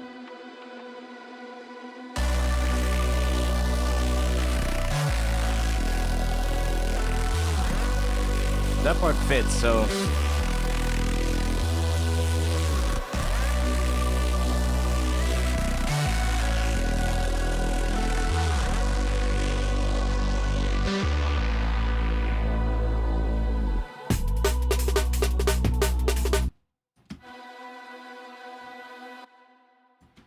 that one, is that one gonna continue, or is that gonna go away already? I could continue it up until here.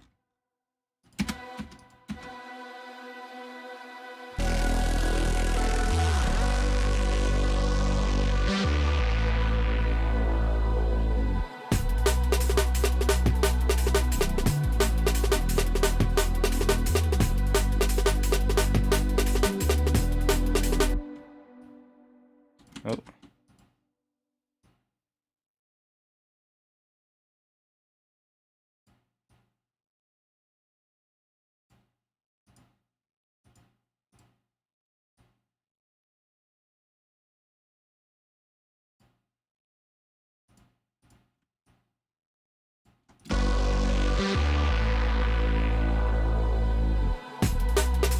Oh, it starts there already. Kind of wanted to get a bit more low pass here. Then, I don't know, we'll see.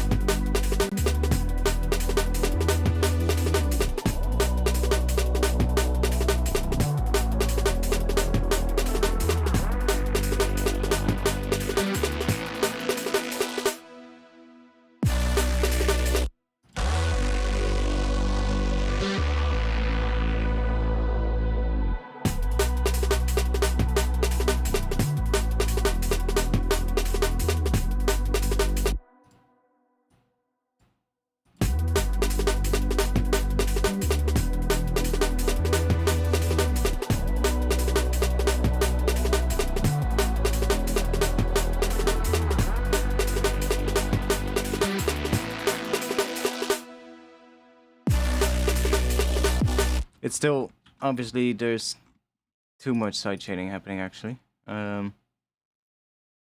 Maybe we can reduce the one on the bass as well. Maybe we don't need that much sidechain on the bass.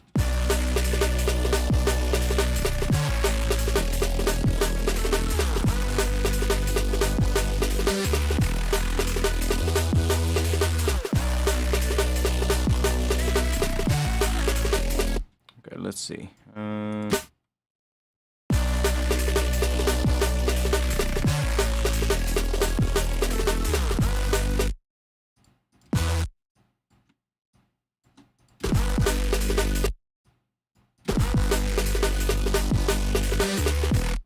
I want to kind of do that in the second half, I think. So like right here. So you get first half, you just get single kicks.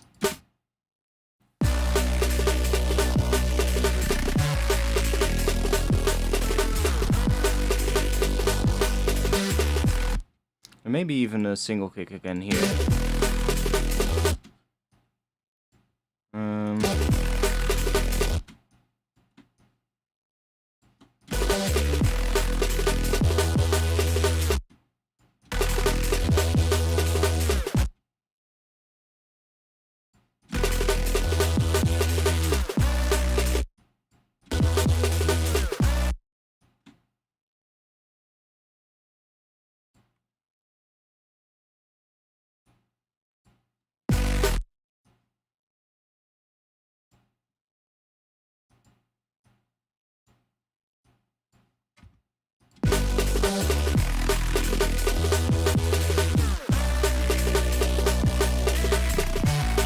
Just for now, kind of works. I'm obviously gonna replace the break at some point. I'm gonna make my own, but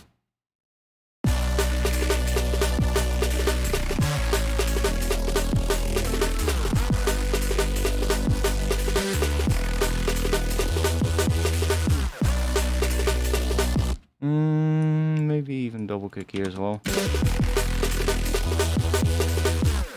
Don't like that one.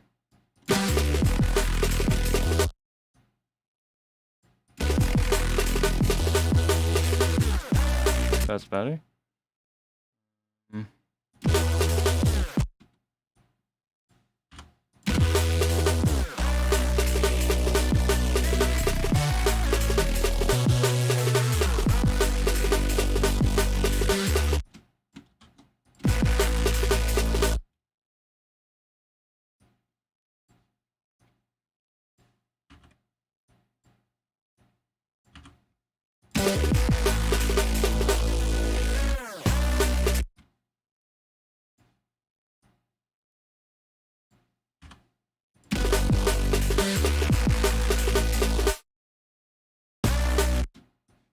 Then we're in the next section. There's probably, this is the next 16, so there's gonna be something else here.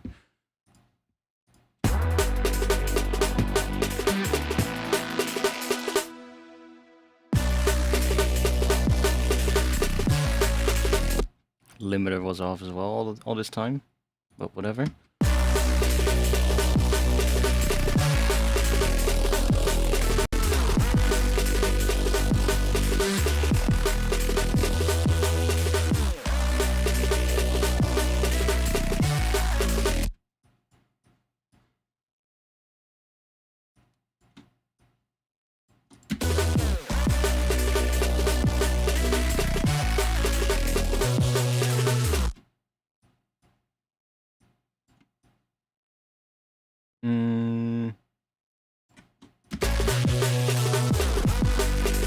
Oh yeah.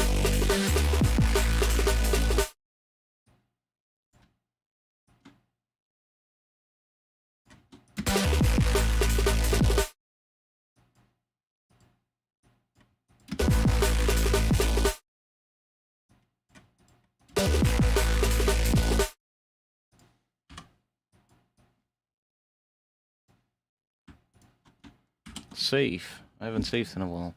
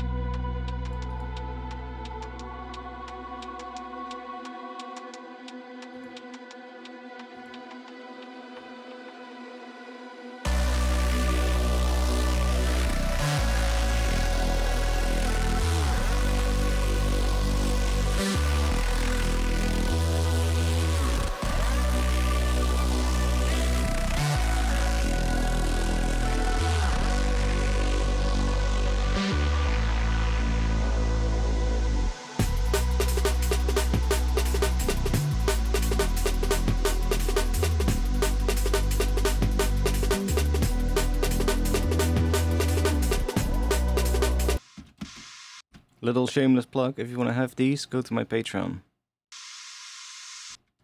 Long sustained looping cymbal noise. I made other ones as well, but it's really handy having multiple different ones. Let's say splashy one instead. We can just check which one sounds good by just putting a different one in there.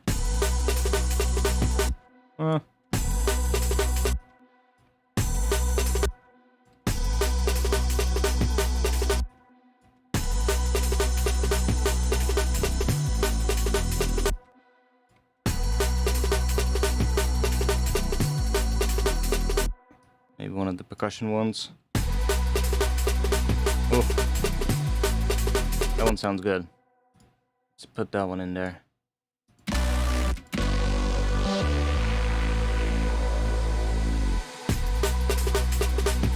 Let's make the riser one a little bit quieter.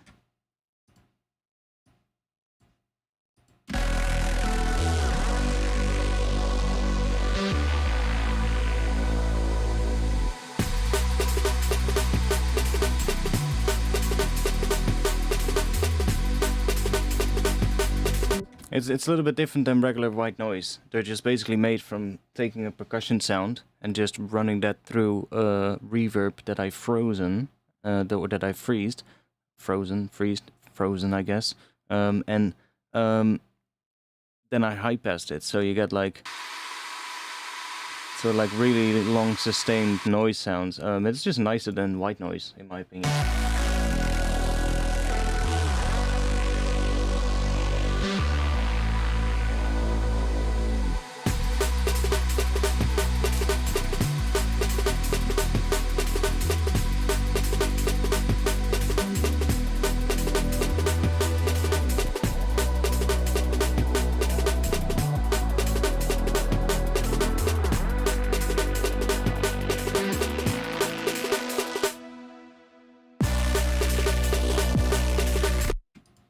Okay.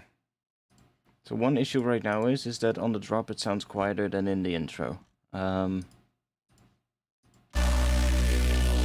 is because this one can be bigger in the drop still.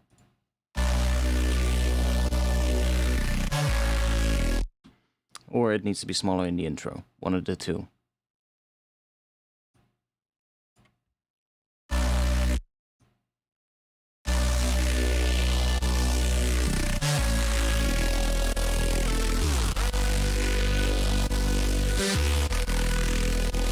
I feel like it can even maybe have some more of that in the drop.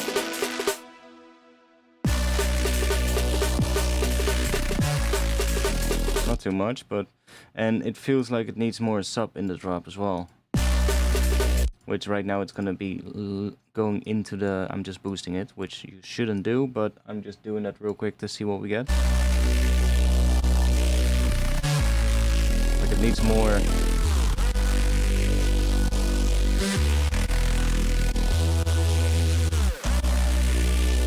More of a balance like that, I guess. A little bit much in the low mids now, but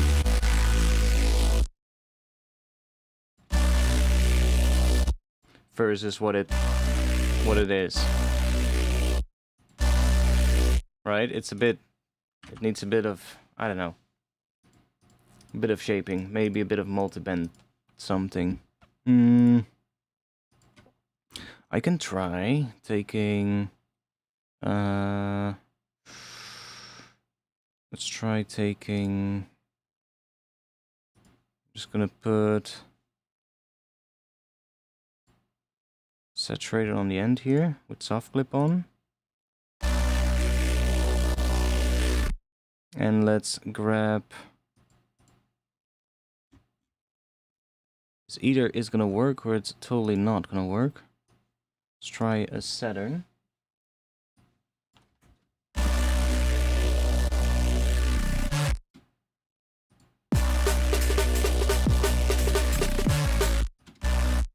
And I'm probably gonna have to arrange everything around that bass as well to make sure that it's nice and fat and big.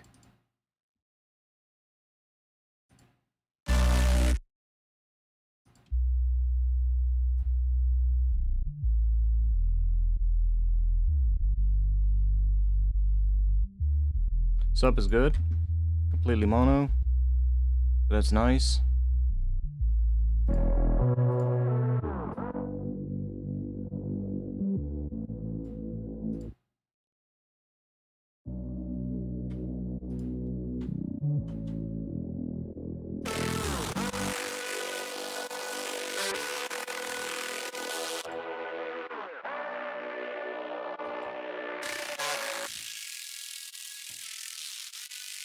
Okay, let's oh,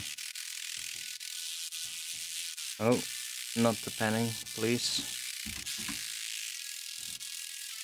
Just bring these all down.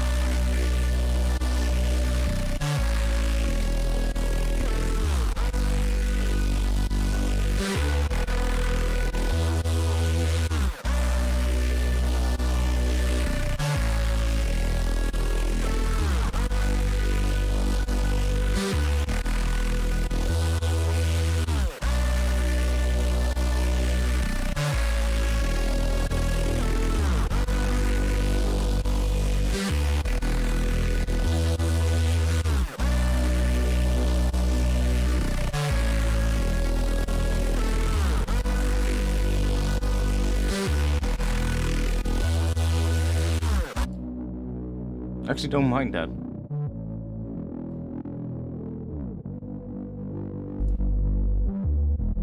It's kind of cool.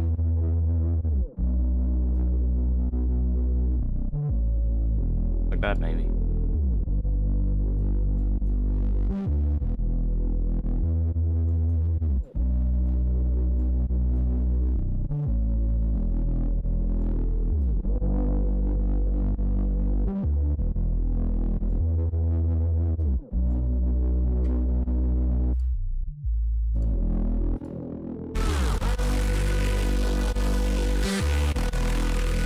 It definitely helps, I think.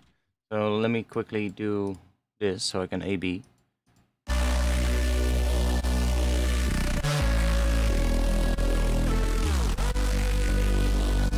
That totally helps. It totally needed more of that low mids to come through more. But boosting it with an EQ wasn't really doing it, so saturating them instead kind of works. Now we can play around with maybe using Transformer. See what we get then.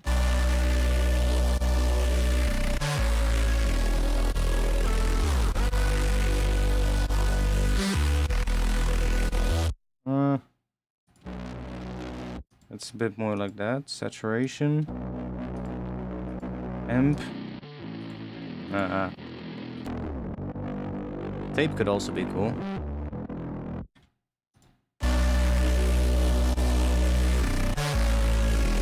Ooh.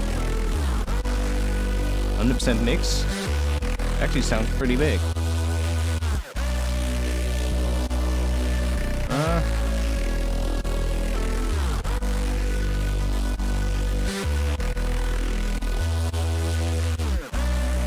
Don't think we need much on the sub, to be honest. We could try maybe a little bit of subtle saturation on the sub. Is that even doing anything?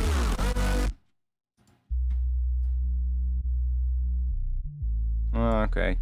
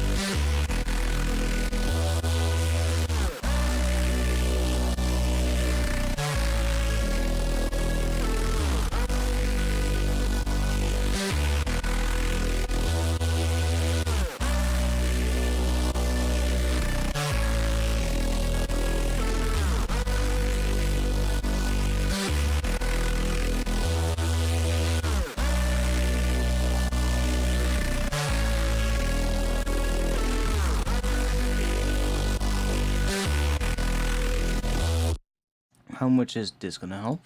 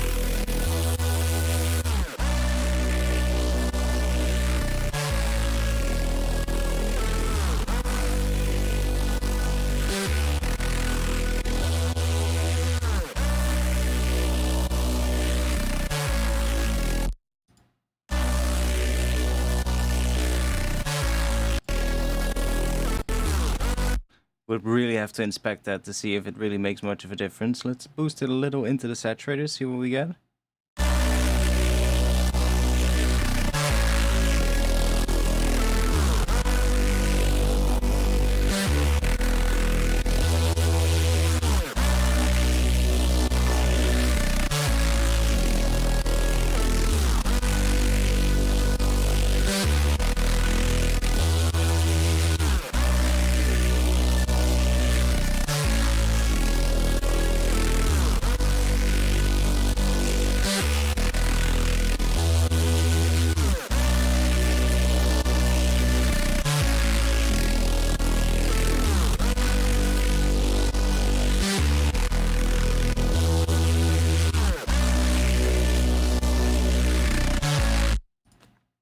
Quite big.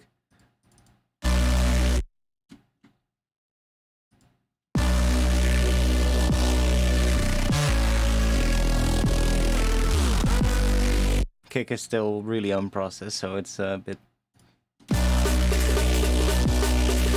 And now it's too loud compared to the drums, but...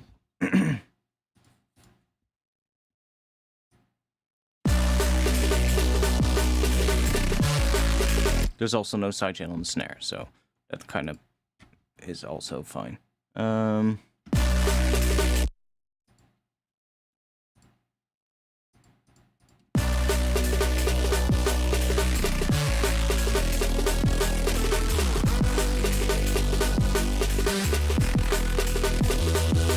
definitely helps.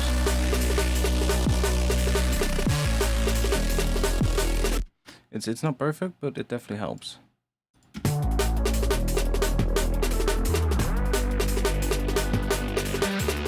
And then we're probably gonna turn it on in the drop, honestly. So we're probably gonna have it off right here, then just turn it on in the drop, because here it hits right for the intro, right? It doesn't need any extra distortion there. And that's also gonna make the drop sound bigger. Like this. That sounds good for the intro to me. For the build section more, I guess, and we probably want to do some more filtering there as well.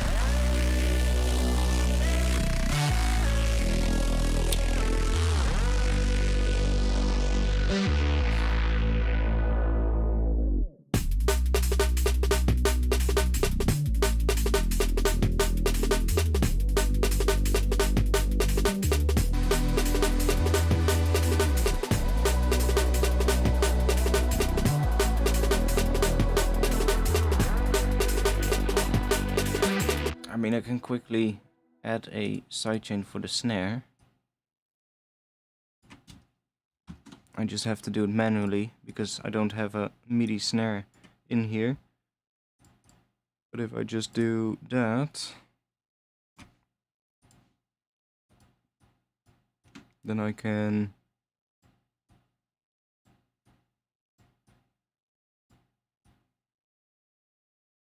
and that is more like a ghost snare, I think. Yeah. It's a bit in between of a ghost snare and a regular snare, but that's kind of the pattern.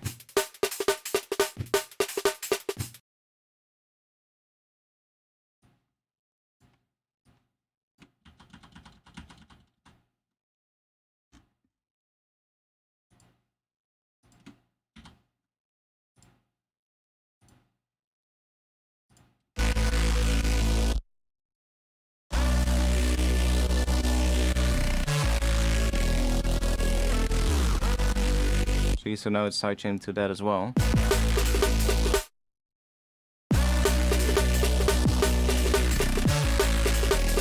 And then suddenly it's not too loud anymore. And then if we turn this on...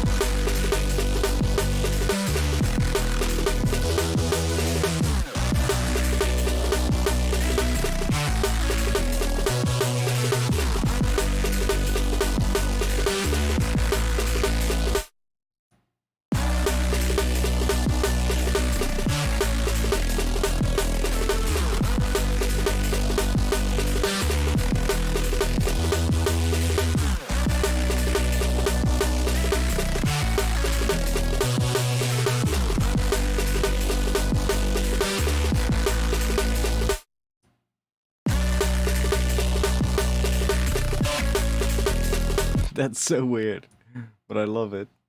Because early on in the chain,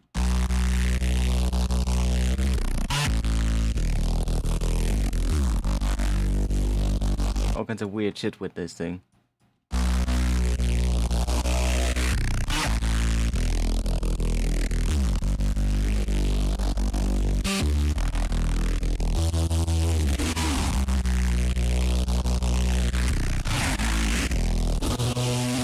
Maybe like nice for resampling a bit as well. I think it's going opposite direction, yeah.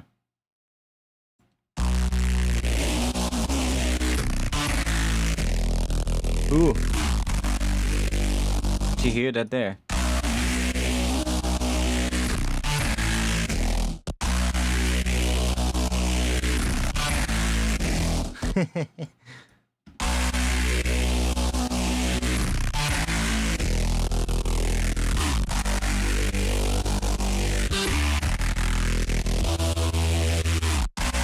Whoa, on the vibrato it becomes really weird.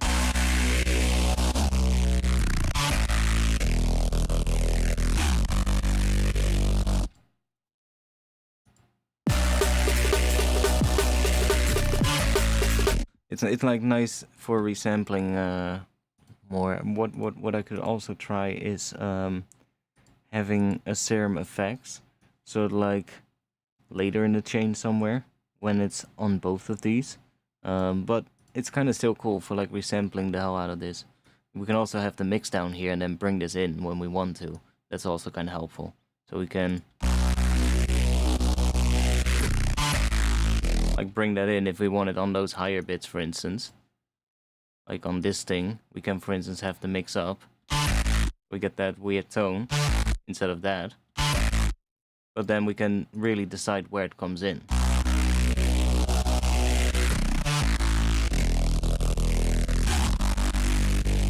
Then we can automate this as well.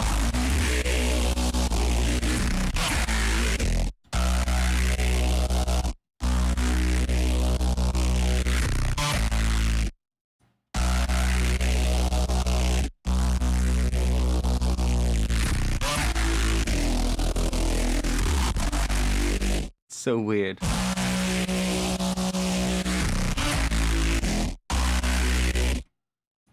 Comb filter is really nice for that, and the reverb filter.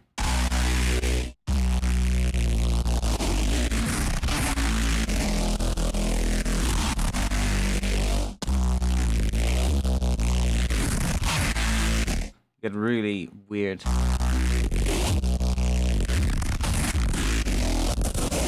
Just by moving it around. All pass filter kind of does that as well.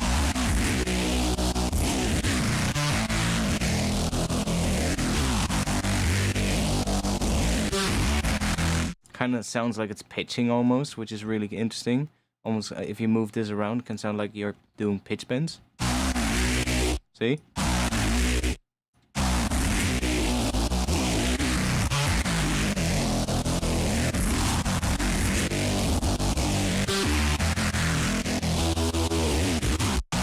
So for like doing little edits, that can be really cool.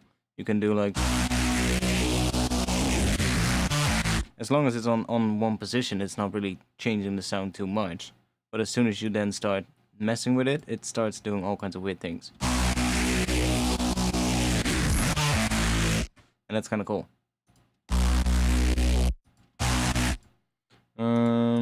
Flanger here, these phases can also be cool.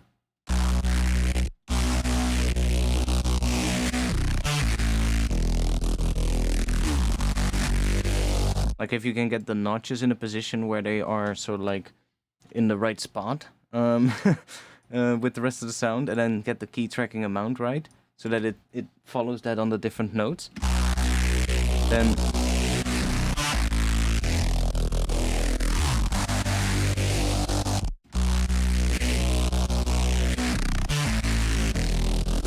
maybe the other one with us, the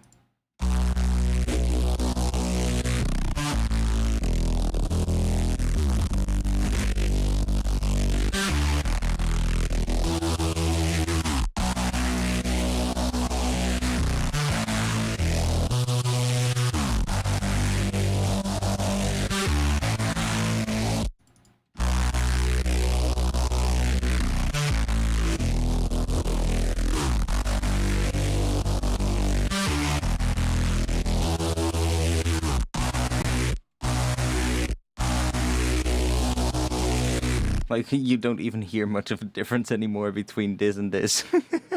Because there's just so much distortion happening on this patch.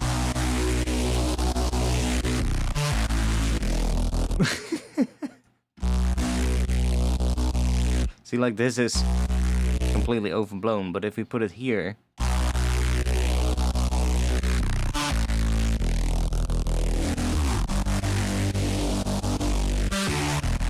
we can get some pretty cool tones.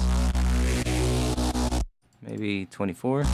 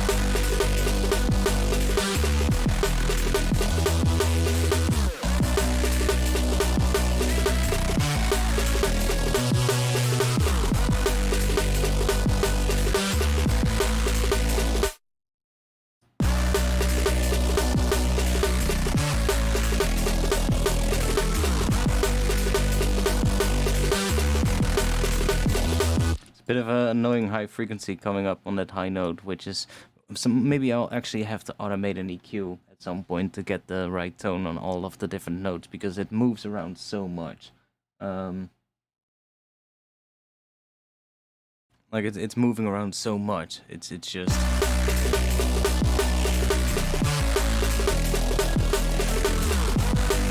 But it is pretty big.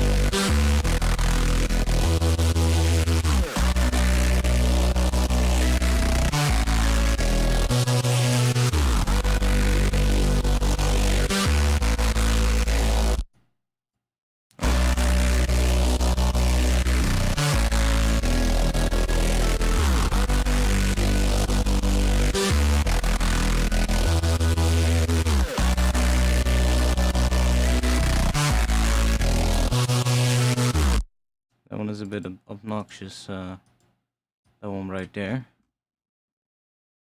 Let's see what happens if we do this.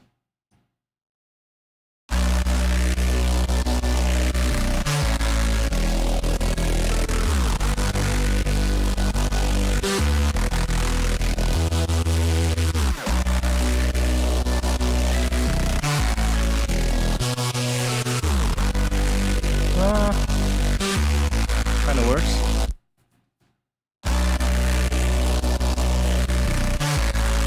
Dynamic EQ in FabField is so handy. It makes things so easy to get things right. And sometimes I'll even go as far, especially when I'm getting like a mix of something right, to go as far as like having like bends in here that only are turned on in certain sections. Like it's like, oh, right there, that high note, it just pokes out too much, but I don't want it to affect all the other ones. I'll just turn that one point on that part where the high note comes in, so that it just ducks it down a bit on the sub, for instance. And then, especially if you do that before distortion, for instance, like let's say it's running into distortion, and because of the sub, like naturally when the sub goes higher, it also starts to, I don't know, it just comes across as more annoying, I guess.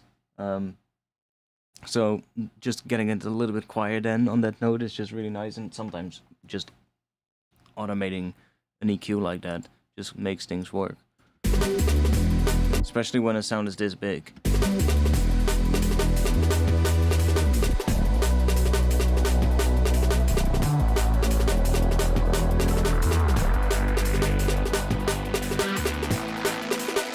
Oh yeah, we're probably gonna have to turn that one on the drop as well.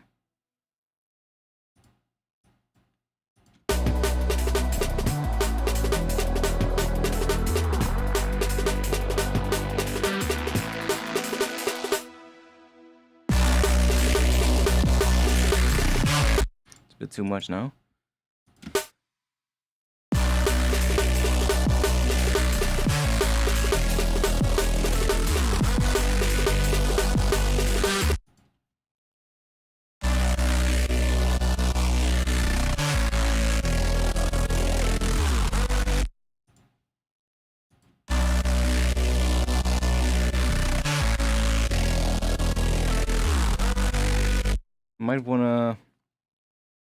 Might wanna make sure that lead is a little bit more audible in the center,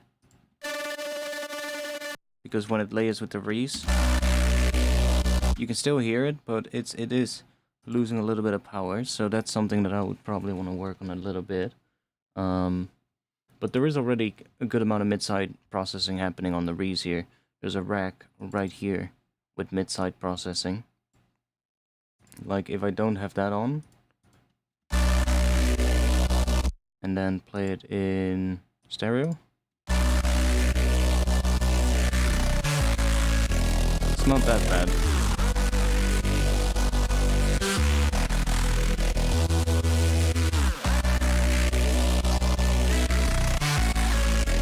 But it's just more controlled.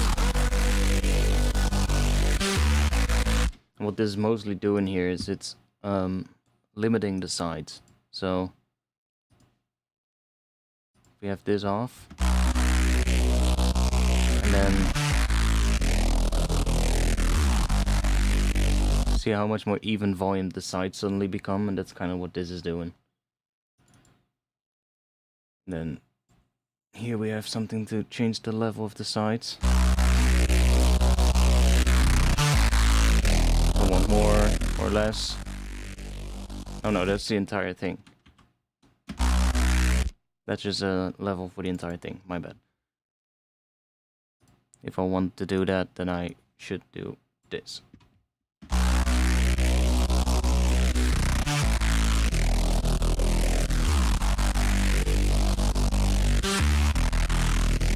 It just gets more narrow in the low end, which is good. And the volume difference in the side is like, I don't know. I like it when the volume, especially of a Reese like this, is like more even out, because it's gonna be like that in the mids as well, right? But that's gonna be slammed into the limiter at the end. So, like I'm already doing that right now. It's just running into that limiter, or actually not. It's running into the soft clipper on the group then right now. But if I don't have that one on, it's running into the limiter, right? So that's going to be happening there. So if then the volume in the sides is doing all kinds of stuff, then I usually don't really like the sound of that. And I like it when it's more even. So doing that kind of helps. It's subtle, but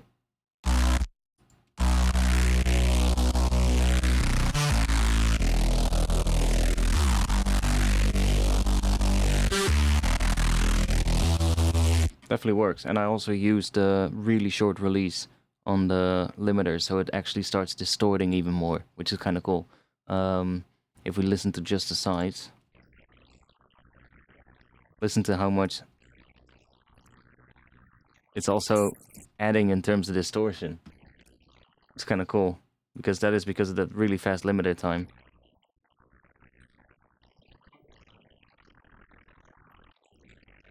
So it's really making the sides very distorted as well, which is that just sounds cool.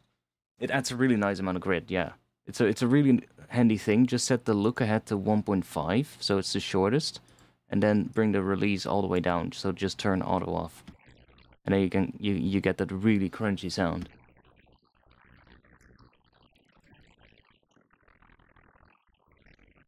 Which works really well.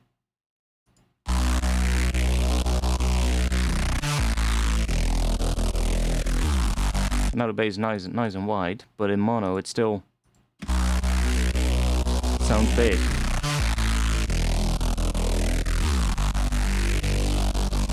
Like it does lose a little bit, and I might still want to shape the mono signal, the mid channel a little bit different, so that it sounds big on its own. Because that's in the end the important thing, that one sounds big on its own, and as whatever the stereo is then adding to it is not really that big of a point, I guess, as long as it's not affecting the mono signal. And that's the only thing that matters. So as long as this one sounds good, then this one is just a matter of how much of the side channel do you have, I guess. That's the only thing. And then I think it helps to have the side channel be even in volume on a Reese like this, because then you can just, you know, dial in how much of the side you want, and it's not fluctuating too much, which is what it was doing.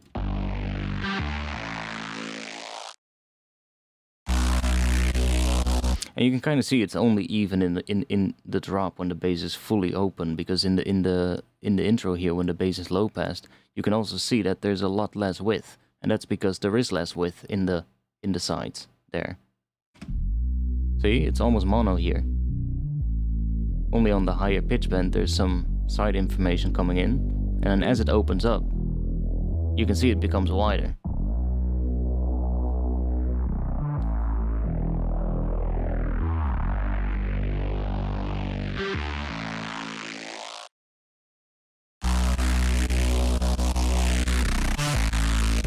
So that's kind of good. That's what you want.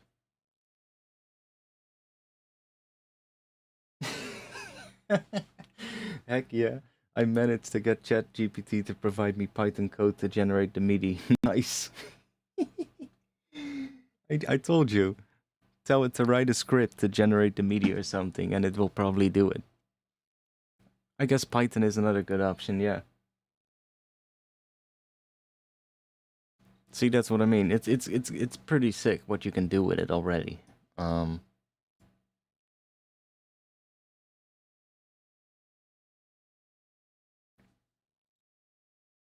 Blind Camel. Been trying to figure out if artifacts is short for artifacts or short for artifacts. It's actually none of the two, but you're pretty close with the first one. It's actually if you put if you do instead of artfx, if you do artifex, so artifacts, that's the Latin word for artist, and that's where it actually originally came from.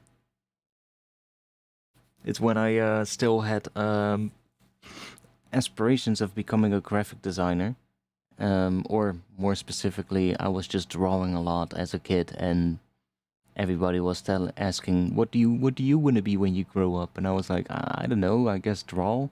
And they were like, "No, that's not a job." And then I at some point I was like, "Well, I guess I would be a graphic designer then," and that's when I used artifacts as my first name then for that. And it came from that, originally.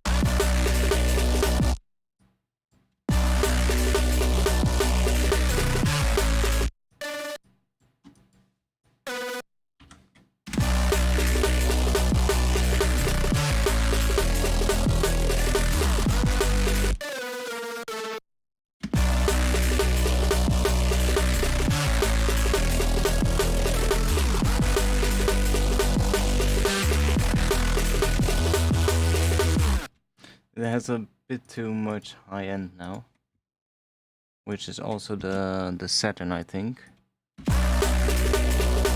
There we go.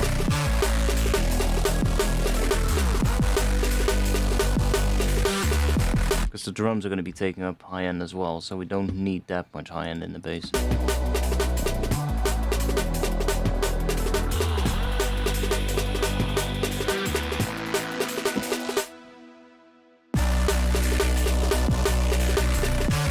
It still needs more though on the drop, something to give it more impact, maybe just a bit of that noise again.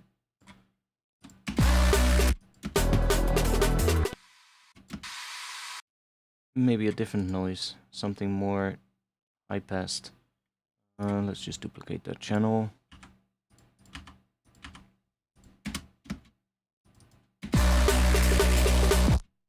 Because that is phasing with the bass.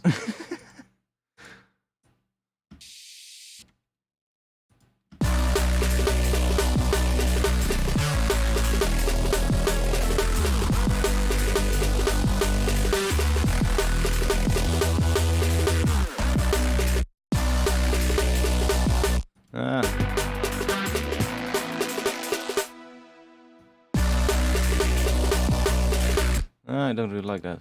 It needs a little bit more high-end crunch on the bass, but not too much. Might even do that parallel.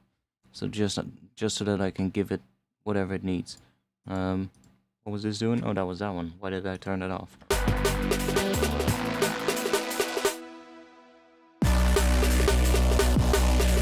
Huh.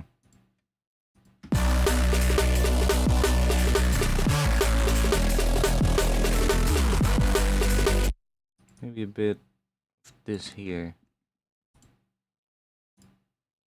Yeah, we can try maybe dynamic, like.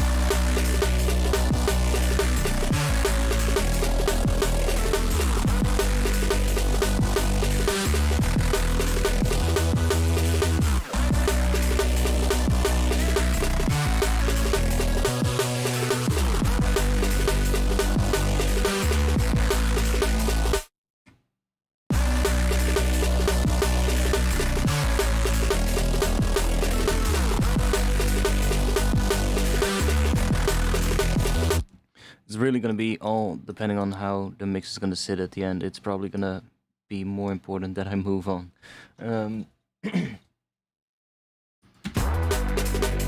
But it's getting late and I have to work tomorrow, so I need to quit. Thanks for being here though. Little fun extra stream. I definitely want to make this track better, because this one could be huge. Not sure if I totally like it yet, but this extra lead is definitely going to be helpful.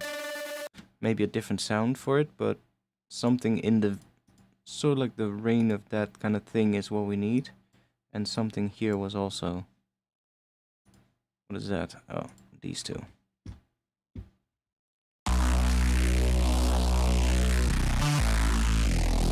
Reese does sound big though.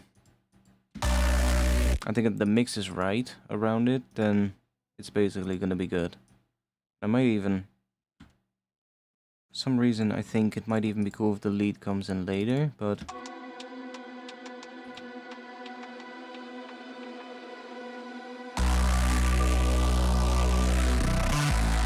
Or maybe have the lead coming in the drop and have a more lighter extra layer play it in this section, so that it's like, I don't know, not as in your face right away, but just a little bit lighter, but still has that extra sort of like those extra harmonies in there.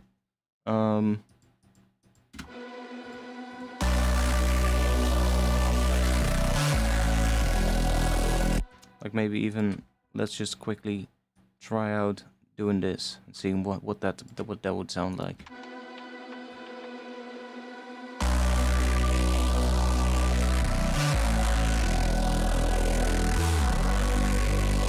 Yeah.